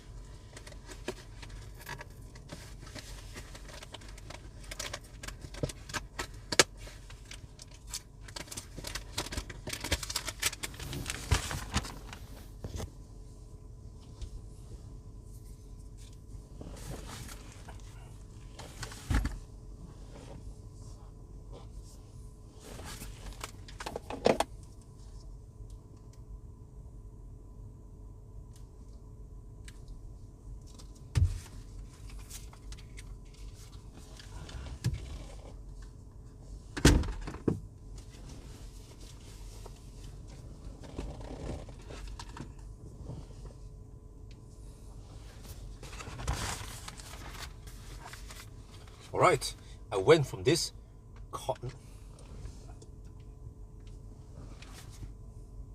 Okay, I went for this matpakke. Look at that. Huh? We have carbonade, which is carbonate.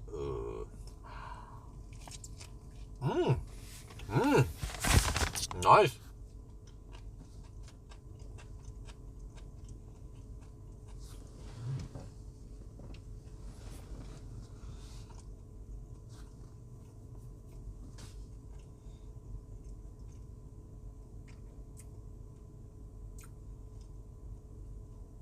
DIY PPF. Wow. Wow. Good luck with that, cool thing. I'm gonna shoot a video now. Okay, ผมคือ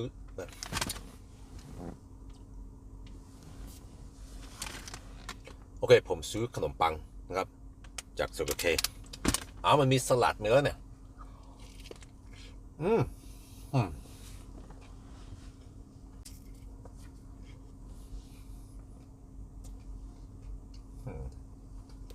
Och det här happened there. Livestream went kaput.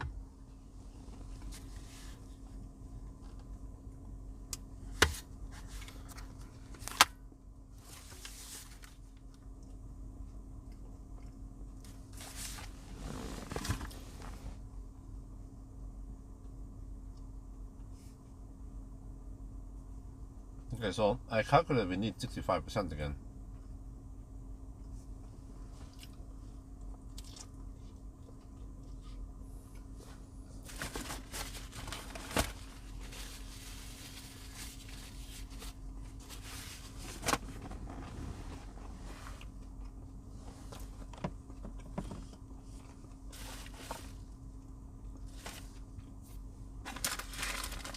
So yeah, the salad at Circle K didn't seem fresh at all, so I didn't feel like going for it.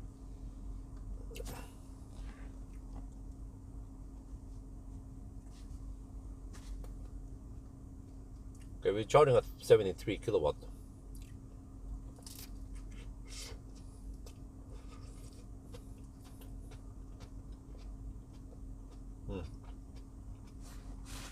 It should be ready in about 5 minutes.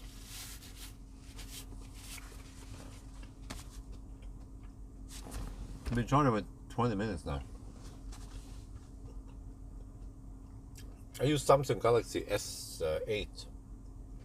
Plus, I think it's called. Yeah.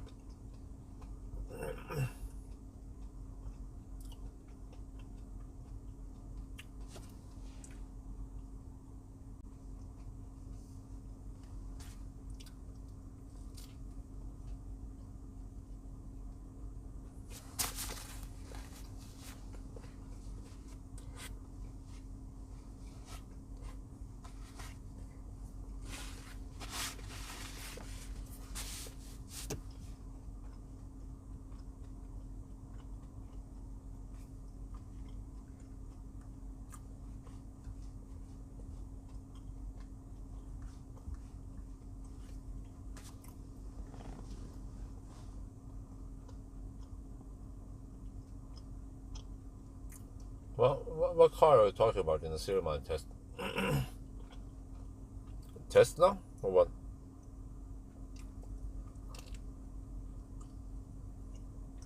As I did drive quite far with a Model 3 LFP.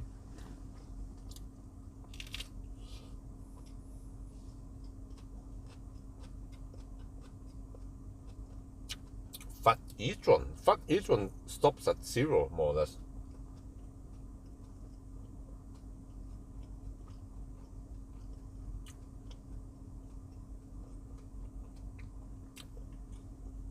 So I don't know about what kind of test they did. Maybe they went down a mountain or some shit.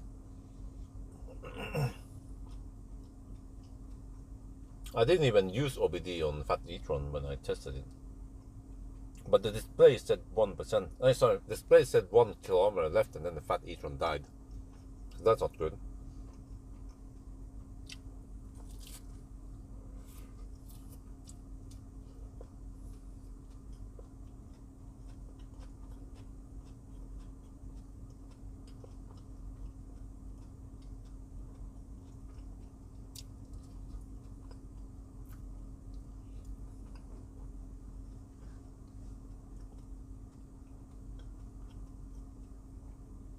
Well, for your Model S, as long as you don't go too deep, as long as you stay above 10% supposedly, then you shouldn't be worried. Because the system will keep the 12 volt topped up even if it's a bit weak. But yeah, I mean, if you want to be sure, in case you need to deep discharge or some shit, like if something happens, then you could be in some trouble if you need to deep discharge. So yeah, but it costs them money, a couple of €100 to get the 12 volt replaced. But you can get it test maybe somehow.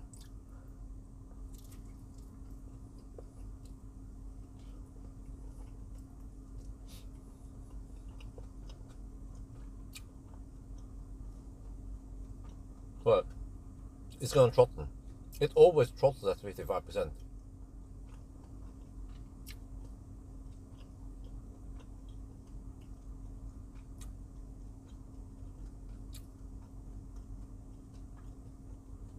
"24 minutes now."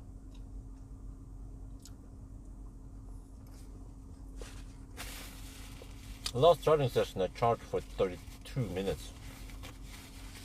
Or maybe almost 33 minutes.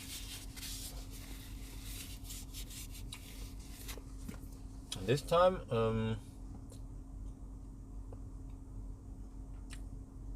yeah, I'm not sure. But I feel like I need extra juice now because I'm gonna face the wind soon. So 65% should be enough, but I might go deep this time. Maybe arrive with 5% or less at the airport. No, yeah. Yeah, that's also what I heard. 12 volt battery should live for around 12 years. No, 5 years. But I don't think I have time to eat more bread. But I'll keep that one. So I have 2 slices of bread I can eat later. But yeah, we're gonna disconnect. We're gonna stop at 65%.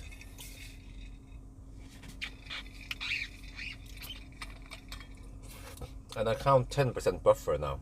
10% margin, I mean. When I do calculations, I count 10% margin.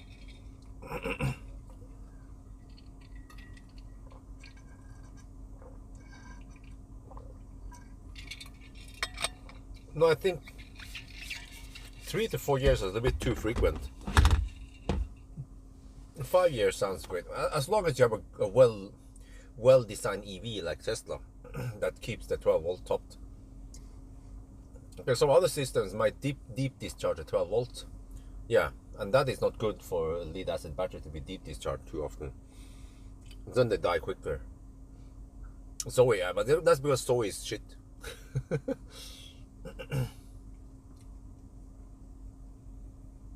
Lead acid batteries, they like being topped up. They like to stay at 100%.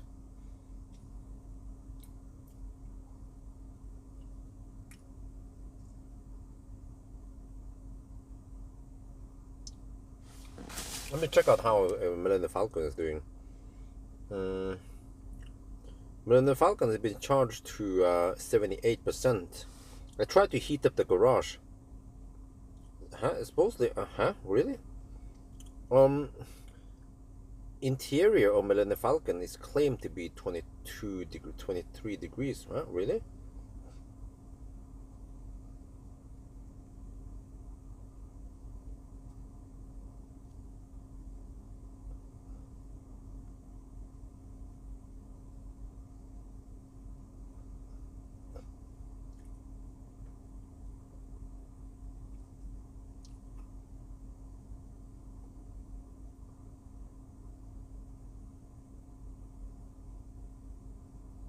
Let me try to fire up, see what happens. Maybe just misreading. But I know that there's some heat coming from the onboard charger. But it's just 3.7 kilowatt. But maybe around 300 watts goes into the cabin then. But it could seem like Millennium Falcon is pretty good at retaining or keeping the heat in the cabin. What? Charging stop? Oh, it does that shit.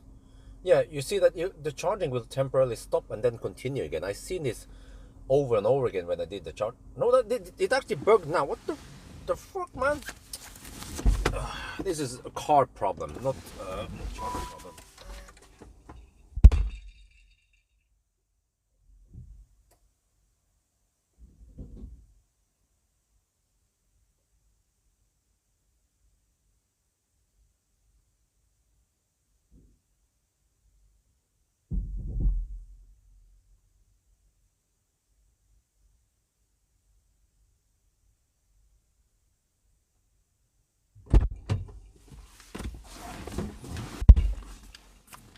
Or maybe Felix ran out of money. Okay, I'll catch this. I've seen this happen all the time during a charging session.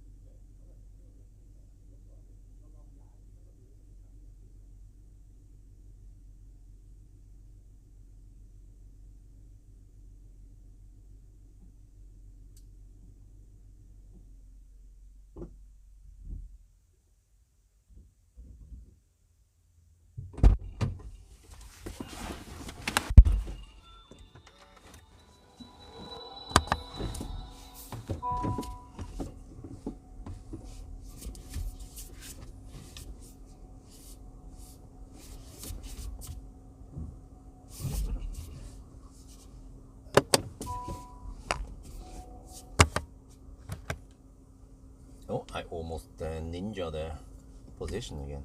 Okay, there.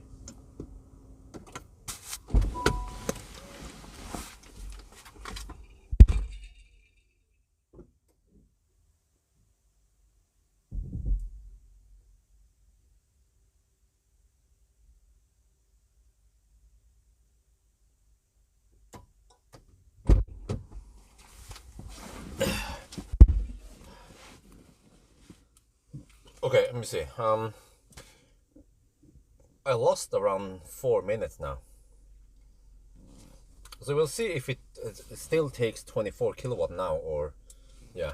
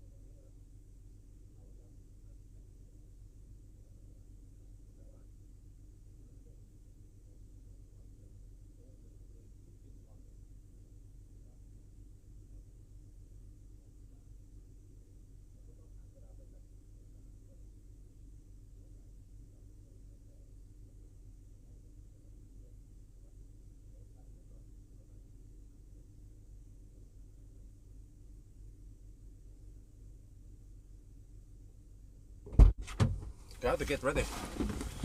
We're gonna leave soon at 65%. Need to move the cameras over. We lost 3 minutes, rough. No, 4 minutes. Ringlandsskogen, let me see here.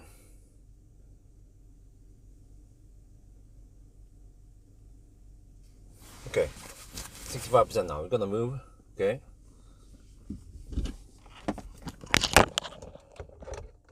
I like to move it, move it. I like to move it, move it. I like to move it, move it. We like to move it.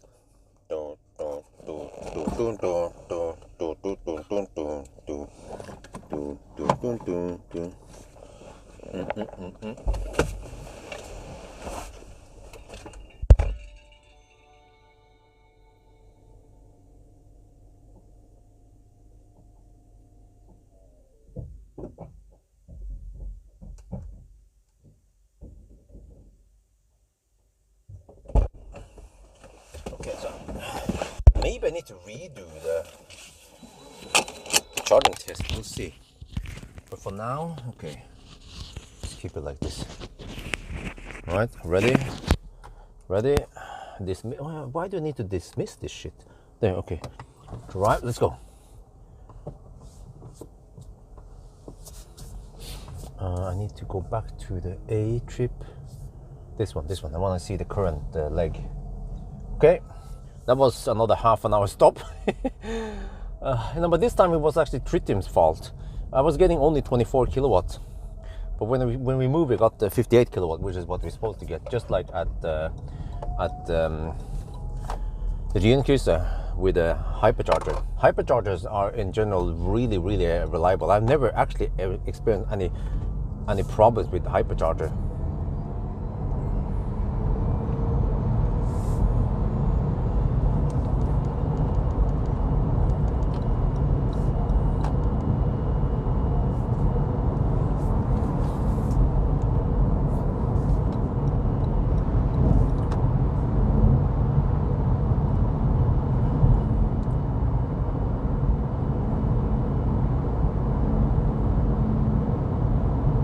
Oh, really? 3 years? What? That sounds very frequent, man. I think 12-volt battery should last a little bit longer than 3 years. Like 5 years sounds okay, right? Well, not 3 years. Yeah, so that was, it was not ABC always blame car, it was actually blame charger. I don't know what's wrong with that one. But it was tritium, not ABB. I found the info plate.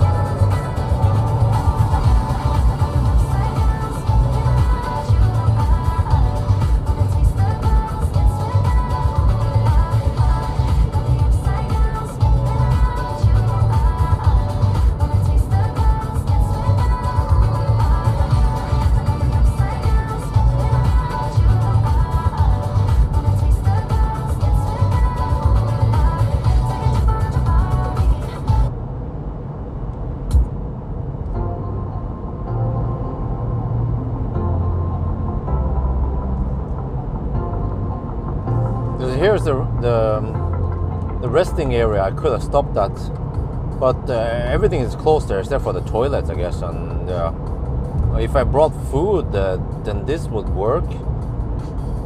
But yeah, other than that, yeah, 58. So I would arrive here with around 5% left, 4 or 5% left. You can see the green chargers over there. Let's check here. Yeah, there they are. Some Siemens chargers. But this car is not very picky on chargers. Anything above 75 kilowatt will work. Or anything above 200 amps will work.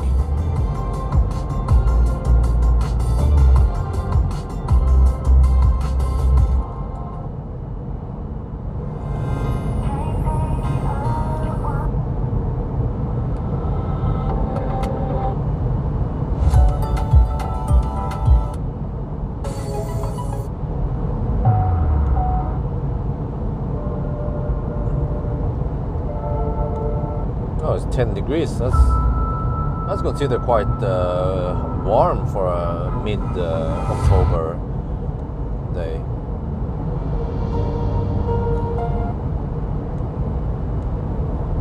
Where is that Techno? It's down there somewhere. Let me browse. Wait.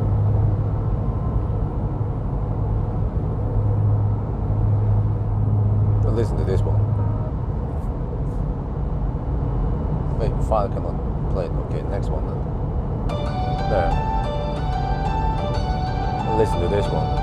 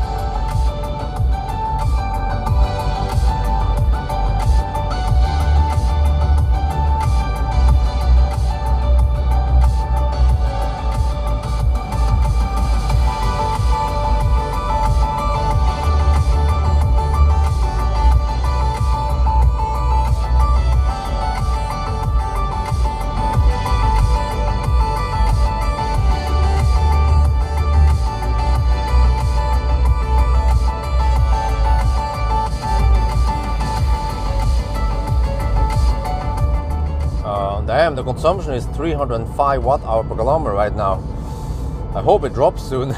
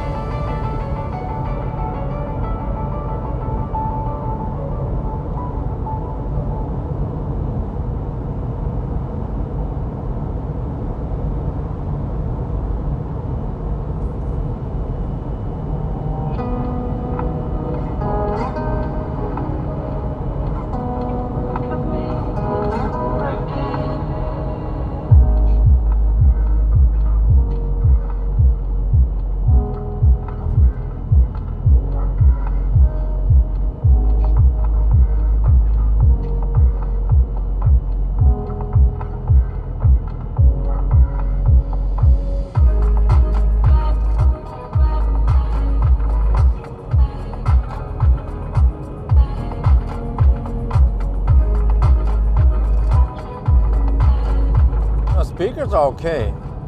Yeah, I mean, it produces an okay sound. I mean, it's not that great, and also I don't feel like there's much sound from the back. So just mostly just speaker in the front, except for the subwoofer.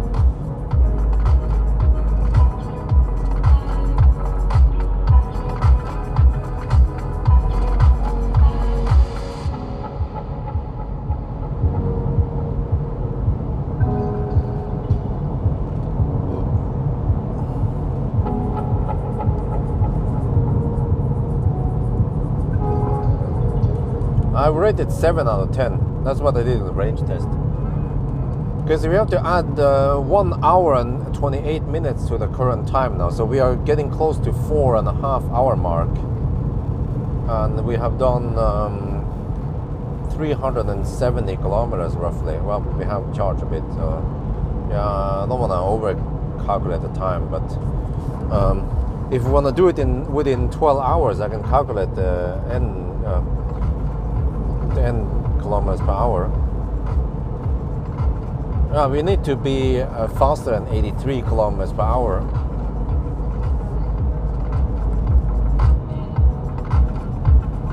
I mean, it doesn't feel that slow, and we can actually drive a decent distance in between the chargers. But okay, half an hour charging stops then. I mean, 70 kilowatt is close to what the Korean cars can do it anyway. And also this car seems to be also, at least at high speed, close to the efficiency of some of the Korean cars, the boxy ones at least.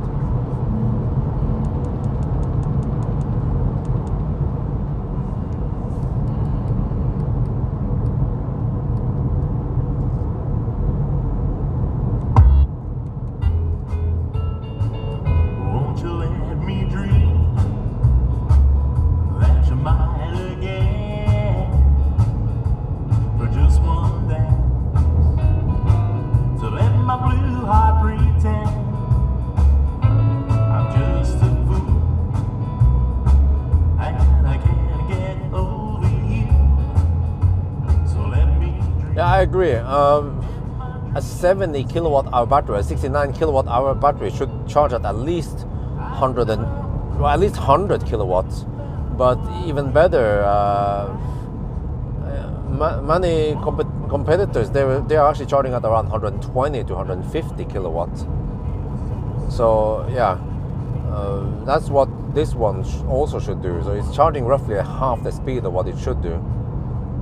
But okay, maybe not flat 150 kilowatt until 55%, but at least at the bottom, if it can take 150 until, let's say, 30%, that'd be great. And then 100 kilowatt until around 40-50%, that would be great. And also, even at 55%, it drops to 58 kilowatt or 57 kilowatt. That is also not going to cut it.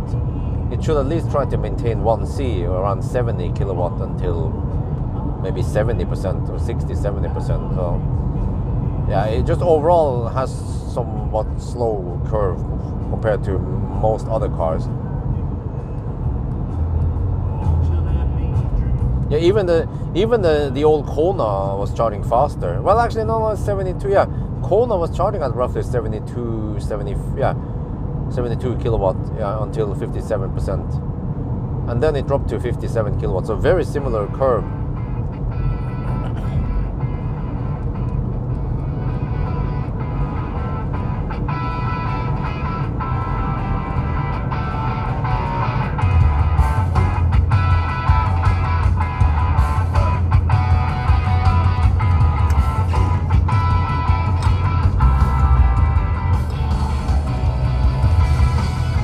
Best Japanese brand, it is actually Toyota with a BZ4X.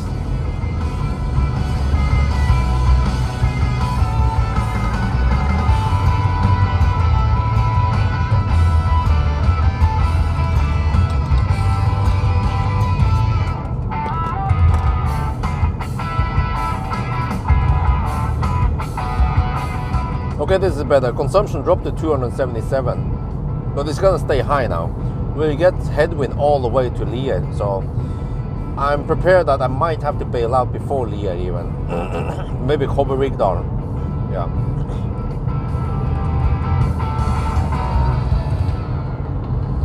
How do you know if Marcus ordered the huh?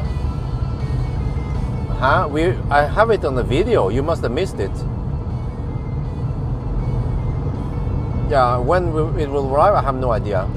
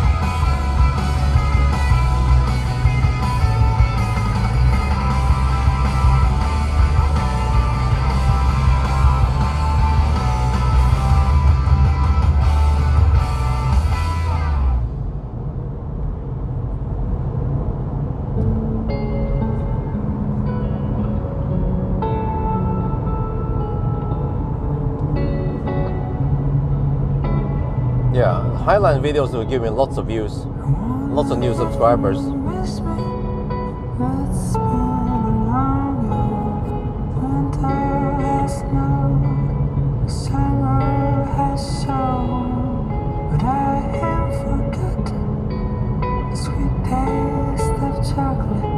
Well, one thing, when I'm listening to this stereo, I'm missing a little bit of treble. It sounds a bit muffled and high frequency, and also, yeah, the bass is missing some punch. And it also has a little bit of rumbling or boominess on it.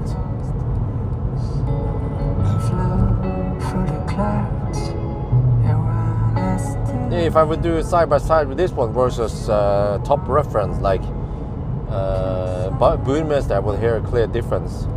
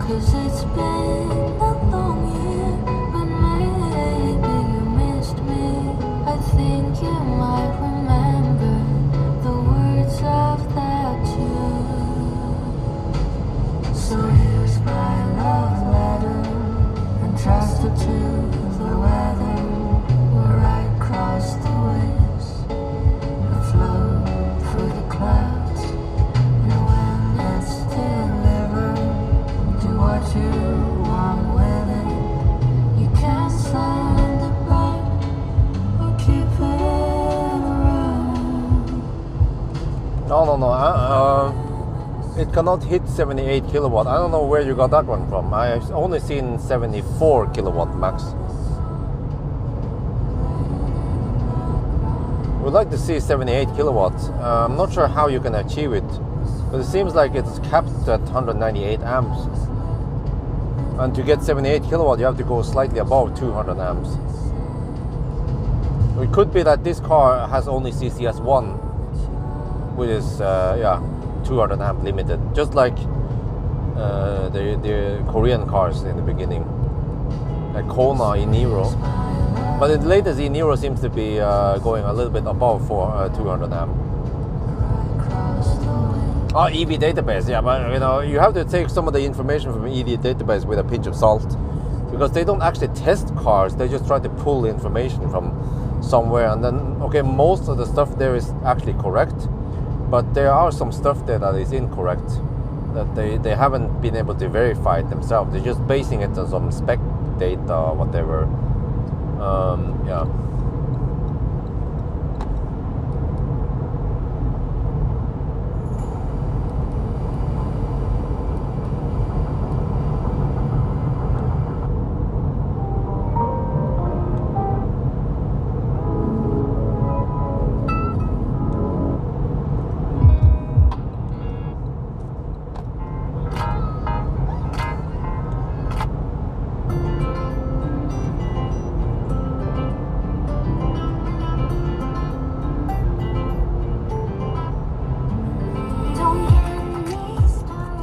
Marcus, I don't think so. I don't know how expensive that car is, but I feel like it's gonna be really expensive. So I highly doubt that Marcus will buy it just for me to test it. Podcast, yeah. Thank you. I should make some more.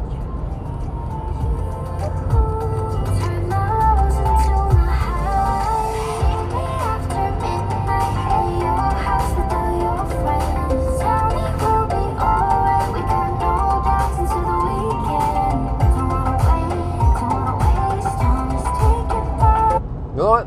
I have an idea for.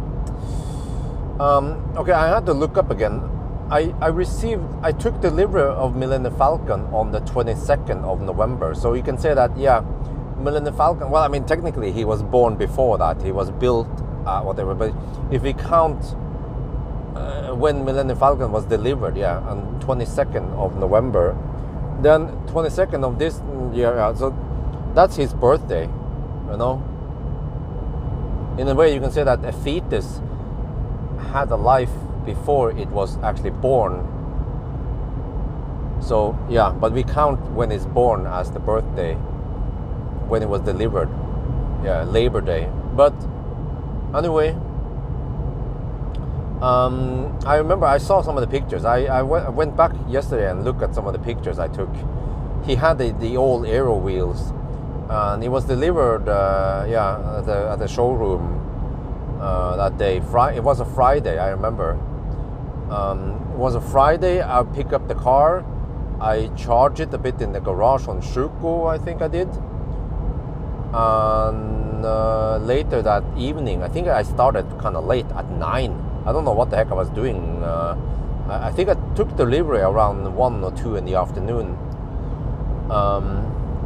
And then I went off. Yeah, I started quite late from Oslo and drove through the night.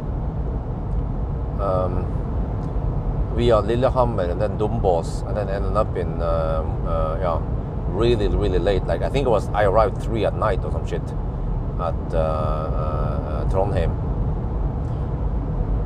And I did one Nimber task. I picked up some rims nearby there. I brought it back.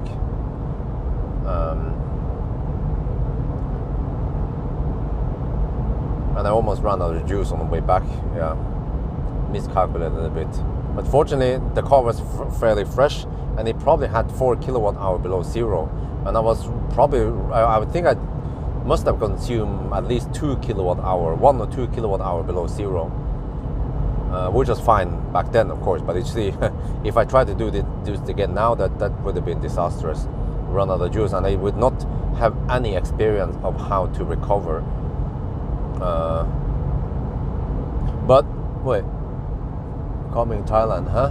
Oh, it is coming to Thailand. Oh, okay, interesting. So it's a good call that I try to make as many videos about this Honda then. Will it compete? Well, it depends on the price if it will compete or not. Chinese cars in general, they are quite competitive in Thailand because they have good price, like Atto 3 and BYD Seal. Okay, guys, here's the idea.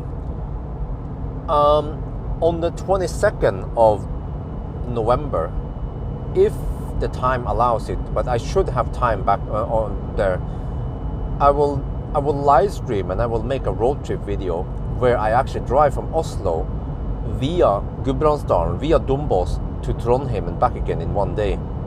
I have to do it in one day because of a family situation, but I should also try. Back then we should organize so that we can hire a nanny to help wifey. We're gonna hug the left lane because the left lane it's smoother and it's quieter. So yeah, I bet at least Tester Ralph wants to join. He's been bugging me about, oh, what are you gonna do? Some kind of anniversary for him, and yeah, I don't know. Well, I think I will drive alone. I don't want to drive with a freaking a convoy together. So I'll probably just drive alone because then I can just do my own thing and I can focus on the video.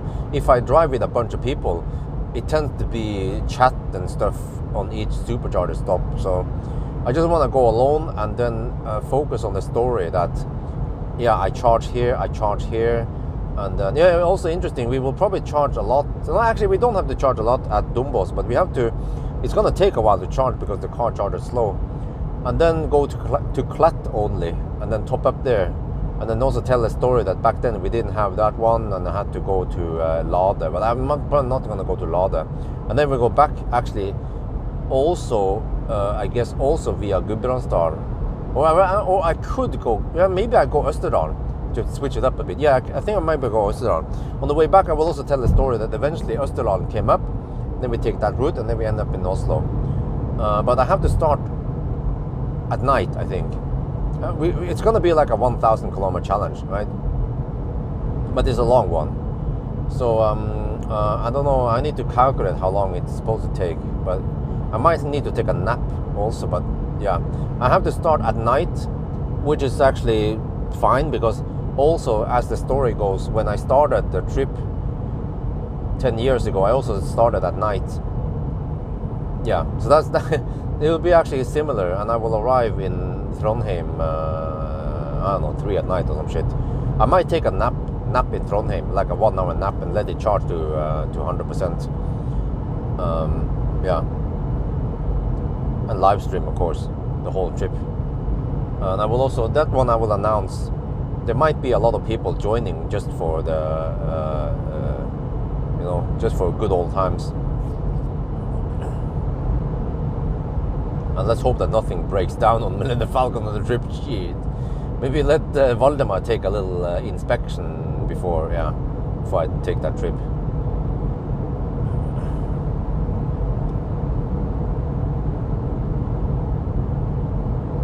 So what do you guys think? Nostalgic trip. The 10-year anniversary trip, but I will actually also consider Nimbertask, but I think I will just leave that out of the thing because I'll be arriving there quite late, and I don't want to be dictated by some Nimbertask. So I just go there, take a nap, and then drive back. Yeah, I might actually attract lots of people, old-time followers who would just hang out there and also experience it. But I will drive the new roads. I'm not going to bother with the old roads on Gudbrandsdalen. But we might get as many as 500 to 1,000 watchers. But the only problem is that I start late in the evening. I kind of have to. Well, I know that I'll see. Yeah, how I do it.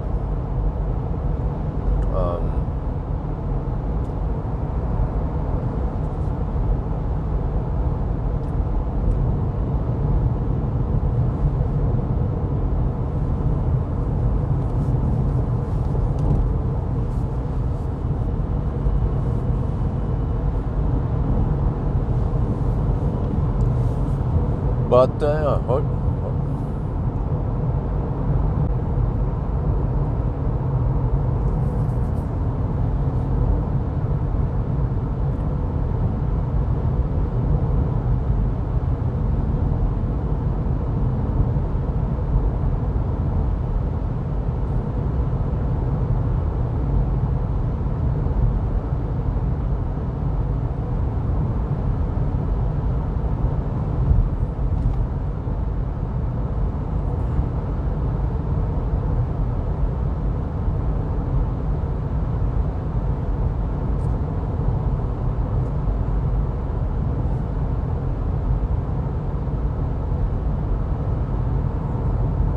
are we back now?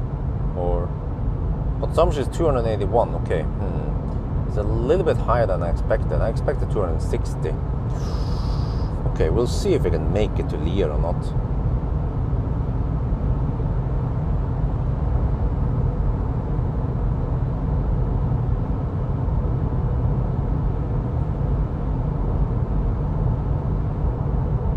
Well, actually, I have a margin there, so the hard limit is higher than that. I think the hard limit is around 300 watt-hour per kilometer.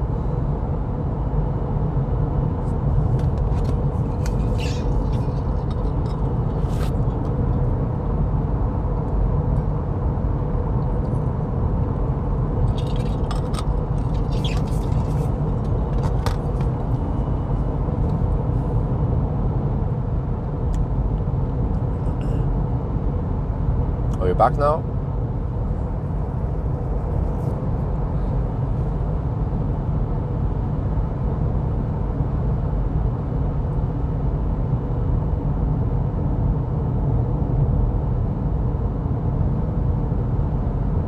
Looks like we're back, I'm not sure. And I didn't get a response from you guys yet.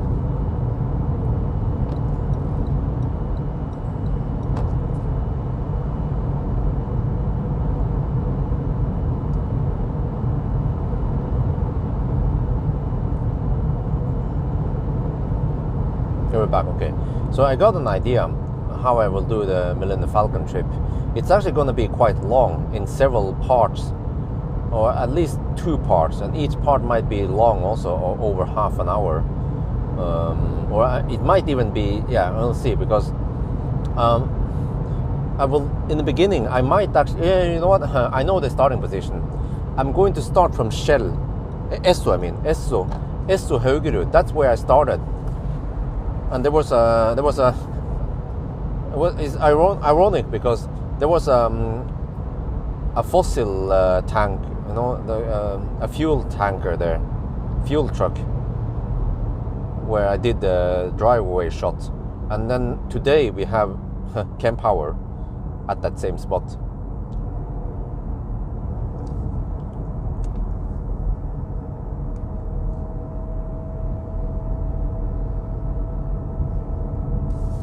So we start from there with 100%.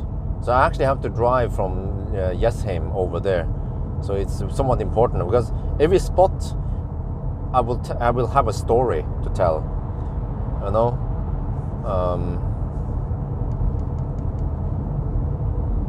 And then I will stop at Lillehammer, and I will tell that was my very first supercharger stop, and I will show all clips, and I will also show that they had a slightly different design back then. And then I don't remember how many kilowatts. Yeah, I wonder if they were limited to only 110. No, I'm not sure about that one. But already back then, Tesla showed kilowatt in the charging screen, but in the instrument cluster, it only showed volts and amps. So I will be referring to all clips, and I will show a lot of all clips. Yeah. While I'm just telling, and when I'm explaining, so just a voiceover while I'm showing old clips.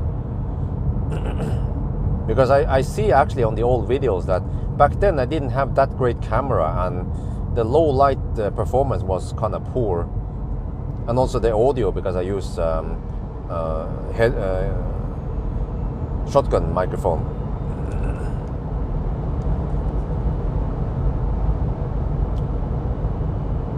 And I can even see that I was a bit skinnier back then. We've gotten a bit chubby now. Yeah.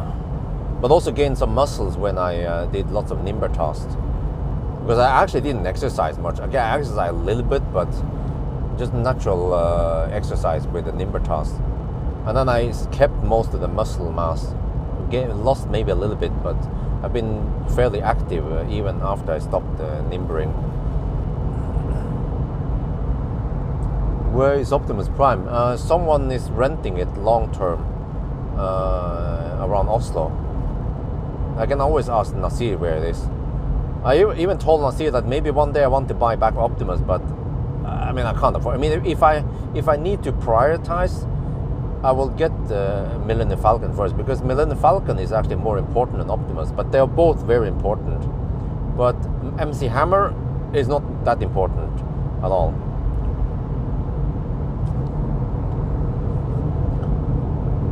So yeah, like even the beginning, you know, the start of the video, even before we start traveling, I might even have a 5-minute chat, and then also at Lillehammer there might be another 5-10 minute actually. Then I won't focus too much on what I eat or the charging or whatever. I'll just focus on the whole story instead. Yeah. Just tell how it was back then, that we had only 3 chargers. We had only 6 chargers total, 6 superchargers in Norway. And I can also refer to consumption numbers. It was actually somewhat cold that day when I traveled. It was -5, -10 some places. And Millennium Falcon actually did quite well. And I can also tell that back then I was actually cruising a little bit faster than I would cruise today, because I was used to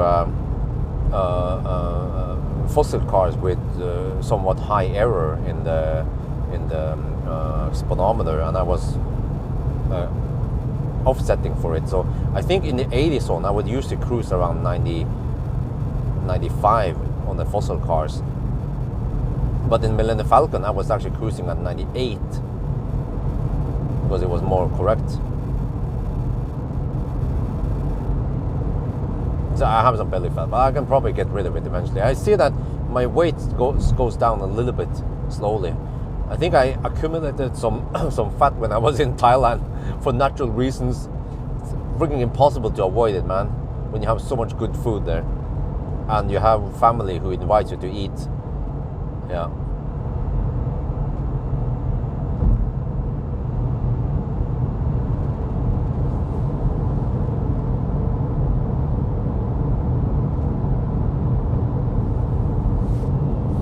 And what else was it? Yeah, I will also at Dombås I will tell that this is usually the last. It was the last outpost for a long time, and I had to charge a lot there. And then also I should also mention, by the way, at one point that Tesla nerfed the charging speed and it goes dog slow now, and they did it probably to avoid too much warranty cases and some fires even. Yeah, but I think to avoid fire, they just reduced the maximum charge level or a maximum voltage it goes up to. Yeah. And what else is it? Yeah, and then in Trondheim I will probably go to Lade since I went there a lot. I'm interested, and you know, I should actually go to Lade, but it's probably closed at night. I'm pretty sure it's closed. So I can't show that garage where Tesla had the red plugs. But if I can go to that location, I will try to go there. If not, then I could maybe go to IKEA, because I also slept over at IKEA a lot in the really old days. It was IKEA and Lade, I think I slept over at. But then I will also go over. I will just tell a story at that location, and then I will go over to Klet and mention that eventually Klet popped up, and that was a great upgrade. It helped big time. Instead of charging to 90% every time at Dombås, and actually I would charge to 95% at Dombås. I could then charge to only 60-70% and then hammer over to Klet, and then do my Nimber task, and then go back to Klet again, or something like that. Yeah, and then take Østerdalen, and then start telling the story about it speeded up things a lot. Alvdal was, of course, very useful. Alvdal and Elverum. But I'm not sure what kind of story I would tell about Alvdal. Yeah, I can mention that I ran out of juice once. Yeah. And that eventually when I supercharge a lot, but this is not only Tesla, you know, many cars can actually be like this. Even the ENV 200 realized it, that you throw off the BMS a bit, it doesn't know where the min and max is anymore. So then they run out of juice, and the buffer might have been quite small until they recalibrated it. And then Elverum, yeah, I can tell that one was actually quite a lot. I mean, it was it was there quite a long time before it was upgraded to the new site, but they at least expanded Elverum with more sites, I mean, with more stalls.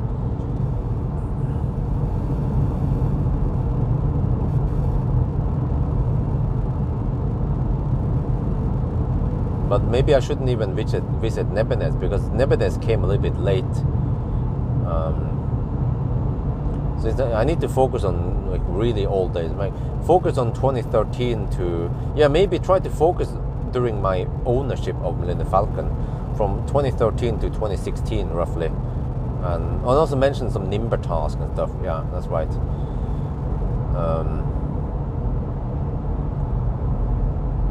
Wait, what the heck? Car had some phantom brake here. It claimed there was a car in front, a ghost car.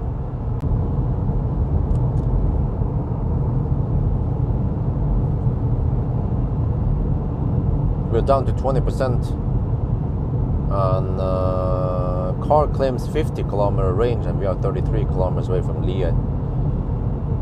With 20%, let me see, how much do we have roughly? Let's say we have 18% out of 59 kilowatt hour. Okay, a little bit over 10 kilowatt hour divided by 33 kilometers.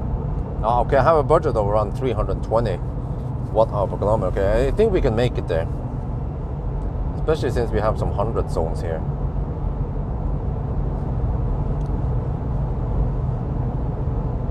But I'm actually planning on getting rid of the belly fat once I move over to Jessheim, and also especially once I can use the pool. I'm gonna use it for whatever it's worth, man. Get some exercise done. I heard that swimming is good for your joints. It doesn't kill your joints. You might have a lower chance of getting your knees damaged or some other shit. And since I invested so much money on the pool, I better use it. And I will also show that you can use it. It's a heated pool. Even if it's a little bit cold outside, okay, I just wear like a coat or something, and then jump into the pool. Yeah, and then try to use it. Maybe swim for about half an hour. Probably good exercise. And also want to check some stats, and I want to see if it's possible to log how many kilowatt hour the heat pump used. I want to see how much we can save there. Try to heat the pool at night when the electricity is cheap, or maybe even free. Well, I mean free minus the transportation fee. So lots of people have been claiming that the pool is expensive to run, but okay, I will see how expensive it really is. But I mean, if you can afford such a big house, you know, it's kind of funny. People should know that that house is not cheap, but then they be like, but you know, the pool is going to be expensive. Well, I kind of knew that, you know. If you can afford a pool and a house, then you have some money. It's like if I would buy a fat e-tron, people say, congratulations, you're gonna spend a lot of electricity. Okay, so what? And even someone criticized me for I'm some kind of EV evangelist, but I have a pool, you know. It doesn't make sense, you know. It doesn't give me a good image that I have a pool and I'm an EV promoter. I was like, huh? The fuck, man? What is next? Huh? I shouldn't eat meat? That's bullshit. So just because I drive EV, I should be a vegan and I should be a Greta supporter, right? Yeah. And I should only ride bicycle, huh? And support Greenpeace. Huh? Uno X Gullskogen, huh? I'm not sure where the heck that one is.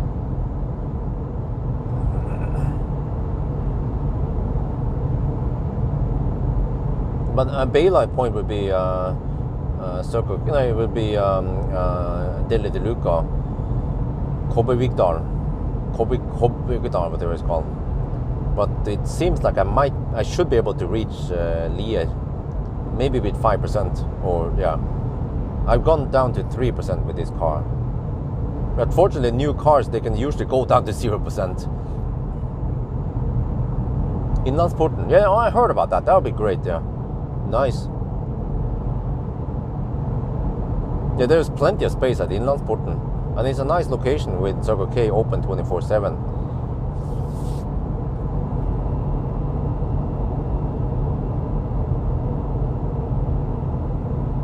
You know, I should make a video where I send a message to all the gas station owners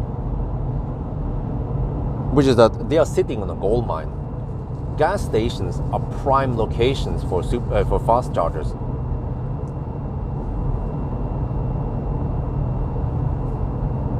And we should redefine fast chargers to mean high power chargers up to 350 kilowatt or DC charging. Because the way it has been now is that supposedly fast charging is up to 50 kilowatt, and then high power charging or lynlading, like they say in Norwegian, is from, I don't know, 100 or 150 kilowatt and higher. But it's a bit clumsy because eventually everything is going to be high power charging, and the 50 kilowatt will be phased out. So then it's a bit awkward to say, high power charging, okay, it's just too long, man. Fast charging is way shorter.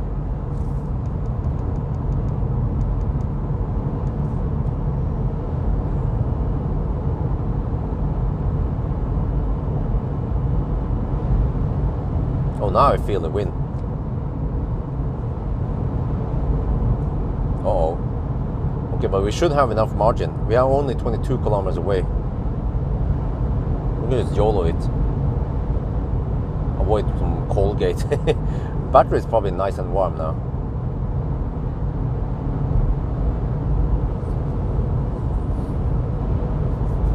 And actually, yeah, on that trip, on my very first trip with Millennium Falcon, okay, I almost ran out of juice. There was a little bit drama over Dovrefjell, but then once I got over that one, then it was fine, and then nothing happened really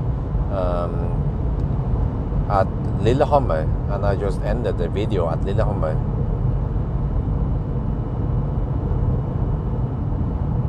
So just have to figure out something, but I need to make a script and need to plan ahead what to write. Maybe write a little write a note, some notes about what I should say on each location,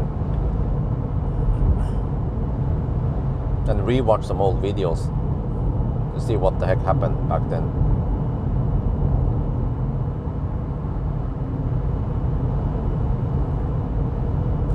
Wait, what? Huh? The fuck?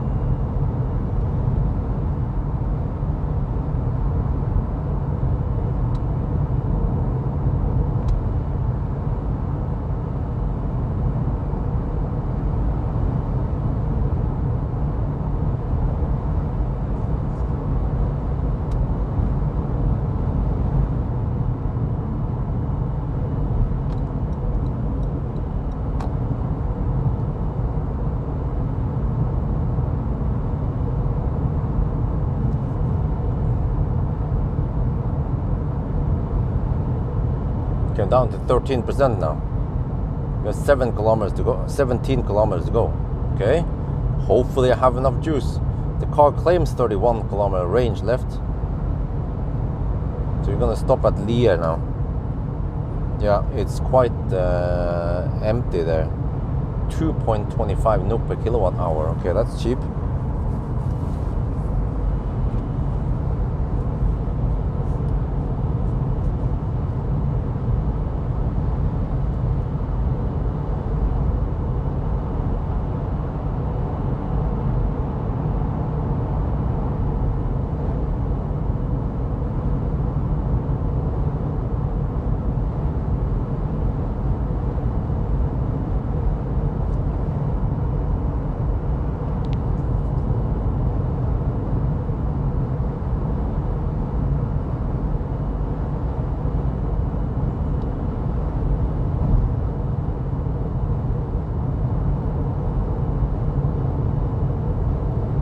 12% left now.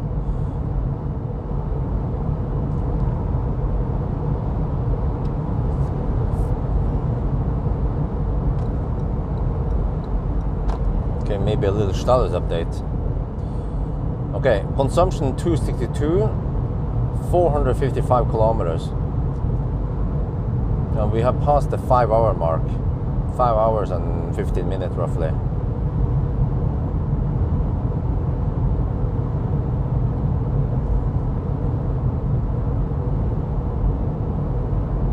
Oh, 11% left. Yeah, soon I need to slow down anyway for the 100 zone. We should be fine.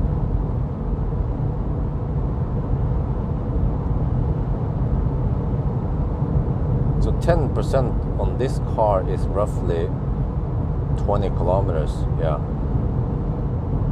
There, we're down to 10% already. Oh, okay, 12. Okay, I'm slightly worried, but just have to hammer it and it'll be okay. Yeah.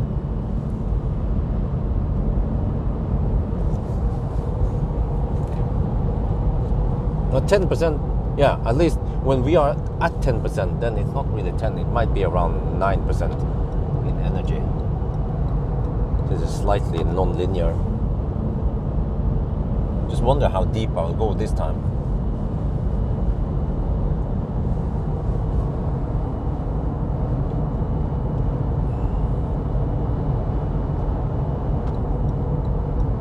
Esso Kobbervikdalen. One charger in no, still okay. But no, I'm aiming for Lier. I should have enough for Lier. There shouldn't be any need for me to bail out now. Because we are only 11 kilometers away from Lier, and I have 9% left, and the car claims 22 kilometers of range left, and we have to slow down here now.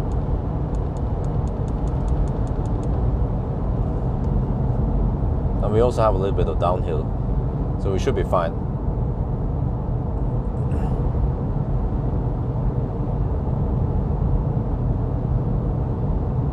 If GOM suddenly claim less range than we have left, then I should be worried.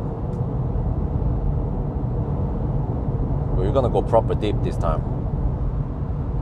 That's good. But okay, so I did calculate around 10% margin, but it seems like we eat up the margin and we arrive at maybe 3-4%. Yeah, so here is Kobbervikdalen coming up soon. I still have 9%, so it'd be a little bit too early to charge here. But with this car, I don't want to stop at Liertoppen. It becomes a slow-ish detour. Here, 8% when we pass this one. That's still fine. GOM is 20 kilometers, and we are 8.5 kilometers away from Lier. And then now we have to slow down even more anyway.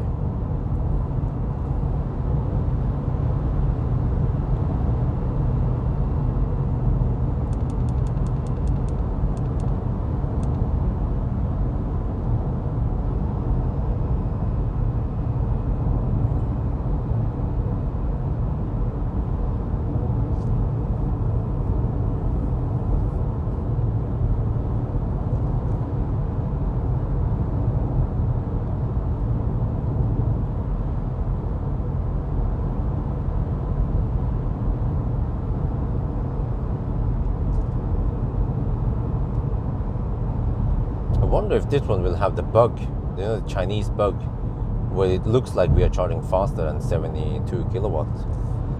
Okay, we'll see.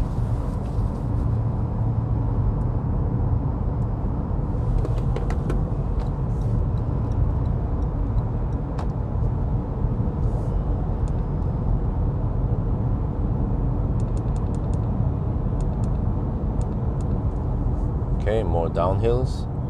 And also more low speed. Still 8%. Seems like my calculations were quite good then.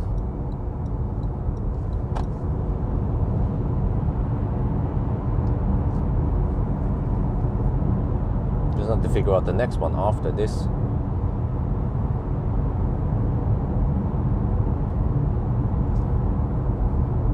Maybe Nebbenes.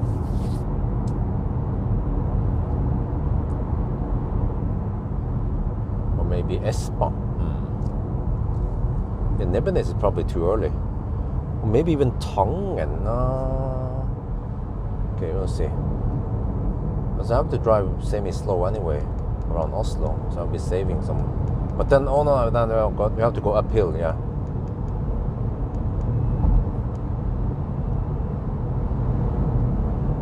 Okay, 7%.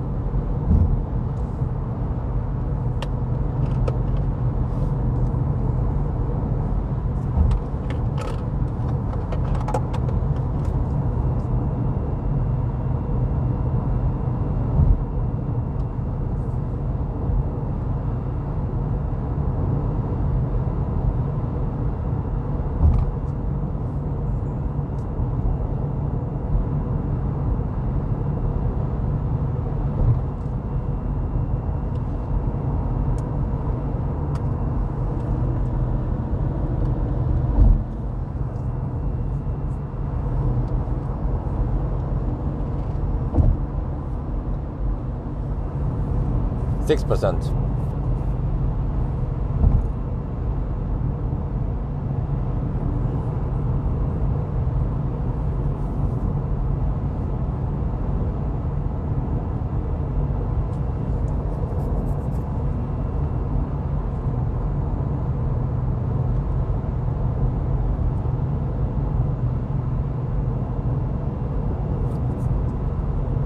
Okay, the wind is not that strong over here. That's good. We also avoided lots of left lane huggers at night now. Just have to get past Oslo and get to the north before the Sunday drivers wake up. Okay, 6%. Go, go, go. Almost there.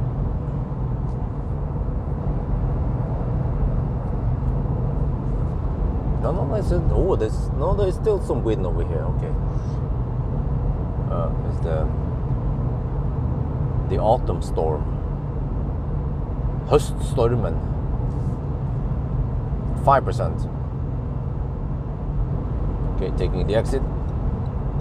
It's actually quite a long exit. Probably to accommodate for some stau.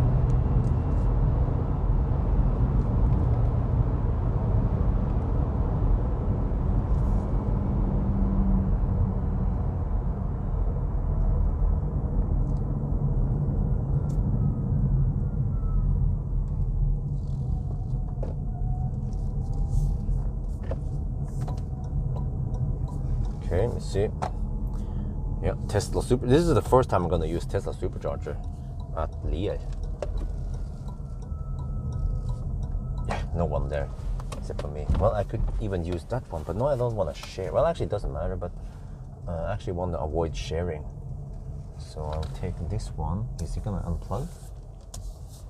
Okay, let me see. Charge port. I think it's fine. I can use this one. Well, I'm actually not sure which one is long enough. I just poke as close as possible. Okay, there.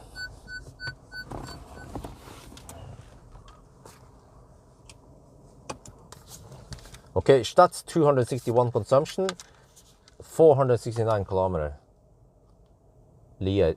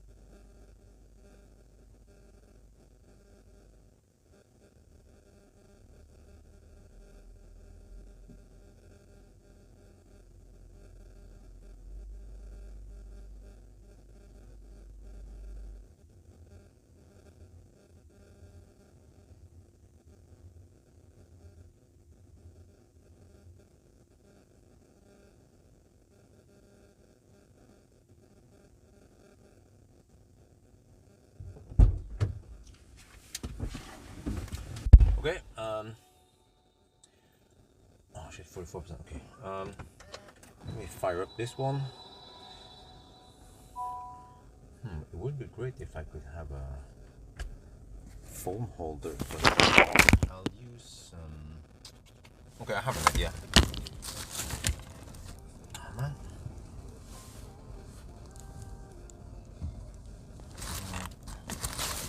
Yeah, I should have thought about that one. For cars that doesn't have car scanner, it does make sense to yeah, when I'm using supercharger, you'll see this shit. But let me try now. I should be able to mount this up on the windscreen, maybe. Let's see, can you see that shit? I have to go slightly lower. You can see it. Oh yeah, like a ninja, huh? Huh? You like that shit? At least it works until the screen goes black. Okay. Next up, oh shit, now I don't have a phone I can show you guys. I should have brought the other phone. Well, no, I don't have it here. Shit, okay. Let's see, next stop, Oslo. Let's see, if I aim for Nebbenes, for example.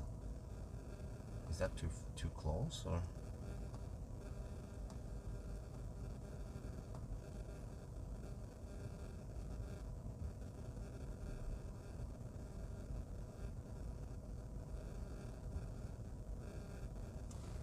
That's probably too close. Yeah, that's only 99 kilometers. Could go Minnesund maybe. Wait, what about Espa? Espa might be too far away again. But I could actually charge you only 55%.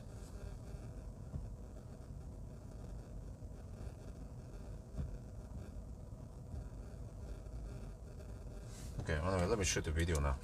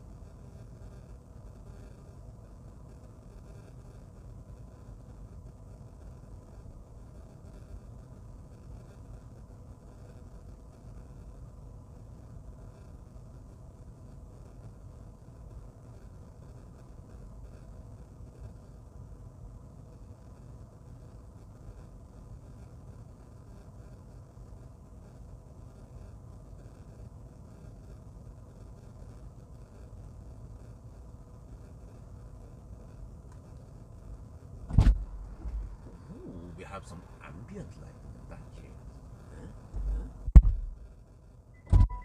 Okay, don't mind the bing bows.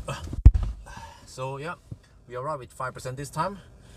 Next stop might be Nebbenes. That's only 100. Wait, how do I go back here? No, back.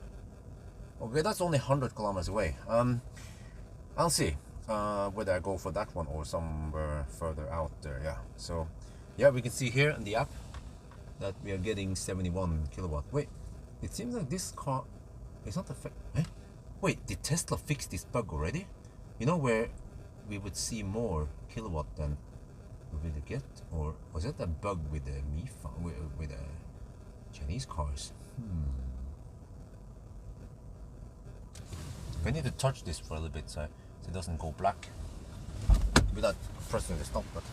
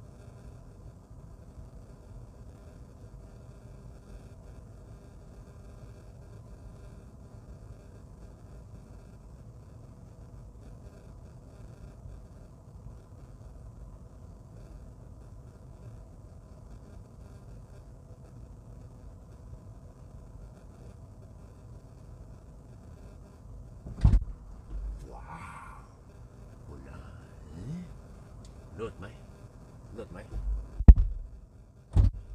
ภายในพรีเมียมถ้าคนขับ Honda คนจะลืมรถจีน โอเคเมื่อกี้เนี่ยเรามี 5% นะครับผมก็คำนวณได้เป๊ะแล้วนะว่าเราต้องการจริงๆผมคำนวณว่าเราอาจจะมาถึงแล้วก็เหลือสัก 8-10% แต่ว่าเราใช้มากกว่านั้นนิดหน่อยไม่เป็นไรนะครับแล้วก็มีเผื่อไว้นิดหน่อยนะแล้วก็เดี๋ยวเราอาจจะขับสักไม่รู้นะ99 กิโลเมตรไม่ไปหาเนเบเนสหรือว่าดูก่อนไปที่ไหนยังไม่ได้ตัดสินใจแล้วมันมีที่ชาร์จเยอะมากเลยที่นอร์เวย์นะครับโอเคตอนนี้ก็โอ้เกือบตีสี่แล้ว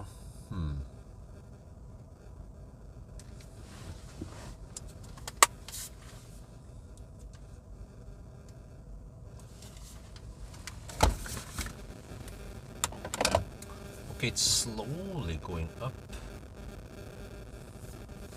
Okay, I feel like I need to eat a little bit more. Wait, is it done now? Yeah, finally it's done. That took a while.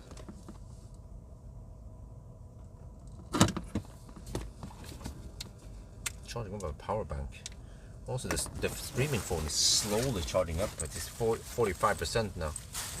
I need to make sure it's getting charged all the time when I can. Man, I need to buy this.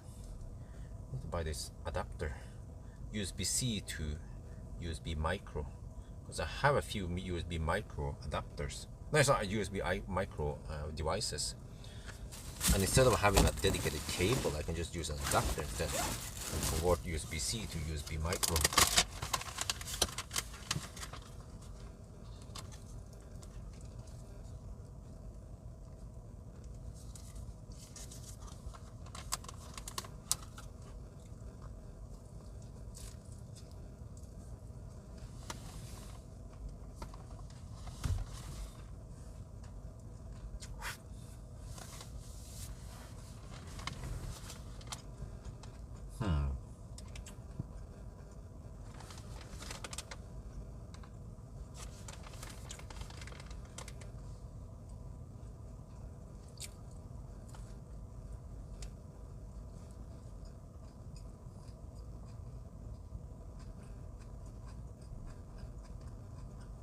We'll go Nebbenes. I could then stop at Brumunddal on the way back.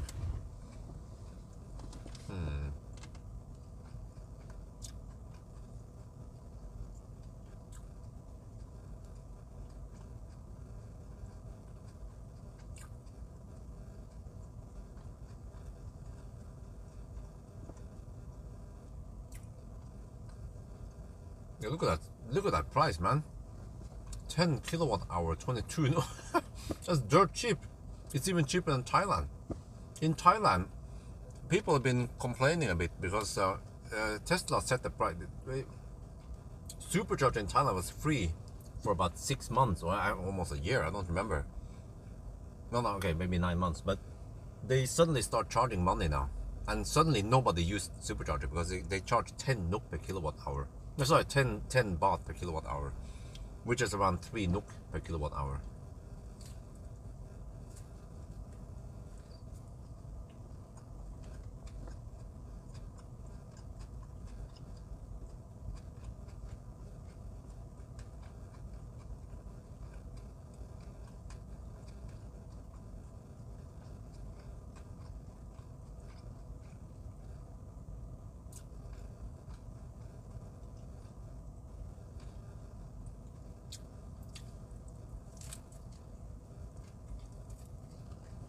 Yeah, we are getting close to the halfway mark at Oslo.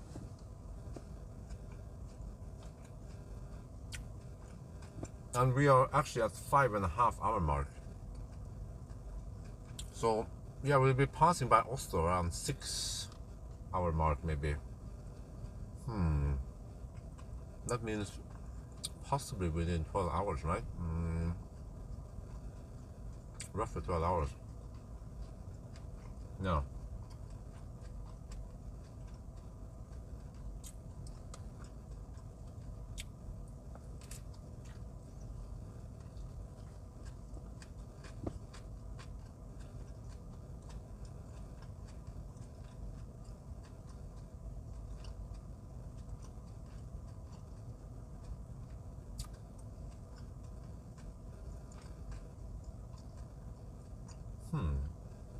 Maybe I should try to go for around 60%.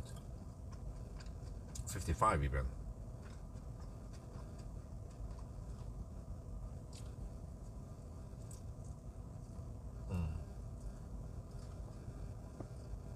Okay, soon I need to calculate how much I need for Nebinest.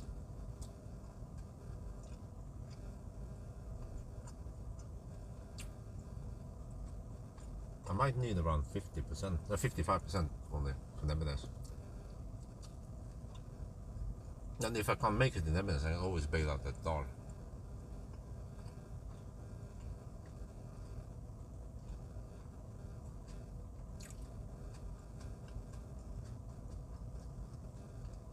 Maybe in Gardermoen, but it's unlikely, you know.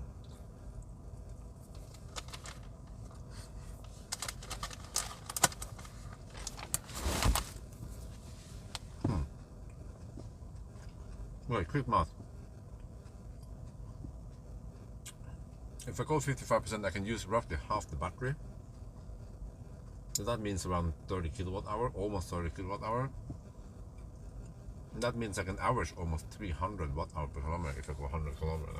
I'm 99 kilometers away from Nebinest. Yeah, so quick math, 55% is enough for Nebinest, and then we see from there. But eventually I need to split up this because we are roughly at 470 kilometers.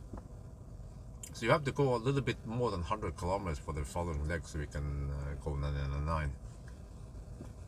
Yeah. After Nebinest, I have to figure out what to do. Well, I should know the distance. Nebinest to Rudshøgda is around 80 kilometers, 85 roughly. And then from there over to Brumunddal, that's a little bit more. I might want to go a little bit past that point maybe to, yeah, I could stop at Circle K. Fuset, no, wait, what do you call it again? Near IKEA. Yeah. And then I can go back and forth freely. Well, actually, yeah. If I follow my own rules. Okay, I'm gonna be back soon. I have to go to the restroom.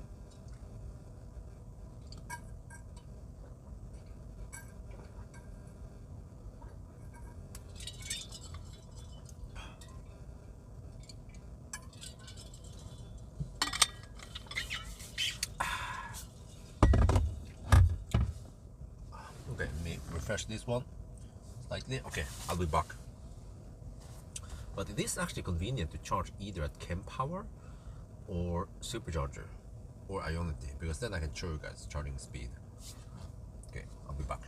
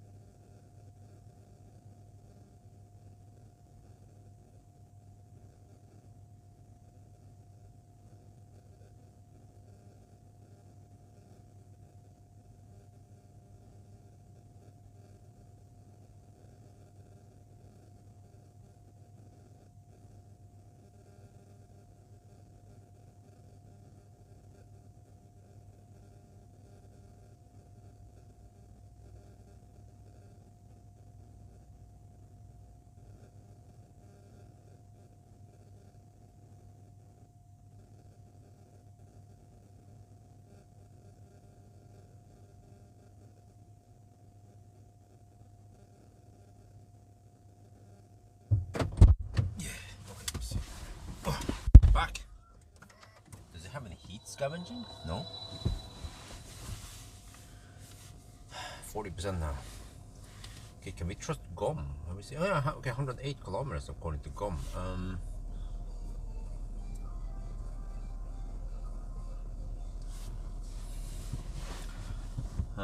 What?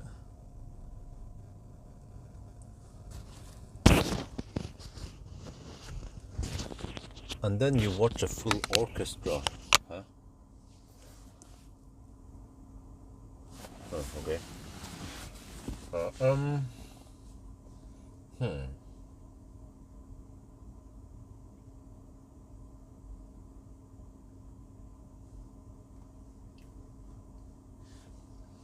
Okay, so I should go for Nebbenes, right?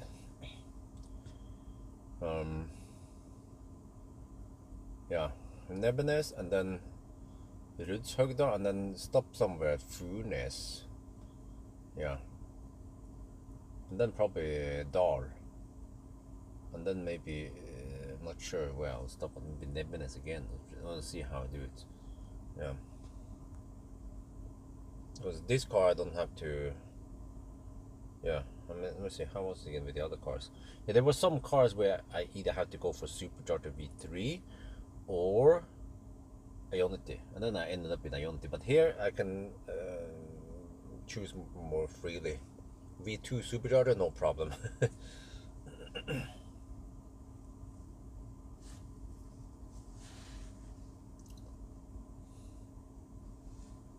I'm not sure if I can trust this. It seems like the car is over.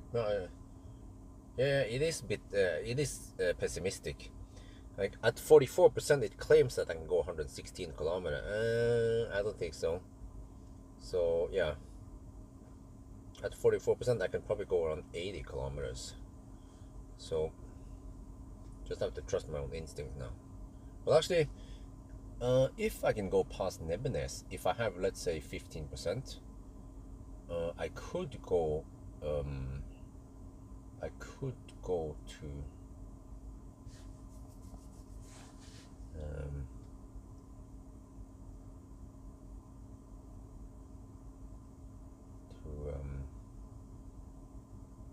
Minnesund. But it's probably too far away.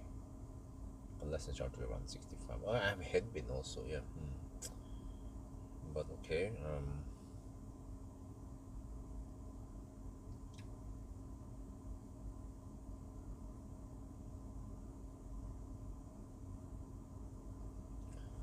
But on the second thought, since I'm driving, since I have to pass through Oslo anyway, and I have to drive slow, then maybe I should make this the long stretch, go around 120 kilometers. But that should be, maybe I should go Espa. Yeah, because I can always go back to, I can time it so I can go to Ionity and Nebbenes afterwards, yeah, and save some money there. So let me see. Let me change my mind. If I want to go for Espa,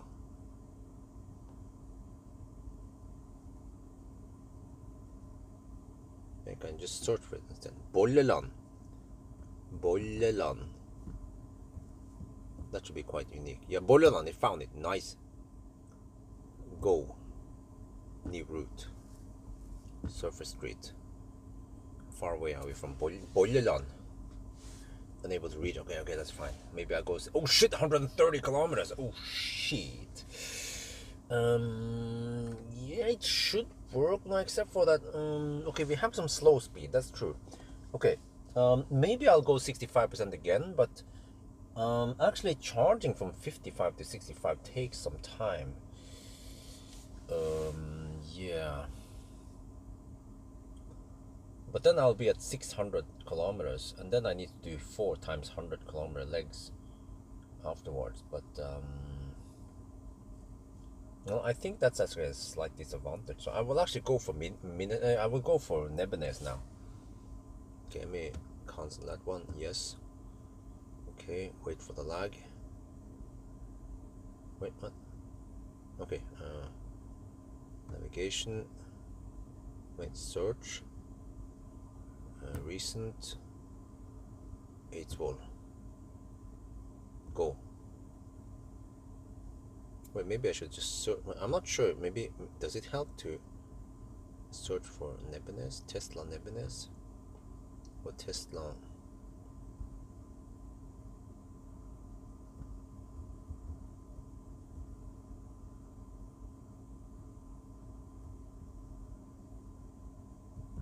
What's it called again? 8 volt. There, Tesla 8 volt. Not sure if that makes any difference. Go. Surfer Street. Okay, at 55% we should have enough. Look at that nice and flat charging curve, huh? Like a mouse. You like that shit? Okay, I still have some food, I still have some drinks, but at Nebeness I probably need to restock on drinks again. Maybe, yeah, a little bit of buns, or I don't know, we'll see.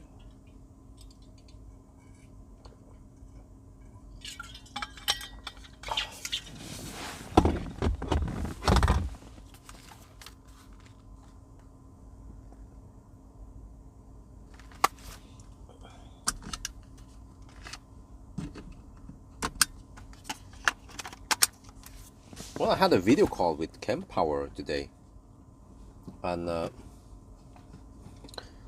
we agreed that I will make another charge eye video. Okay, I need to get ready now. I'm gonna leave soon.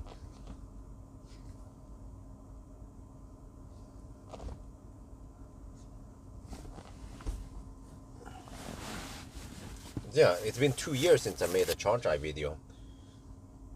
So you can pull out a lot of cool information, stats and whatever with charge eye, just to figure out what is okay for if it's okay for the customers. That we pull out some data, because this is basically customer data that we are looking at. But I mean, they will be anonymous anyway, so 75 kilowatt, yeah. Okay, 54% now. So 55 should be enough. I should actually sit and wait until the speed drops, and then we disconnect. Go.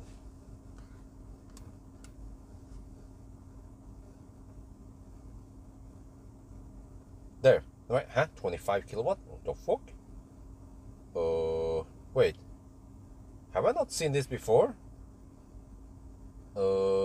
This is not only Ionity specific, apparently. So maybe it's ABC after all. Always blame car. I'm gonna disconnect, but I'm gonna record about a minute or so about this before I stop. Could be that the battery is overheating.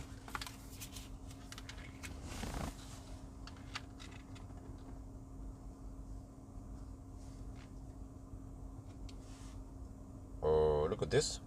I was gonna go for 55%, and then it was charging at 75 kilowatt, and then suddenly, boom, 24 kilowatt. Wait, haven't we seen this before? Is the battery actually overheating because I have the heater on?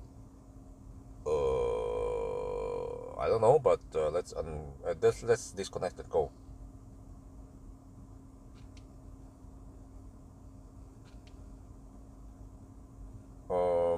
ผมต้องการ 55% แล้วก็เมื่อกี้เนี่ยเรารับ 75 กิโลวัตต์แล้วอยู่ดีๆก็บูม 24 กิโลวัตต์ฮะเราเคยเห็นนี่ไม่เหรอก่อนเนี่ยผมสงสัยว่ามันอาจจะเป็นเกี่ยวกับว่าแบตเตอรี่มันโอเวอร์ฮีทนะไม่รู้นะเพราะว่าตอนนี้เราได้เปิดฮีทนะโอเคแต่ว่าเรามีพอแล้วตอนนี้ไปได้แล้วครับ This is actually weird. It's a bit suspicious. We suddenly hit 24 kilowatt again, but we had the heater on throughout the whole session. Maybe the battery is overheating. We get only 24 kilowatt. Okay, I'm going to disconnect.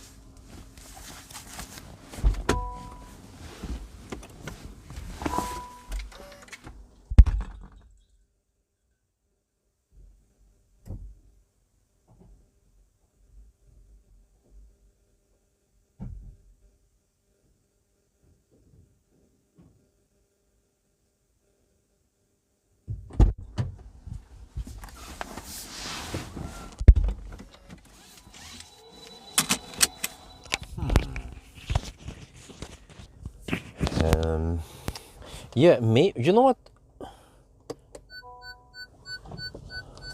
Maybe the battery is overheating when we run the HVAC.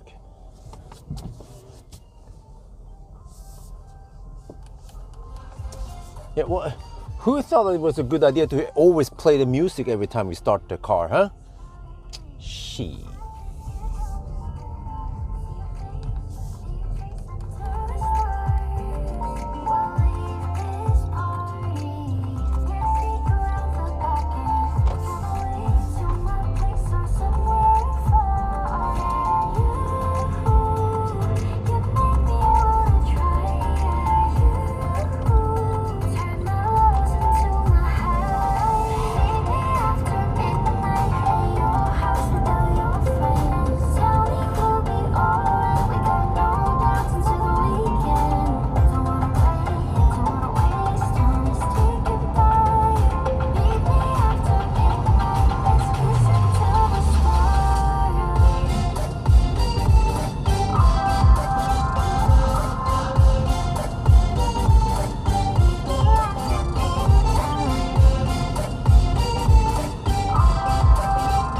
Yeah, I don't have any insight in battery temperature, but I'm guessing that's what happened. So, okay, we're gonna try again and just keep the heater running. But maybe when I was gone from the car, when I locked the car and I was gone for a couple of minutes to pee, then at least the cooling managed to run until I came back again. Or I'm not sure what happened there.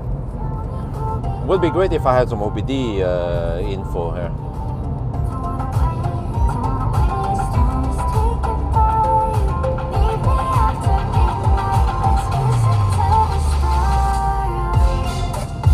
Or is it stuff like this? This doesn't happen with Tesla. Well, first, because in the beginning they had only PTC heater, but cars with PTC heater, they should be smart enough to use the PTC heater, not the heat pump during charging session, or just not prioritize cooling the cabin. Just do some OnlyFans run on the cabin if they can, you know.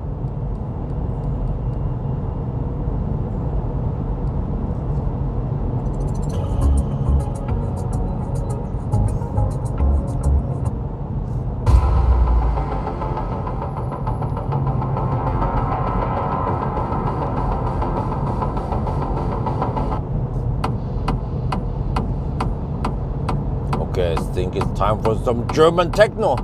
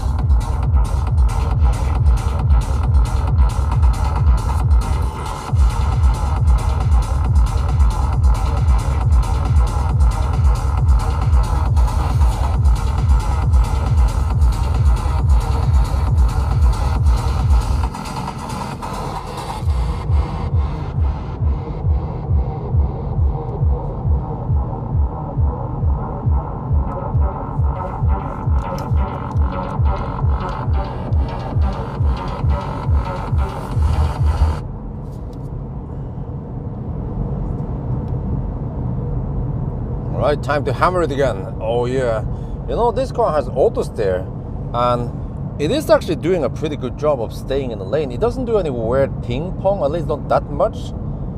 So yeah, auto steer seems to be on par with, for example, Toyota BZ4X, which is also a freaking weird name, man. Yeah, what's up with the Chinese car? Well, Chinese slash Japanese cars making so many weird names. So yeah, consumption is freaking high now because we just went uphill. We need passport here because we always hammer it. I mean, because we are expecting some passport control. Okay, let's enjoy the ride now over to Ny1.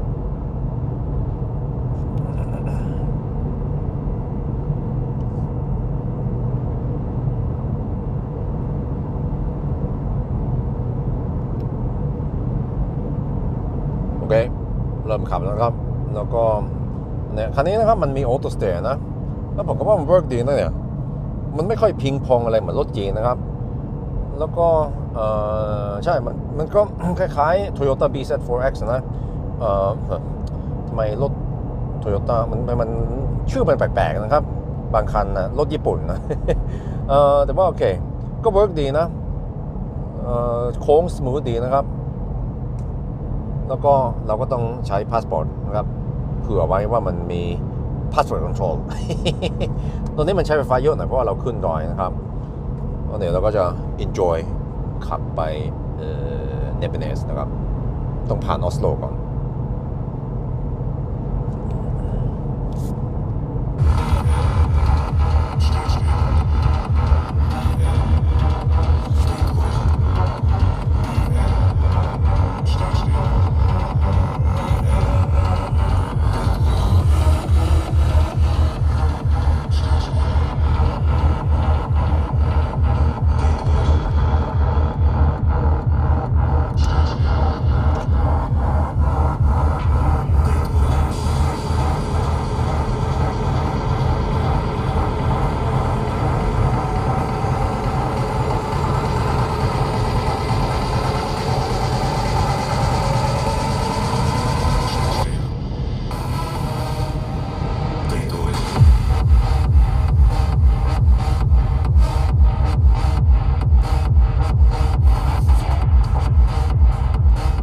Freaking Russabus!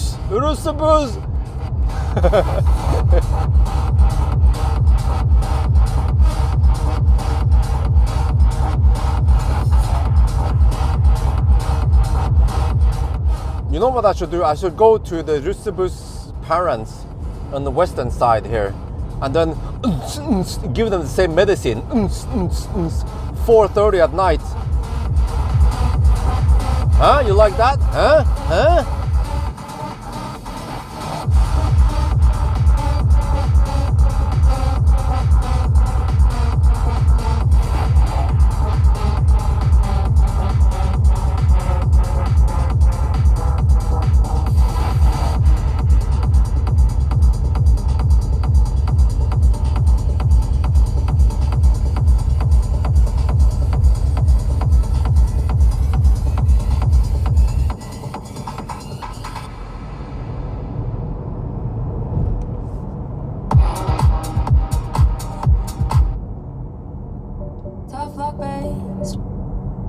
And now I'm in your head. Listen to this. No. I don't know what love is.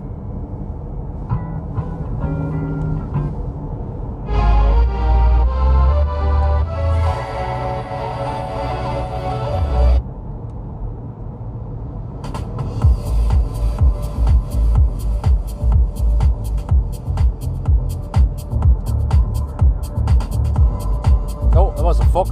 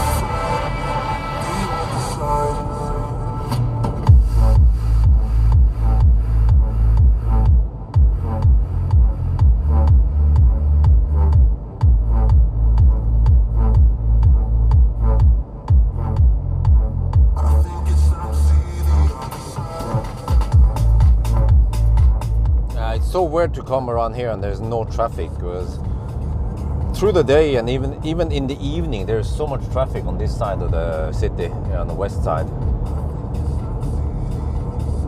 Yeah, almost more traffic here than towards Cleveland. Actually, also lots of traffic towards Cleavage and even Jessheim, but then yeah.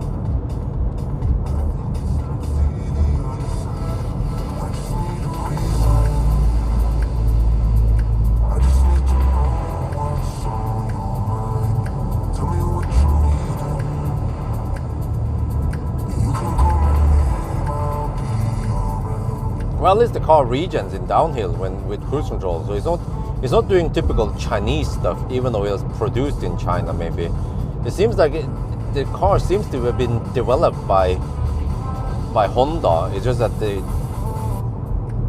the Chinese manufacture them, just like Polestar and iX3 and Lotus maybe.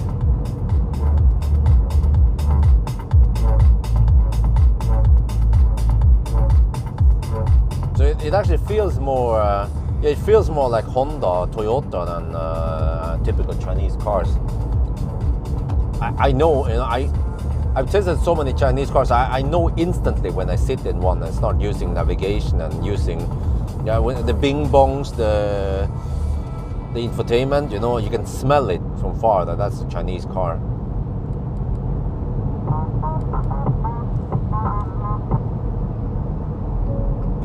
And only taxis around here now.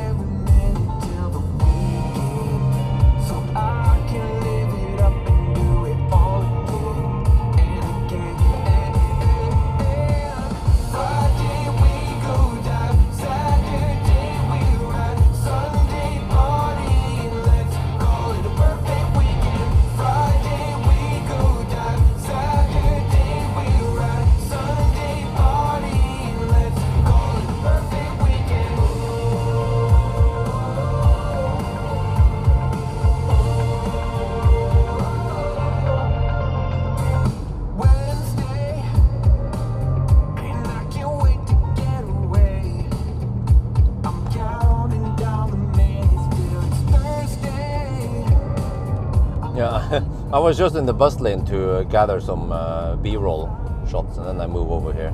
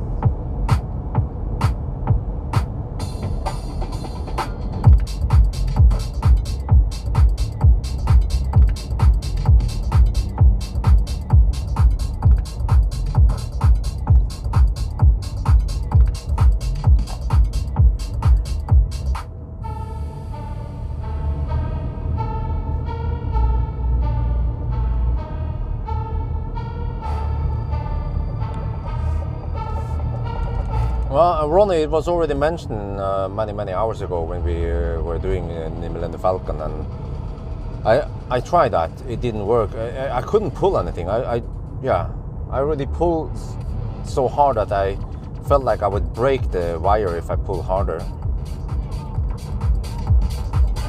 You guys weren't there, you know. I tried to pull that stuff. You guys didn't try to pull anything. You just read the manual and told me what to do, and I already tried it and it felt like it didn't work. But for example, for the front opening, that one worked immediately when I tried it.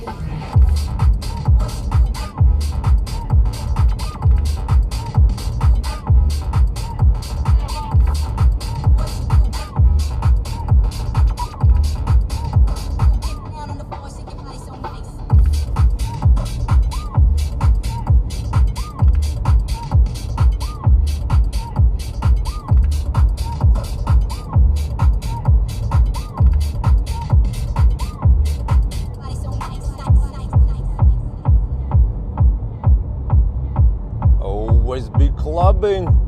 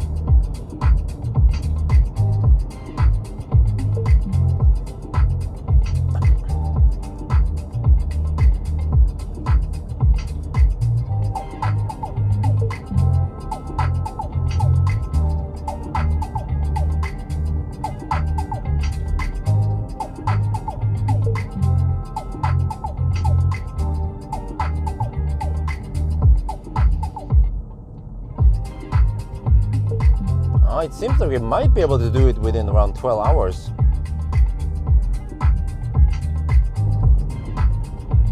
Wonder if we can match Toyota BZ. You know, Toyota BZ 4X did it in 1150. And that's a bigger battery, and it charges fast, a lot faster when it's not throttle. But once it throttled, it just became dog slow.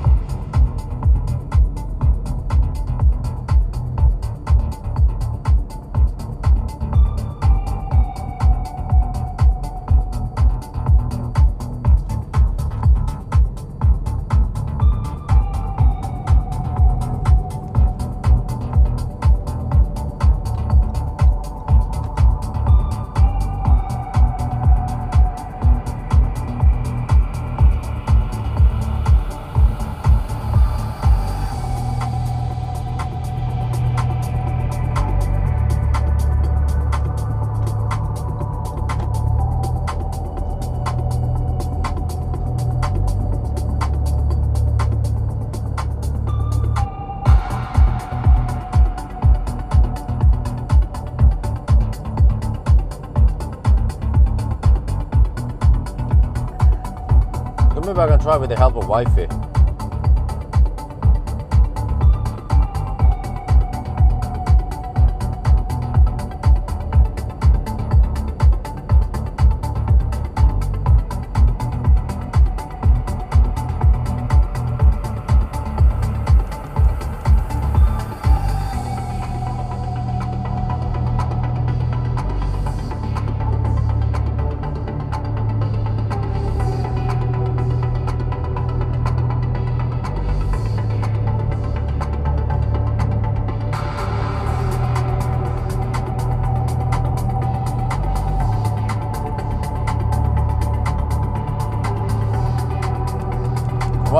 The race needs to be long though, like 1,000 kilometers.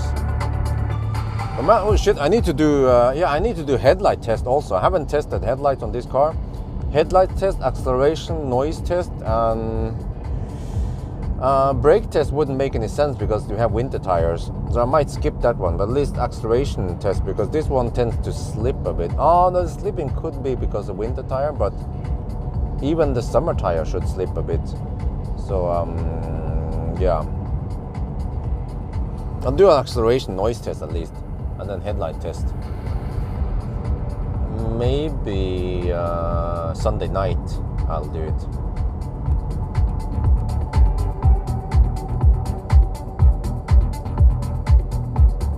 And the BZ4X will have a lead until around 500, no, around 600, 700 kilometers maybe. Then it goes dog slow.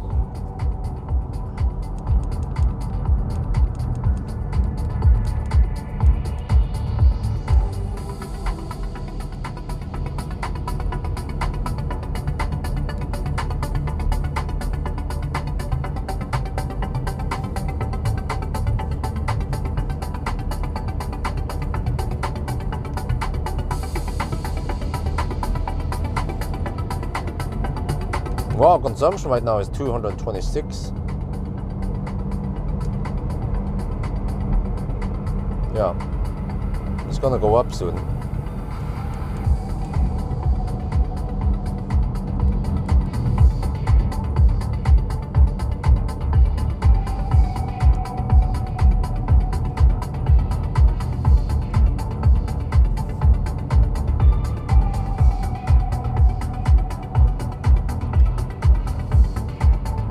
Yeah, so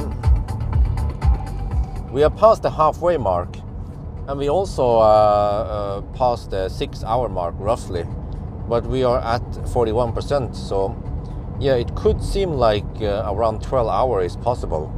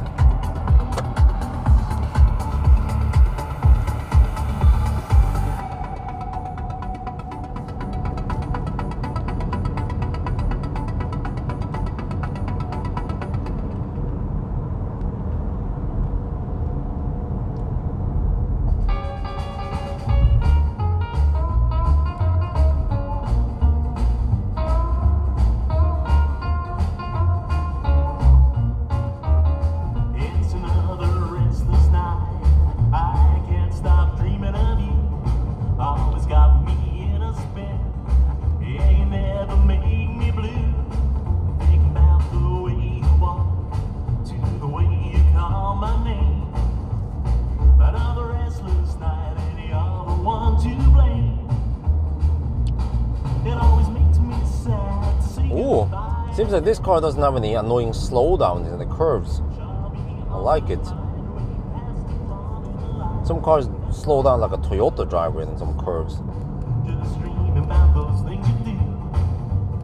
Another restless night, another cause by you.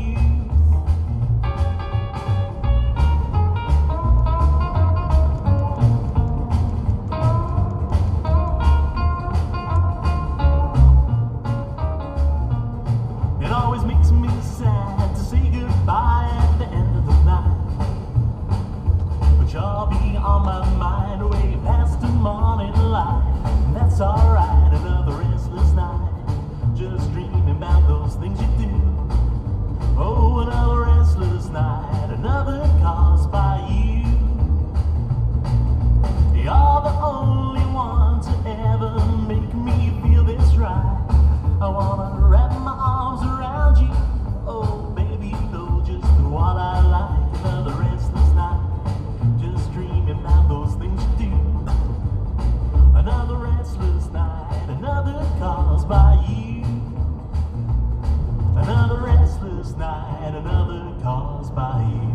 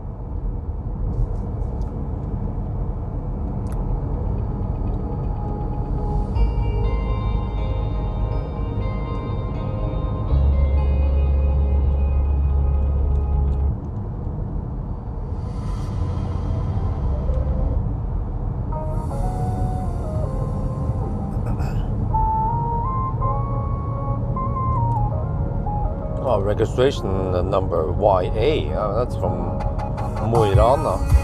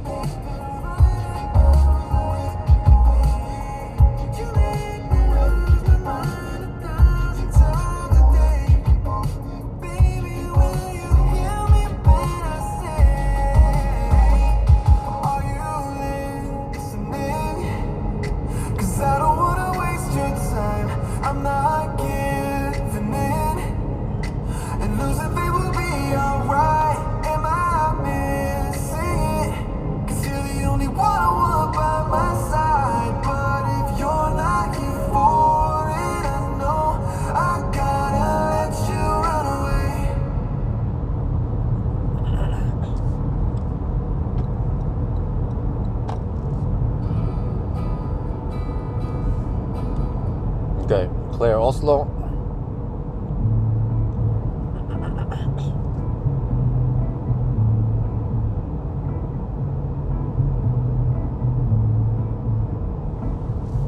Five in the morning, or night rather.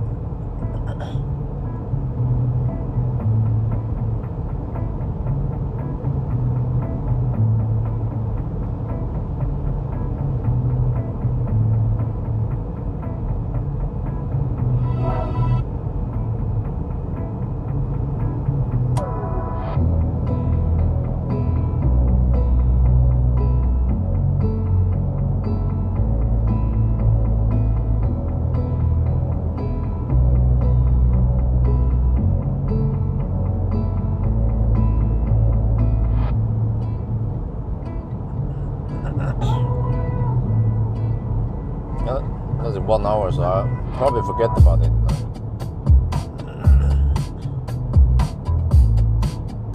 I think it's easier to remind me around 5 minutes before 6 in the morning rather than now.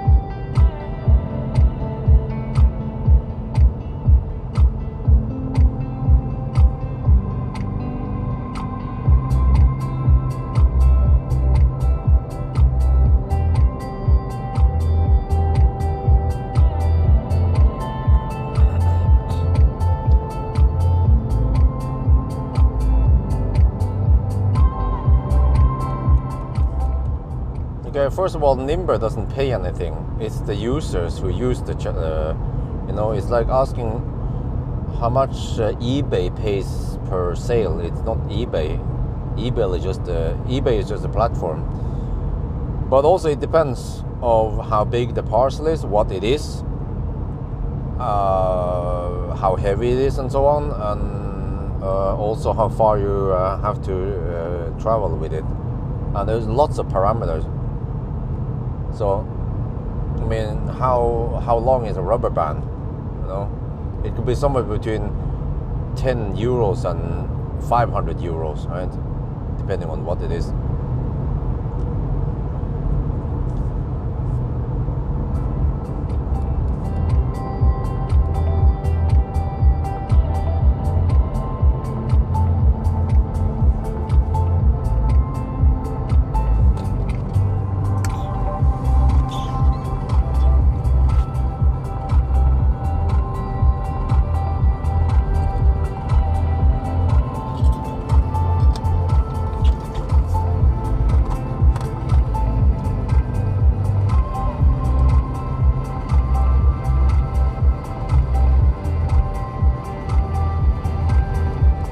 Wow, the traffic is wonderful here at night.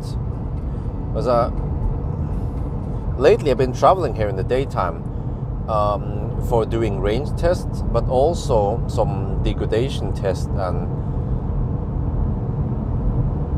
going to Yesem, and it's always clogged with those damn left lane huggers. In the daytime, even in the evening, it goes slow. Like sometimes we cruise at only 90 kilometers per hour, even in the 110 zone. Like I don't understand why some people are driving so slow on the motorway, and also why the heck they don't get the fuck out of the left lane. So, and I'm not the only one, because when I see those slow pokes, there is like a huge chunk of cars behind it. Could be 20 cars behind one slow poke that doesn't move. It happens all the time. Like, yeah, I feel like I'm traveling this stretch about twice as often now, because I have to go to Yesem to check out the house. But of course, eventually, once I move over to Yesem, then it would be less traveling. Then it was more normal that I travel to Oslo maybe once or twice per week only.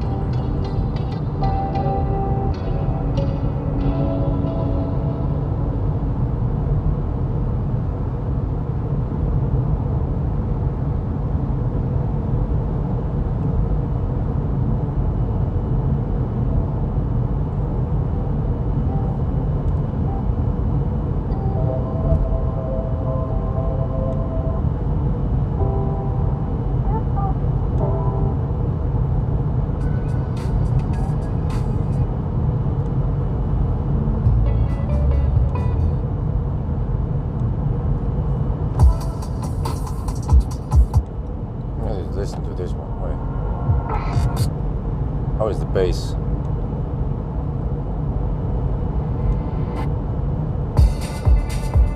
Oh, it's okay. Yeah, I can feel it lacks the deepness. Yeah, deepness of the punch is lacking here.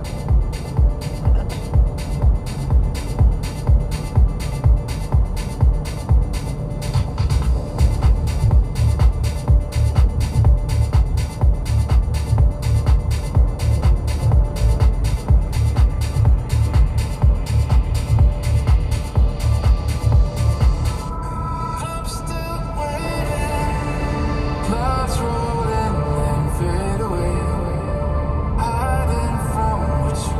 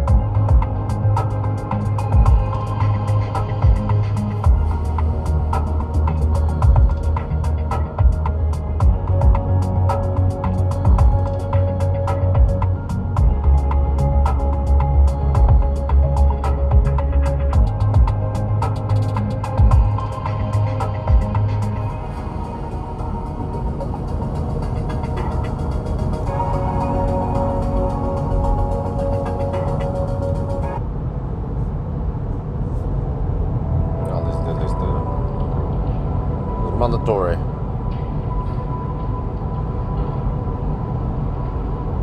But I feel like listening to Burmester, the music, it becomes way more enjoyable.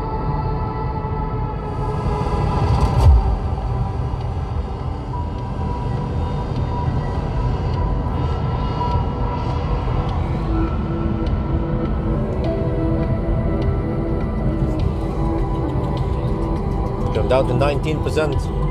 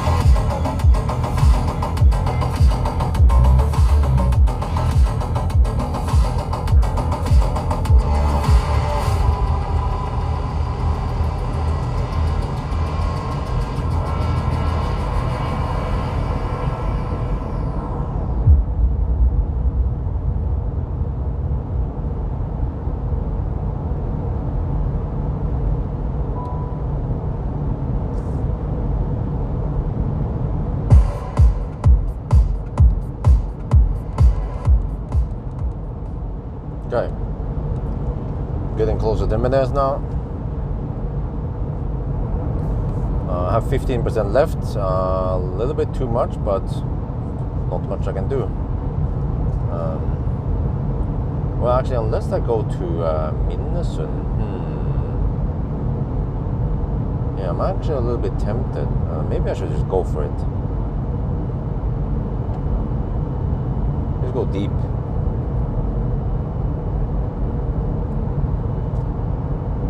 Well, it seems like I can't make it to S, but then I should charge it more.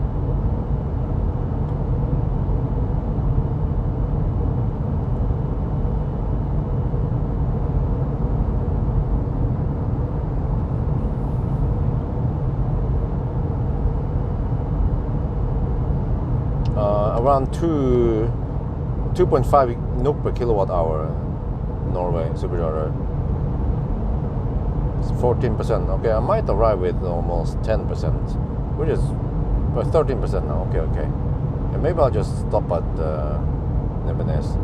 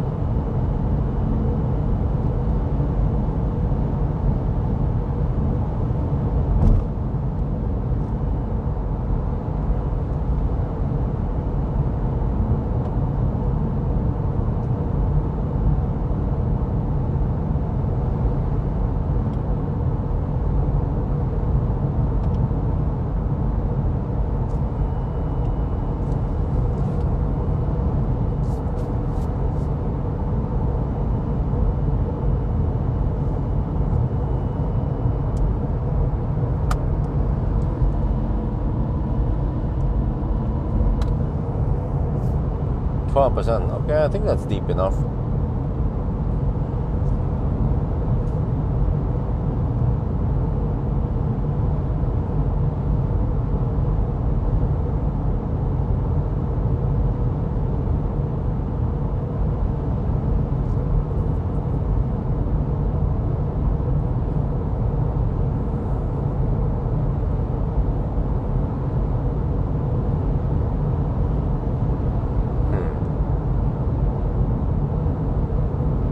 Actually, change my mind. I'm gonna go to yeah, I'll go past this one. Last second now, I'll pass this one. 11%. I'm gonna go slightly deeper. We can probably not go to Espa, but at least we can go to Minnesund. So we stretch a little bit more, about 10 kilometers extra. So I think I will go to Nebenez and Dal on the return. Anyway.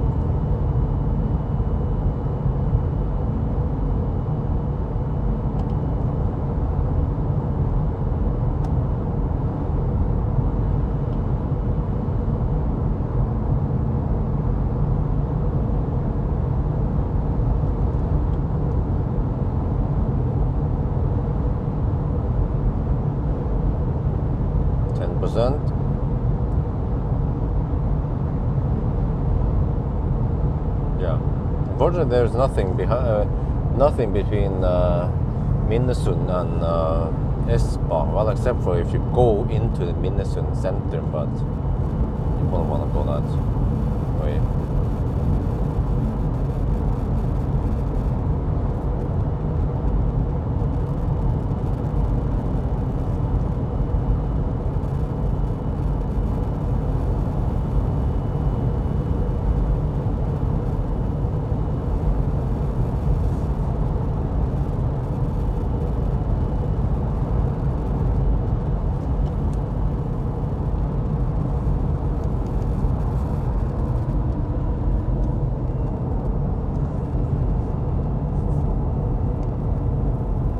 Okay, even Minnesund, yeah, it's not, it's just semi-deep, 9% now, yeah.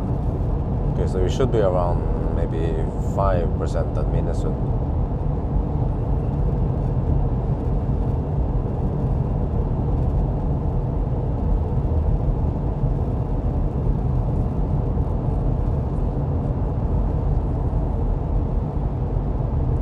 Okay, oh, we're getting close to the 7-hour mark. We have to add 1 hour and 28 minutes, I think it was, to the current time.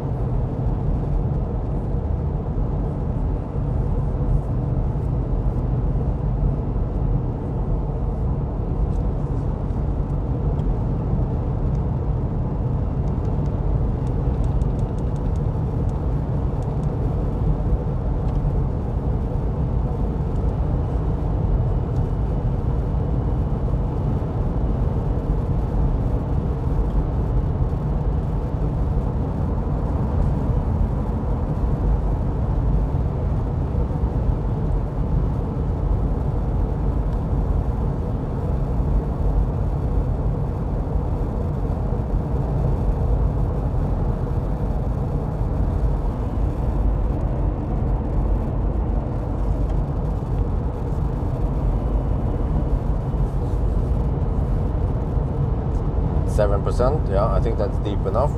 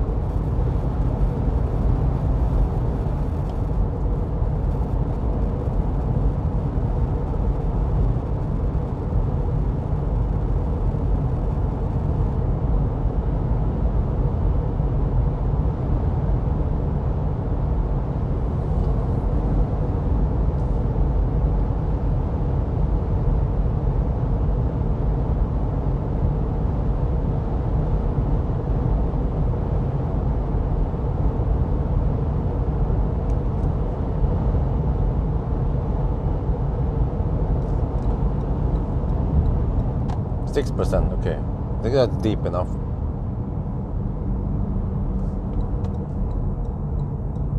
And I think I need to take a quick nap here, but I have roughly half an hour. Let me just set the clock, and I don't want to do any activities other than just plug in right now. Only minus is that it's a little bit bright over there, so okay. And then you guys could watch the there's no app. You can watch the charger screen. Just have to play it myself so you can see the charger screen. I'm gonna go for the tritium charger with large screens. Wait, did they replaced all the tritium chargers with hyperchargers? Oh my lord, why did they do that? Let me guess. Okay, so I guess you guys won't see the charging screen then. Yeah, it shouldn't be possible to see anything right now. Okay. All right, stats 260 watt-hour per kilometer, 577.7 kilometers, and 6% left. Minnesota. I try to nap now.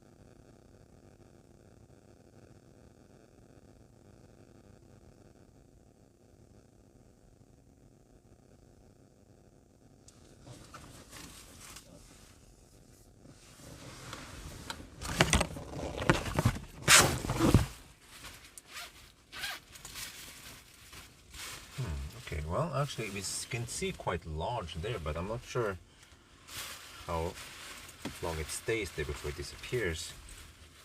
Or maybe Circle K has programmed it. Okay, we can try. We can give it a shot. Let's see how long you guys can see that one before it disappears. Ah, shit! There we go.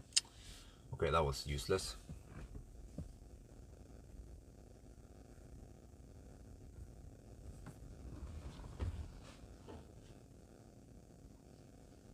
Oh shit, is this the one without memory? Okay, that kind of sucks.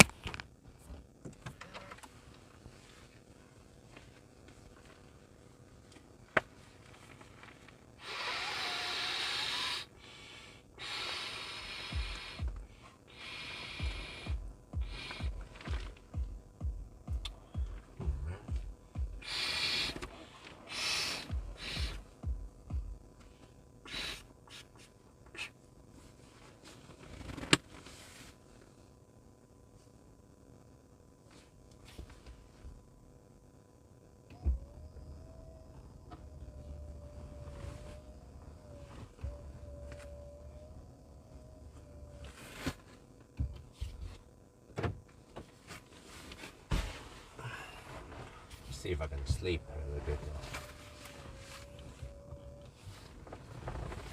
Without HVAC on, I don't dare to run it anymore.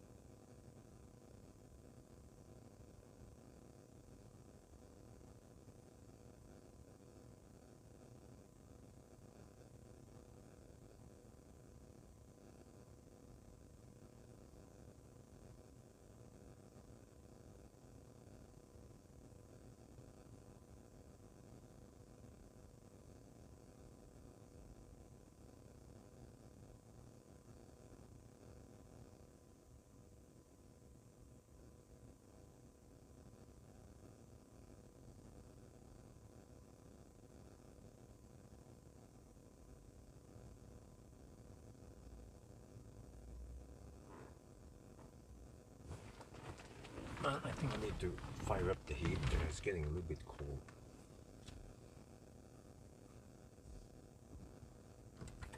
Not sure if I can get any heat. Let me try.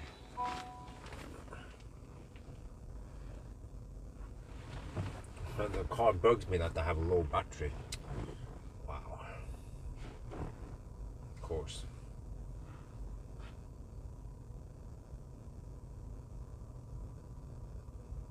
The car tells me that the heater is not working, and that the car needs to be on. But I'm not sure what the accessory mode means. Maybe this is, it was accessory mode and then this is on. That means we should get heat, or I'm not sure.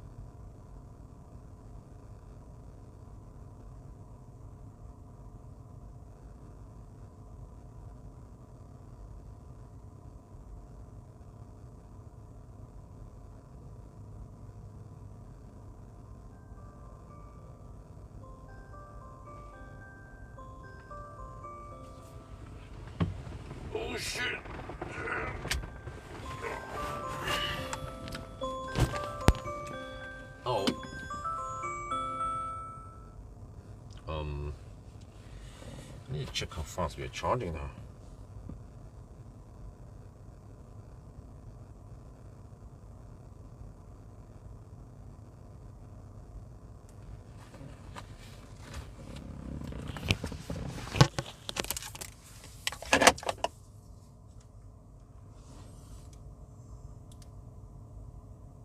Yeah, I did take a nap.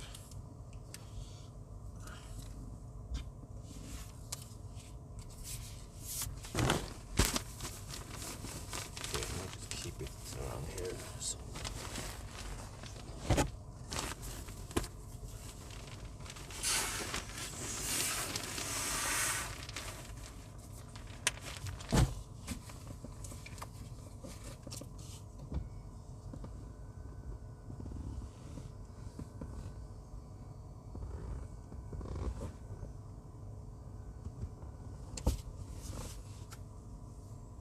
Here to Rudshögda is 74 kilometers.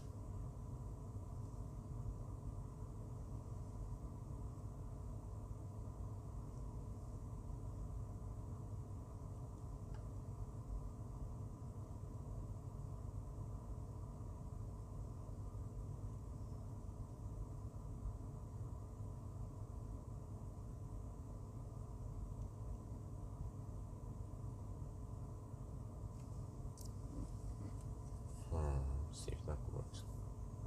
9 the only what?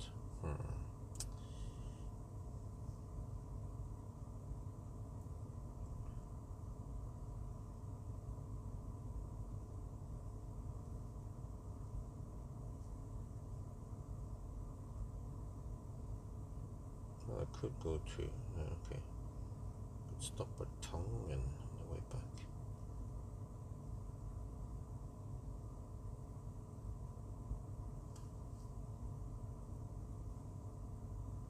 That's 120. Okay, there you go. 119. Okay, 119 times 270. Okay, so I need to charge 65% again. I'm 62 now.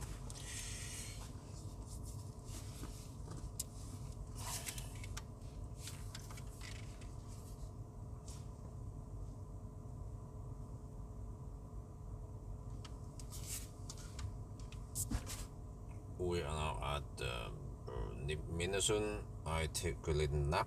Yeah. We are now at Minnesund. I had to take a little nap, but we are almost good to go.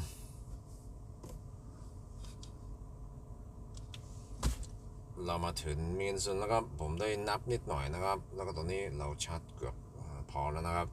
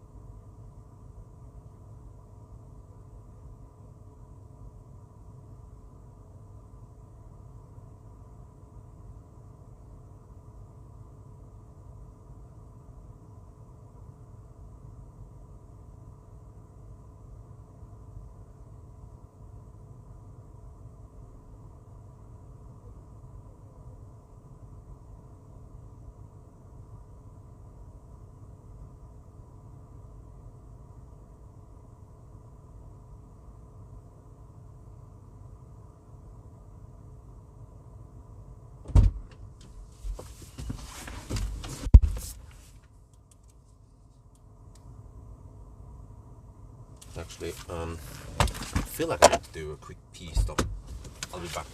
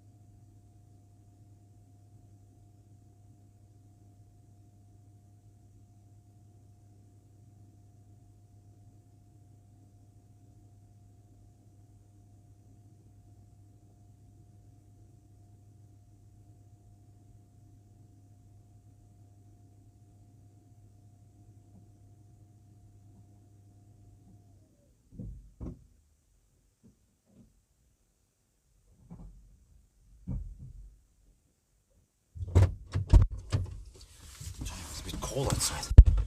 Okay, charger 69%.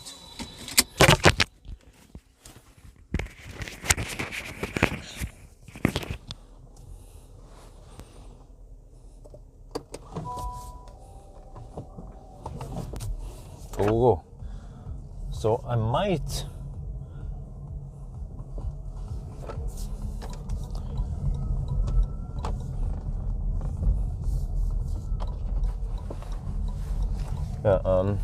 that was a much needed nap. I think I passed out for about 15 minutes.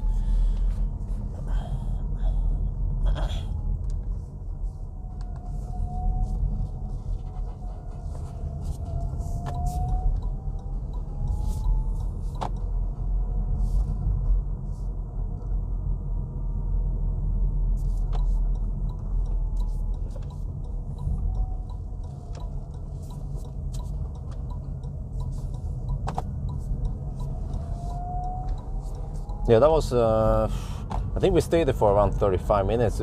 We charged 69%, not ideal time-wise, but hopefully it's only for one session.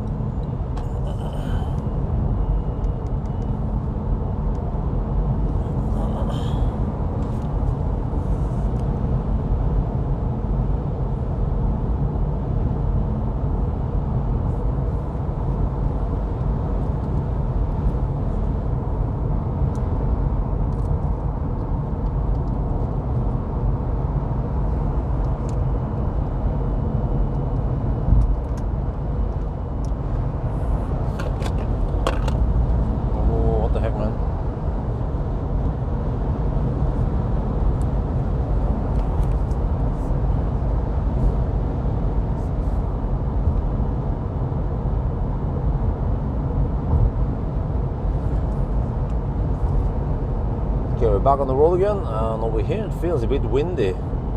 You see, let me test the high beam. This is the first stretch where we can test. Oh, what the heck? Huh? Are you in yet? Are you in yet? Okay, Asian style high beams. I need to test on the regular tester to see how good it is. But it doesn't seem too impressive from this point at least.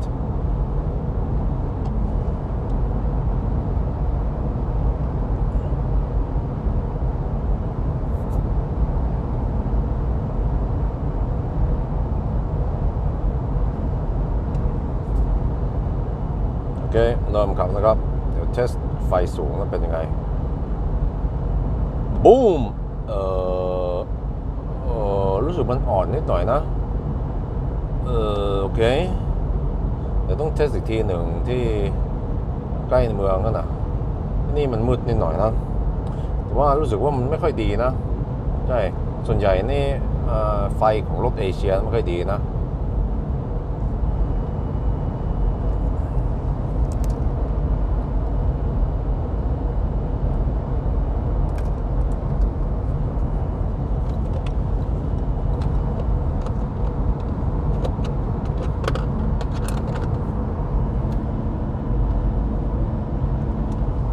following in the fat e-tron now. Oh man, that was much needed sleep. Oh, good thing that I managed to fall asleep fairly quick. I think it took me only 5-10 minutes, and then I got a little bit of sleep at least, until the clock actually woke me up.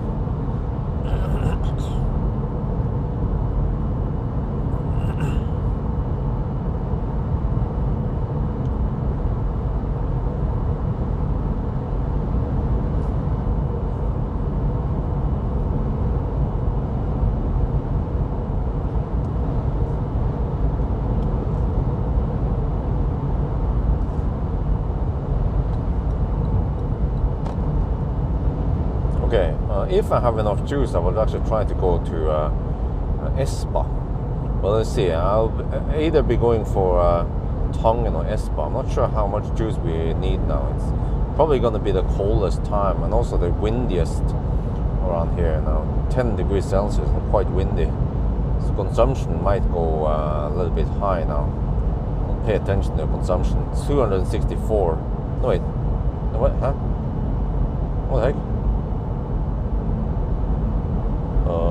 why was it not reset automatically? This is weird. Seems to be a bug. It hasn't reset. Shit, man. It's supposed to reset automatically, but it didn't. That's a bummer, because now I don't know exactly what the consumption is for this leg.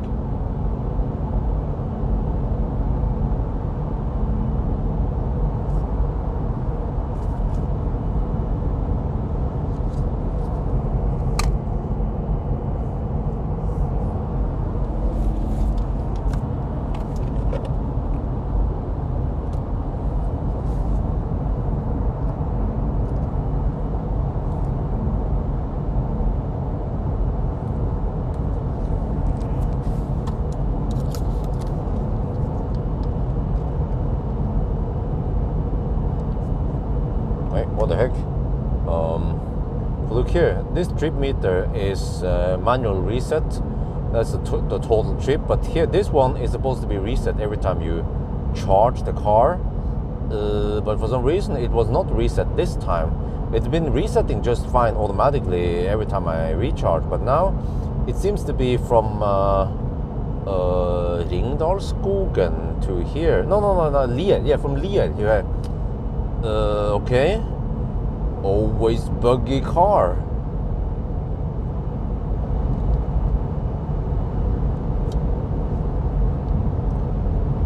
Anh แปลกนะทุกทีนะมันจะ reset trip อัตโนมัตินะอันนี้นะ trip A ผมได้ set ว่ามันจะ reset ทุกครั้งตอนเราชาร์จแล้วก็อันนี้มันเป็น total trip อันนี้มันจะไม่ reset นอกจากว่าเรา reset เองนะแต่ว่าเนี่ยมัน120 กิโลเมตรนะมันเป็นตั้งแต่ลีตั้งแต่ supercharger นะครับมันไม่ได้ reset ตอนเราชาร์จเมื่อกี้นี่แปลกนะเนี่ยโอเคก็ ABC always buggy car.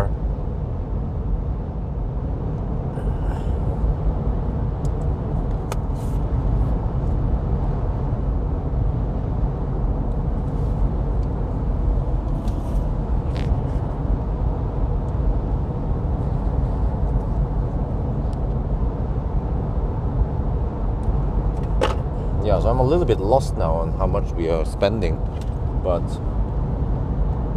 okay, I mean, I get some idea anyway. Oh, but it's windy outside and 9 degrees Celsius. Yeah, this stretch is probably going to be the thirstiest stretch, so I don't expect that we can make it to Espa even.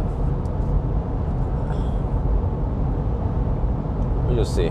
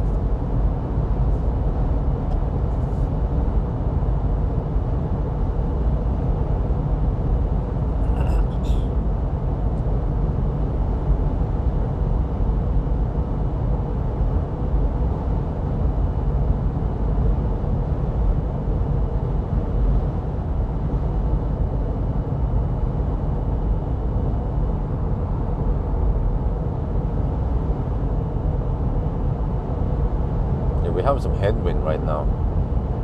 I think, yeah, from what I remember on the wind map, it's supposed to be north, west, northwest wind.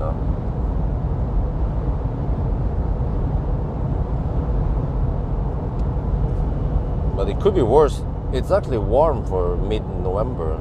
9th, yeah, 10 degrees Celsius. Normally it should be more like 5 degrees, 2 to 5 degrees Celsius now at night.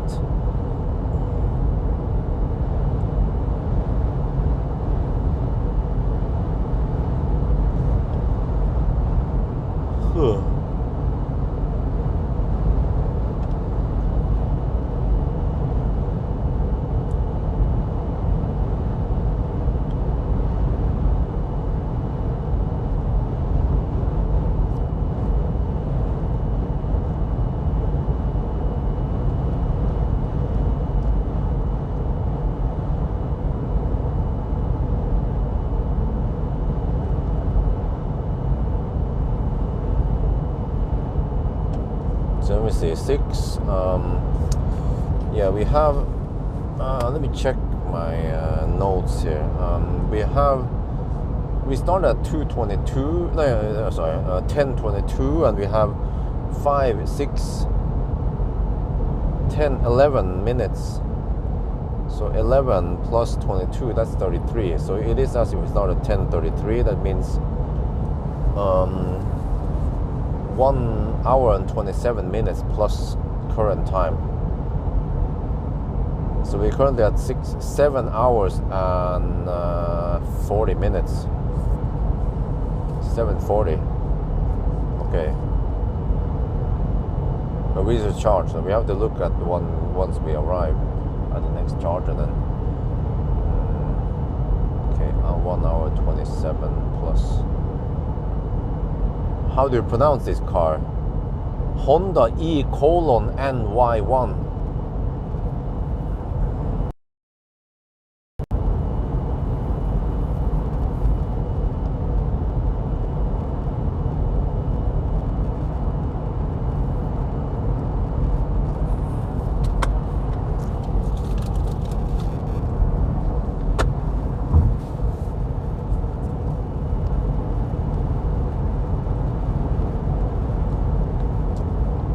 Okay, so once we okay, so once we turn around at the Rudshøgda, then we can go back and forth as we please. Headlight doesn't seem to be that great. They are kind of weak. We even have dry roads now.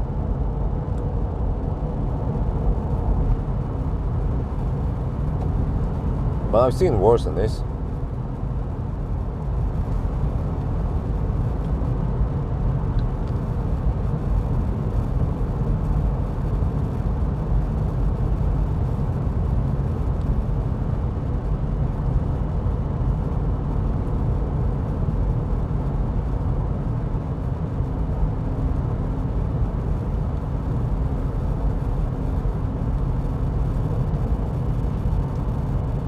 Okay, I'm gonna reach street light soon.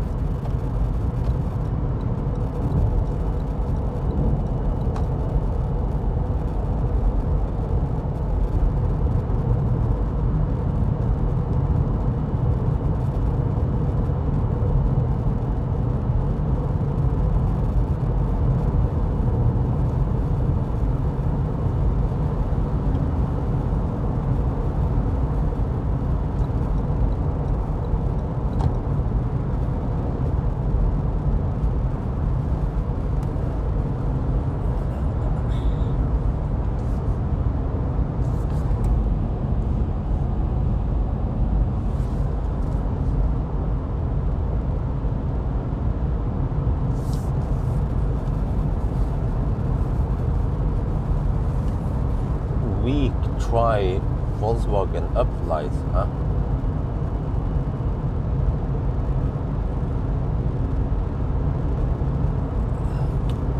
Weak try Volkswagen uplight, okay? And maybe there's supposed to be some punctuation or comma over there somewhere.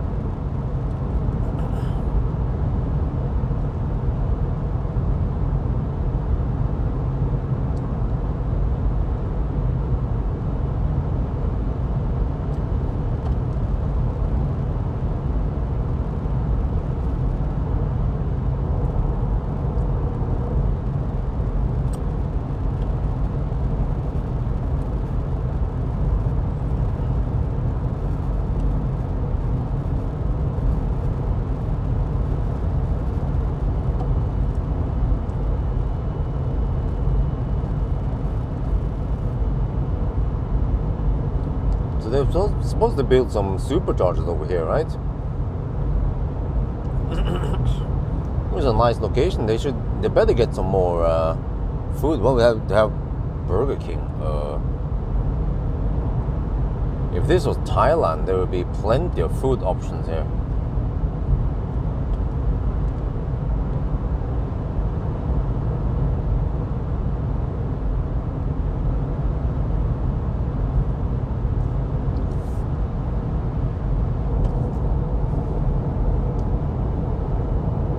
Good morning. Well, are you Thai? when you type as if you're Thai. Hello from Thailand. Yo, what's up? Oh, we have Thai people joining now. It's 11 in Thailand. I just posted a Honda E:NY 1 video in Thailand about an hour ago. Well, I think it was almost 2 hours ago I posted. I wonder if Thai people are interested in that video.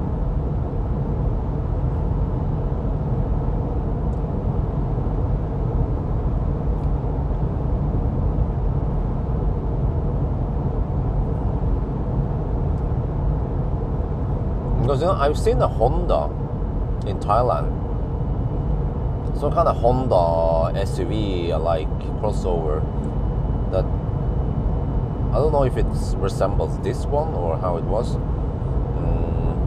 but I've only seen it in Thailand. I haven't seen it in Norway, so I wonder if they are based on the same platform. But I heard this one is based on fossil platform, so it's not that great. Handling compared to Aria. Aria has it wags a little bit more like a boat.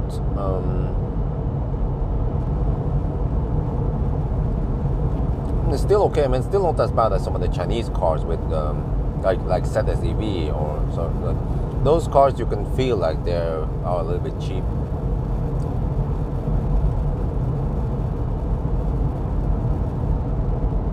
Small sucks. Yeah, that's what she said.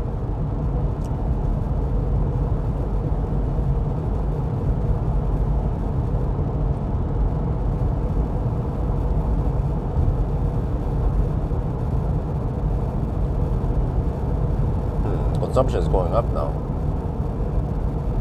even from the whole leg from Nye. So yeah, I'm wondering if consumption is closer to 300 watt-hour per kilometer right now.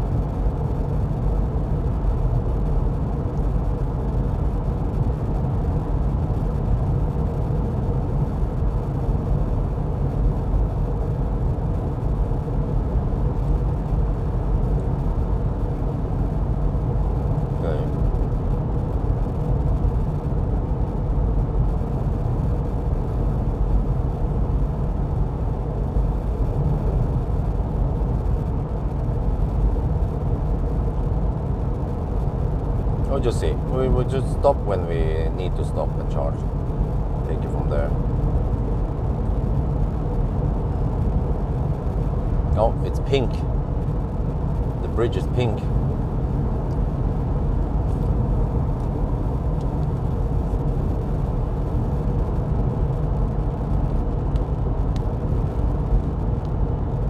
I think it's normally blue.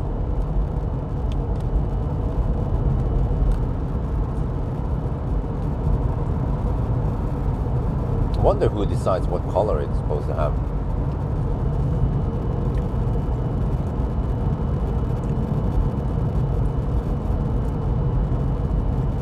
Okay, 615.2 kilometers now, and 264 watt-hour per kilometer. Oh shit, 7 degrees Celsius. Yeah, it's probably about the coldest we can get now. Also remember on the weather forecast, it's supposed to be a little bit cold in the north here, but it was remarkably warm in the south. Around 10-12 degrees Celsius in the south. But yeah, when I do 1,000 kilometer challenge here in winter, or yeah, probably have to do it maybe over also in December, January, then it might be minus 10, minus 20 degrees over here sometimes in the north, around Hamar. But then actually in the south, around Larvik, it might be +5 over there. So big difference between north and south here.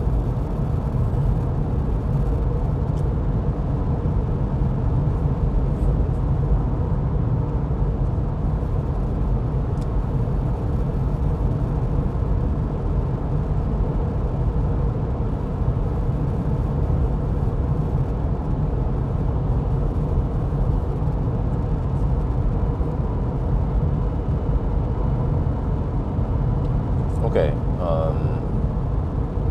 yeah, I just have to drive around 100 kilometer legs then to finish this. 600 now after.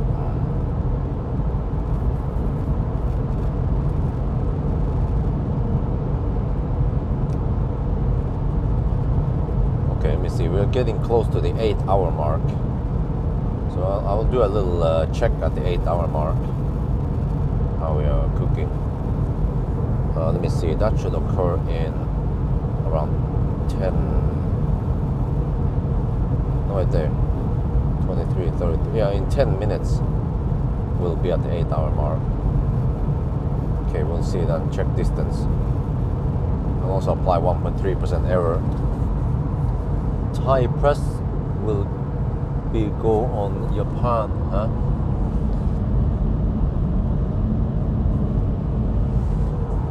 Thai press will be. Okay, test drive. Wow. Okay, huh? Alright, so Thailand is a bit late with this one. Okay, that's good then. It means that I will be able to dash out videos in Thai channel before the influencers and car testing in Thailand will be able to test it. Okay, in that regard, I need to test as much as I can. Try to harvest, try to farm on some views and subscribers in the Thai channel. Yeah, it's a good thing I'm shooting this video in Thai also. Try to make most videos in Thai. Maybe except for the charging video. That one people don't care too much about, I think.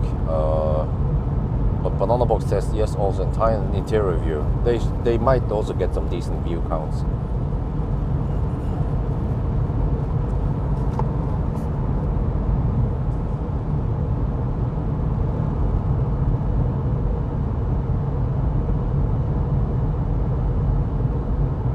Oh, okay, now I know what I mean. Thai press. Okay. Thai influencers, they go to Japan for test drive event. Okay. Now I read it correctly. But wow, so they only go to test drive event. But in Norway, you can already borrow this car. Like I can borrow it for a week now. They had several press cars. Seems like there wasn't that great demand for it. So that's good for me because if I can harvest some views in the Thai channel, I'll take it. CPM in the Thai channel is still low, so ideally I need maybe 500,000 subscribers in the Thai channel to make it worth it, making more videos there. And I need something like 50k views on Thai channel eventually.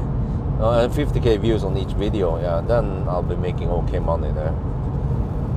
But it's a little bit pointless for me to try to push out videos with European cars over there.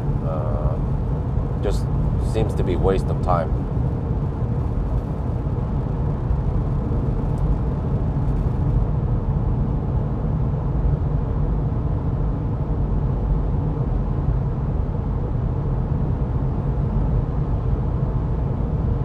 Oh, I'm already down to 44%. Okay, we'll just charge stop and charge whenever we need to. We'll see when that occurs.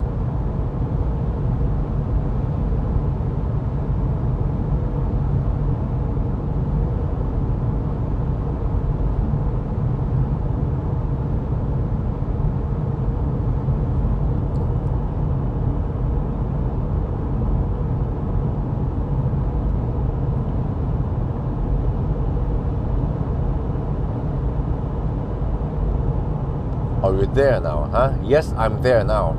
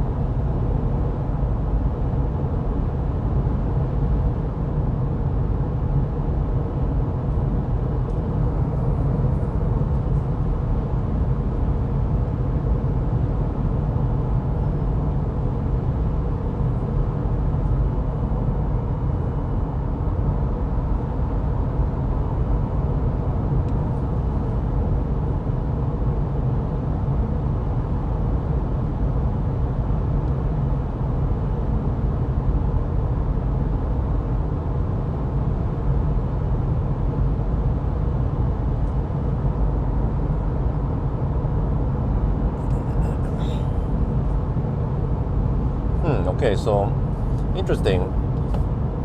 This car might not get that many views in the main channel, but it might harvest some nice views in the Thai channel. Where do we have any Thai people in here? Is this video interesting for Thai people, or are they? Are they interested in general about this car? But then I need to focus more on Thai videos also with this car, and need to spend enough time with it. Try to figure out what I need to do. Which means I need to prioritize some night runs, some acceleration noise test. But actually that one will probably not be in Thai. At least banana box test and interior review. But then I'm not sure what other tests I should do. Seems like some people are also slightly bored of the driving impression. So you might skip that one. Outside temperature low.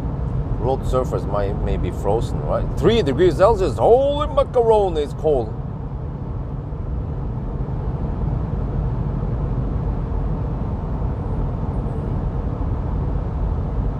Might be selling. Wait, they haven't announced it officially yet. Oh, okay. But at least if I have the video ready, just like the Lotus Electra, turns out suddenly they're selling Lotus Electra in Thailand. But I didn't make enough videos about it. Actually, I didn't make any videos because I didn't know. I couldn't guess what made in China cars would come to Thailand. For example, iX3 actually came there.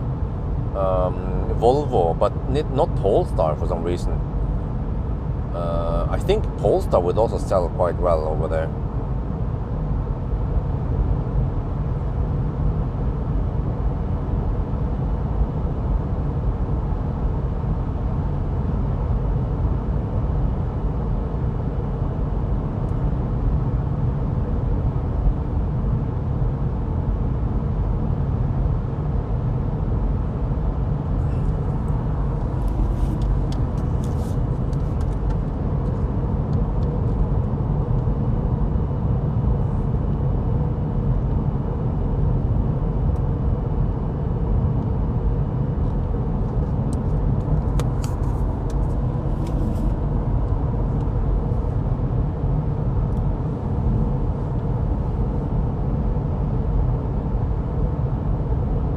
Okay, but wait a minute. So, actually, when I think about this, this is the problem.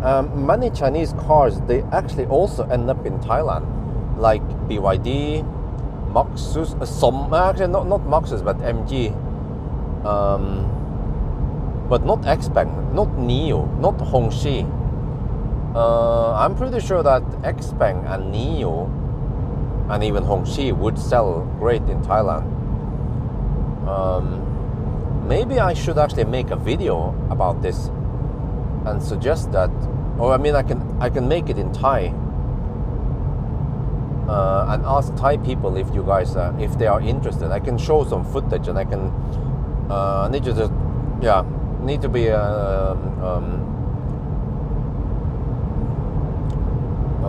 what do you call it, voiceover, and I can just show some clips from the test I did in English. I can explain a little bit how the car is and what the price should be roughly. Okay, I need to then prepare a script and then sit in the car and talk about this. Yeah.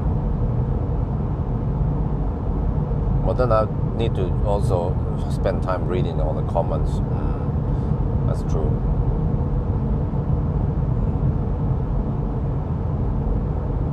Which takes up time.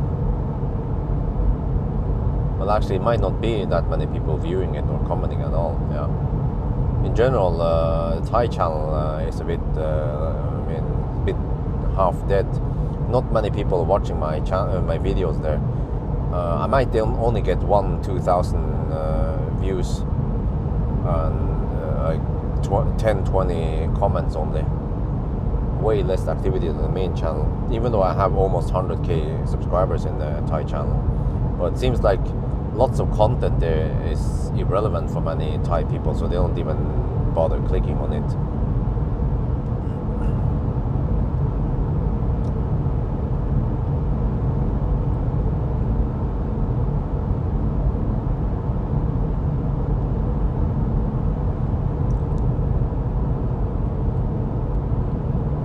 But maybe if I get my hands on Volvo XC40 with a new drivetrain, I should test that one. Because that one is relevant for Thailand. And it's also somewhat popular in Thailand.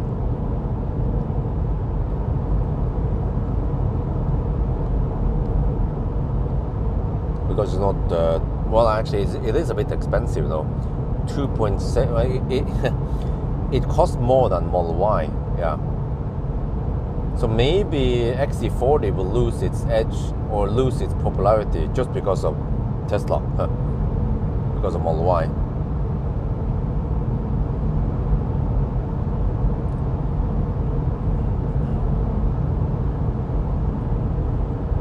Okay, Mjøstårnet. Still almost no traffic. That's wonderful. 6:30 in the morning, but it's still dark outside, man. Oh, winter is coming. Yeah. But seriously, I really need to get babysitter once we move to Jessheim. Even though I also need money, but I need to set aside maybe 10,000 NOK per month,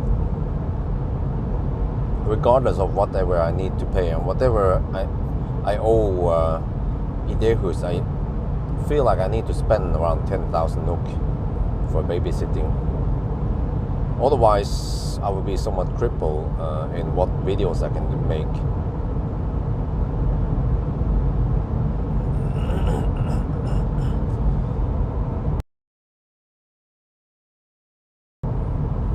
And I'm actually planning on using one room as like a resting room for the babysitter.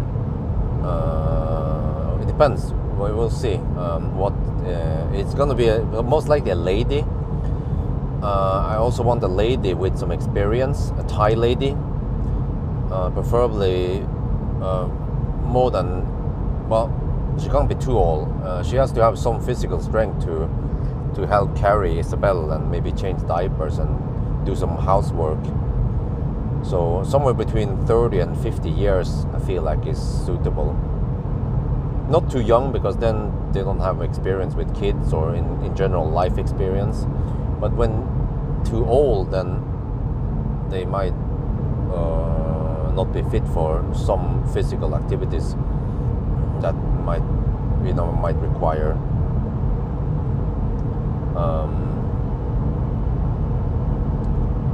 yeah.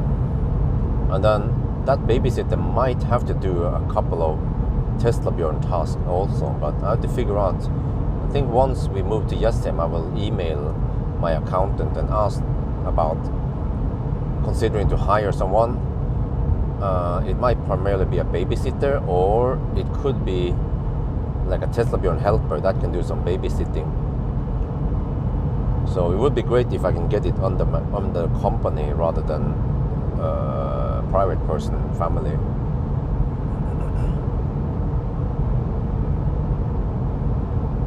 Okay.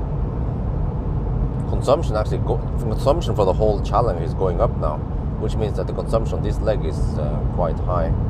Yeah, it's 278. Damn, 278 since Lien. Holy shit. Would like to know the current leg here, how much it is.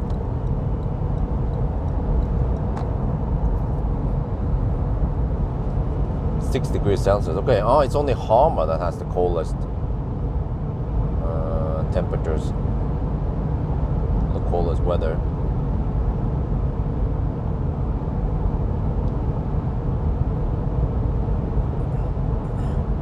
Yeah, I tend to see that it's coldest right around Hamar.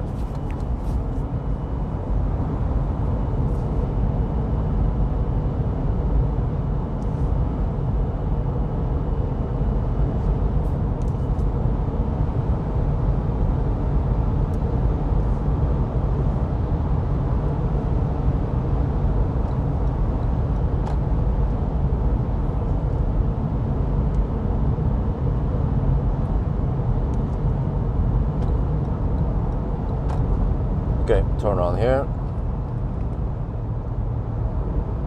Yeah, this time I don't charge at Rudshøgda. It doesn't make too much sense since I actually have okay range and I charge at Minnesund. The Rudshøgda will be way too early.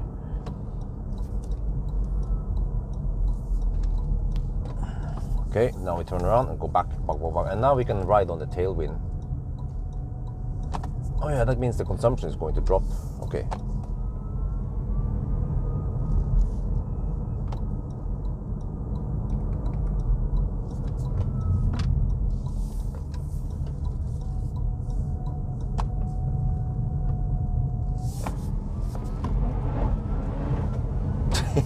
Wheel spin for the win.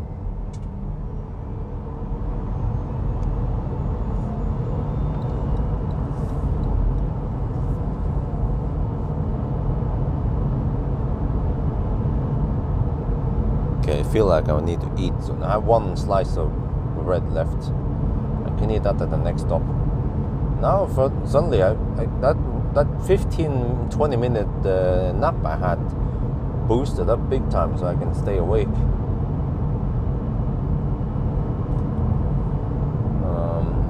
We'll see if I need one other nap or if I can stay awake until the challenge is over. Oh wait, I forgot to check. Okay, we went a little bit past the 8-hour mark. Okay, and we have 650 kilometers roughly. Okay, let me see. 650 divided by 8 is 81 kilometers per hour. Oh shit. Okay, if we end up at 80 kilometers per hour,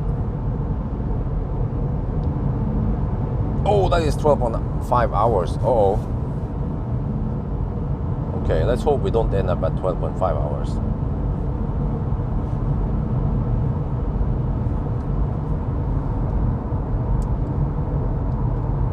But do we have any Thai people here?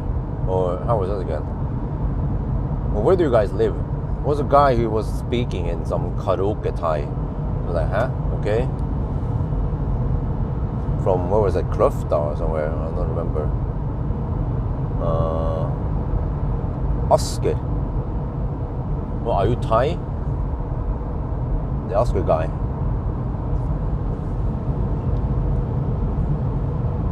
Wow, it goes so... Oh, over here there's not much wind. Okay. It was mostly windy around Mjøsen. Oh, yeah, I noticed this many times when I do range tests that Mjøsen is quite windy, but over here it's actually very calm. Probably covered by some bush, some forest and some hills. Okay, that's good for consumption. But eventually I need to ride on a tailwind on the way south now. Okay, let's see. 29% left, okay. I can estimate how much we have then. 29%, let's say 25 times 60. Okay, so I have 15 kilowatt hour divided by, let's say consumption is 275 now. Well, let's say it's 280. That means 50 kilometers of range. Okay, 50 kilometers from here. How far do I go then? Well, I can see the outline already. Okay, that's actually very useful. Might be able to go to Espa. Let me see here. Bolleland. Let me just search. I have it in the history. Recent. Shell Bolleland. Bolleland Kro. Go. Oh, 40 kilometers. Okay, we might be able to go to Bolleland then. There is a 99% chance we can reach Bolleland.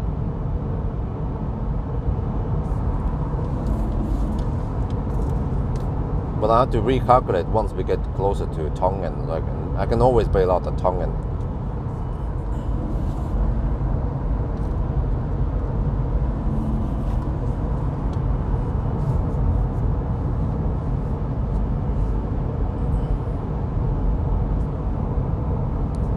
Well, since people are sleeping now, I can just play some music. I feel like I'm talking to the wall there.